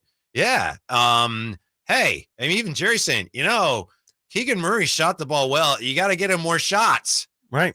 Yeah. 4 for 5 in the first quarter. How about getting him more shots? Because he's not a shot creator, and they all know that. He is not a shot creator. And so that I view that as another, like, it's not on the individual, it's on the team, right? Like, there is some element to, you said it right there. Keegan Murray can't create his own shot. That's definitely going to be something he's got to work on moving forward. He's got to be able to put the ball on the floor and get some space for himself or create for others as well. He hasn't done a good job of that. But also, they can't abandon the dribble handoff game just because it's not working as well. You got to try and build, they talk about all season long how many counters they have off of the dribble handoff game. It's not just about the initial handoff and the initial cut. It's about the movement that's created after that as well. Get into that. Maybe let your offense breathe a little and try and get things to work. Maybe they've got to try just about everything they can tonight. I mean, again, their backs are to the wall, and there's not much time to adjust moving forward. They if they have anything left, if Mike Brown has any adjustments he wants to make, tonight is the night where they have to do it. Yeah, and if they can make a decent number of threes, I mean, that's great if they shoot a incredibly high percentage, but a decent number of threes. And they did have a 40% three-point game in there somewhere, game right? 4, if I'm not mistaken. But that just makes everything so much easier for them because it takes so much pressure off their defense, right? Which isn't very good. It is not. Their defense is, and again, I'm looking for tonight. That's going to be one of the first things I'm looking for. I heard it. It hurt. Yeah. Last time that happened, though, the Kings made it to the Western Conference Finals. Bang. Facts. Last time my voice cracked, the Kings were in the Western Conference Finals. So that's a good omen, ladies and gentlemen. That is a great omen, and it happened. I'm just saying. I'm doing my part. Okay, I need them to do their part. But the Kings tonight. Real quick, it's time to play Guess What Rami will say when Rami comes in, and we ask him, are there any teams that you've never met a fan of, NFL? Did I say that right? Yes. What's he going to say? Yeah, what do you think? Rami will say. Rami's been all around He's town. been everywhere. That's what I was going to say. It's tough. Will he say no? I don't think he knows anyone that's a Panthers fan. All right, Panthers. Yeah, I'll say Houston Texans. He's been up north a lot. I don't know if he knows a lot of down south teams. Leaving me with the Arizona Cardinals. Arizona Cardinals are good. Crosstalk with Rami and Chris for a lot of story time. It's all next right here. Chris and Company, Whitey and Watkins, Sactown Sports. Catch the Oakland A's every weekend on Sactown Sports. Friday nights, Saturdays, and Sundays. Sinking, that's going to get down for a hit. Around third to score is Tony Kemp. And the A's have taken the lead. Edge of the track, makes the catch. And the Athletics get a great win. Sactown Sports, your weekend home for the Oakland A's.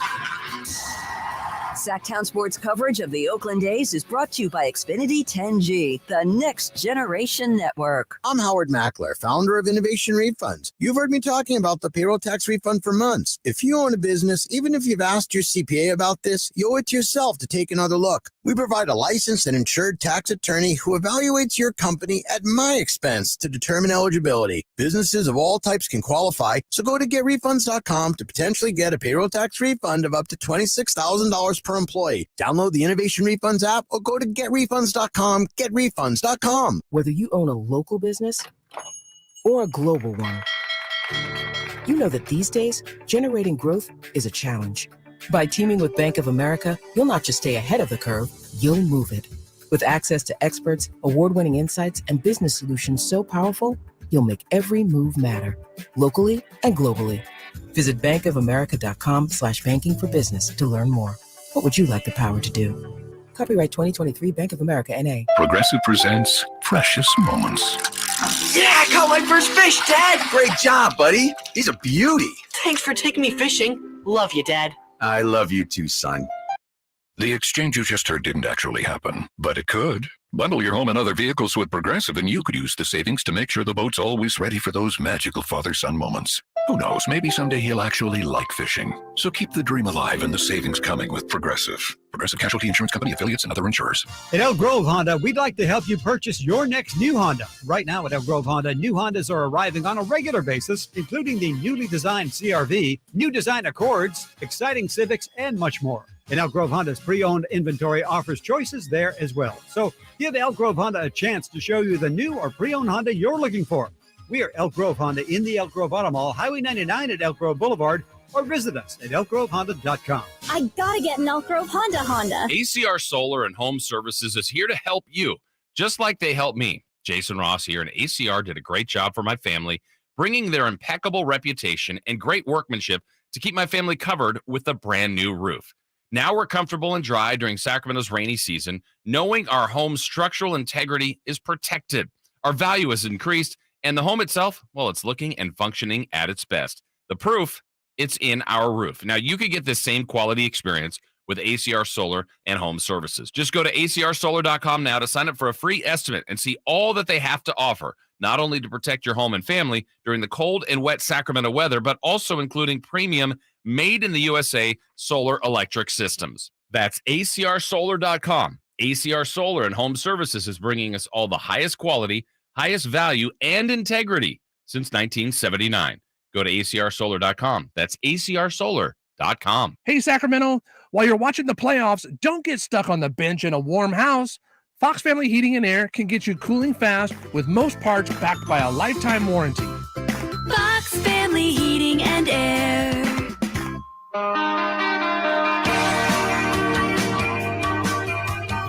Sitting at your desk, watch Chris and Company now. YouTube.com/Sactown Sports 1140. It's going to be remembered as a glorious, glorious, glorious Friday, right? I hope so. Huh? Right? I hope so. Yeah. I really hope so. Because Kings can get the result tonight. Game 7 on Sunday. It could be a glorious Monday too. Yeah, that's more what I'm looking. If we can come in on Monday with some good feels, new series to talk about. That's what I'm waiting. Nothing like a Game 7 in Sacramento. No. And hey, the Warriors don't want to deal with Game 7, Kevin. Game 7, they Kevin. do not want to deal with that. Look out! I'm letting y'all know. Game 6, Klay. Sure, y'all have fun with that, but Game 7, Kevin, you don't want to see him. Yeah, it won't be easy for the Kings, and it won't be easy for Kettles and Rami because they are about to embark on just a you got like a radio marathon coming up here. No, today is a sprint. And that's the challenge, fellas. You know what I mean? How much can we cram into 90 minutes? And we just power right through and see how much we can fit into the show. It's a different kind of workout. You know what I mean? Sure, that's all it is. Right. Sure. You got to mix it up every once in a while. Sometimes you want to go for a nice long jog.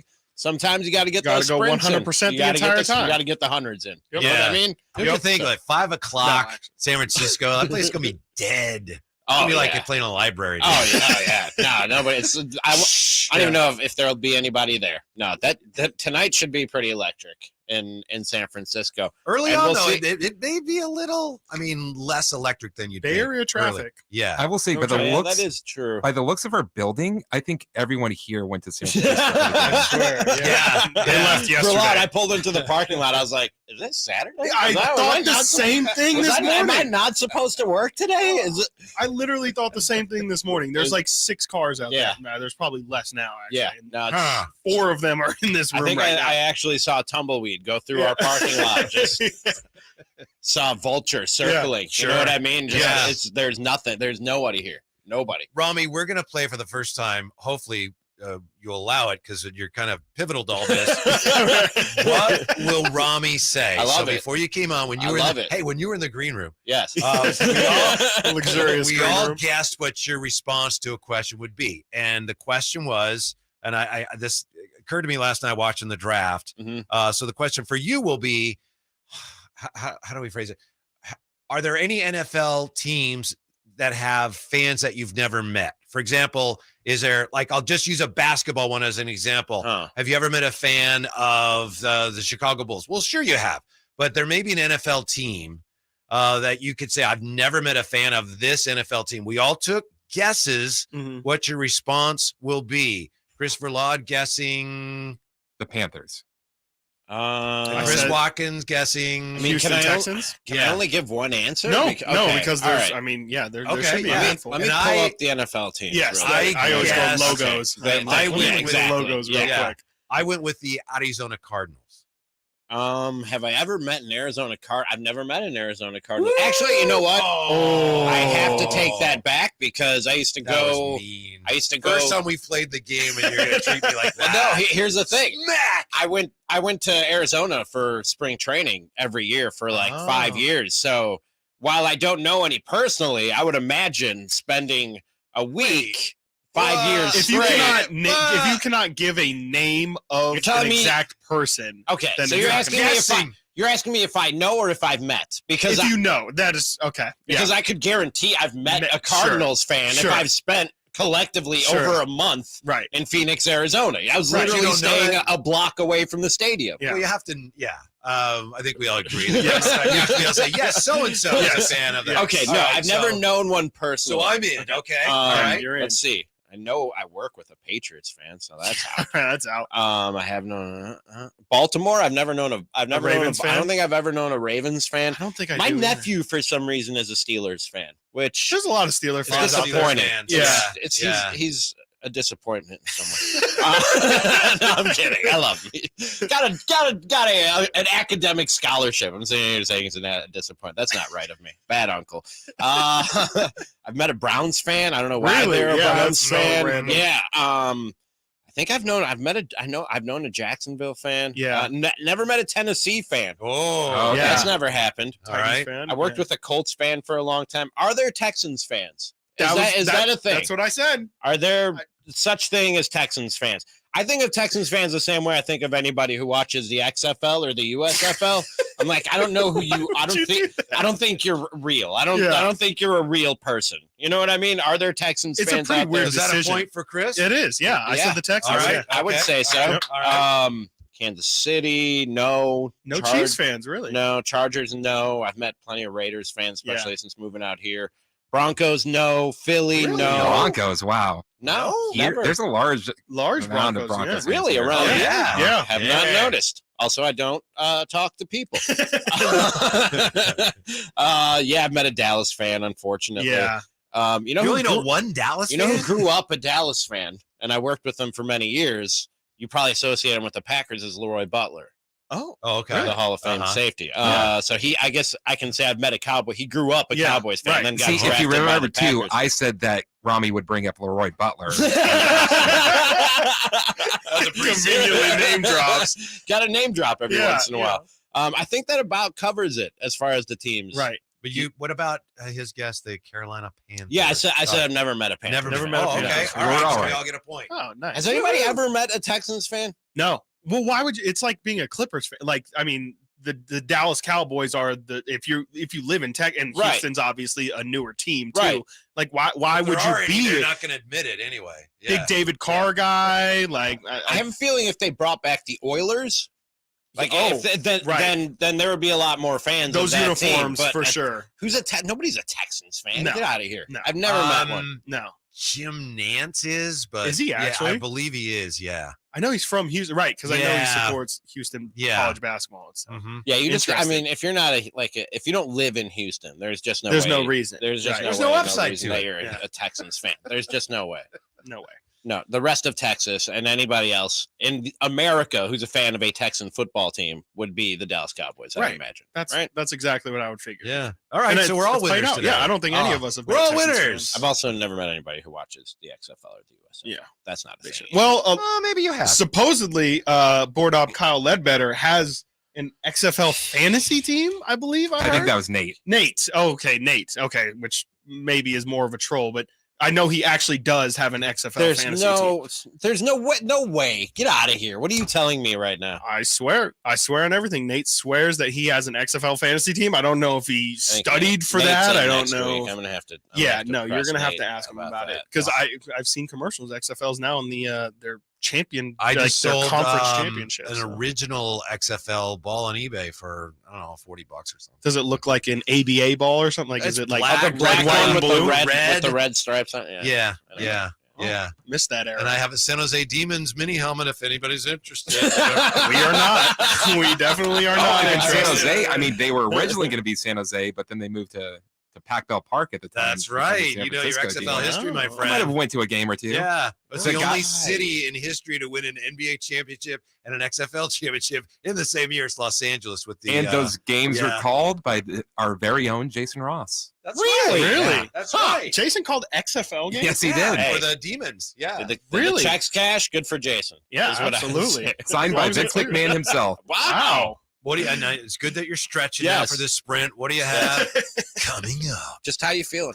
How you I'm feeling feeling good. is how we're gonna start the show. Just how you feeling? Is there any hope left in the air? Any hope? Yeah. Okay. There's All some right. hope. All There's right. definitely some hope. Okay. Because I know myself. I don't want to give away too much of what I'm gonna say today. Before Game 5, I was like, man, if they lose this, I'm done. Yeah, And there's a lot of people out and there. I gotta back up on my my old Kings in 6 prediction. So, but things change over days. Tune in, find Now out. Kings in if they 7. have, maybe. Yeah, don't miss it. They'll get you ready for Game 6 like no one else can. Kettles and Rami next on Sactown Sports. Sactown Sports wants to congratulate Kings head coach Mike Brown for being the first coach to unanimously win the NBA Coach of the Year award. 100 first place votes, first time ever. Wow. A unanimous decision. Thank you guys. Thank you, everybody. I'm really appreciative of being in Sacramento. The fans, the city has been fantastic. How will Coach Brown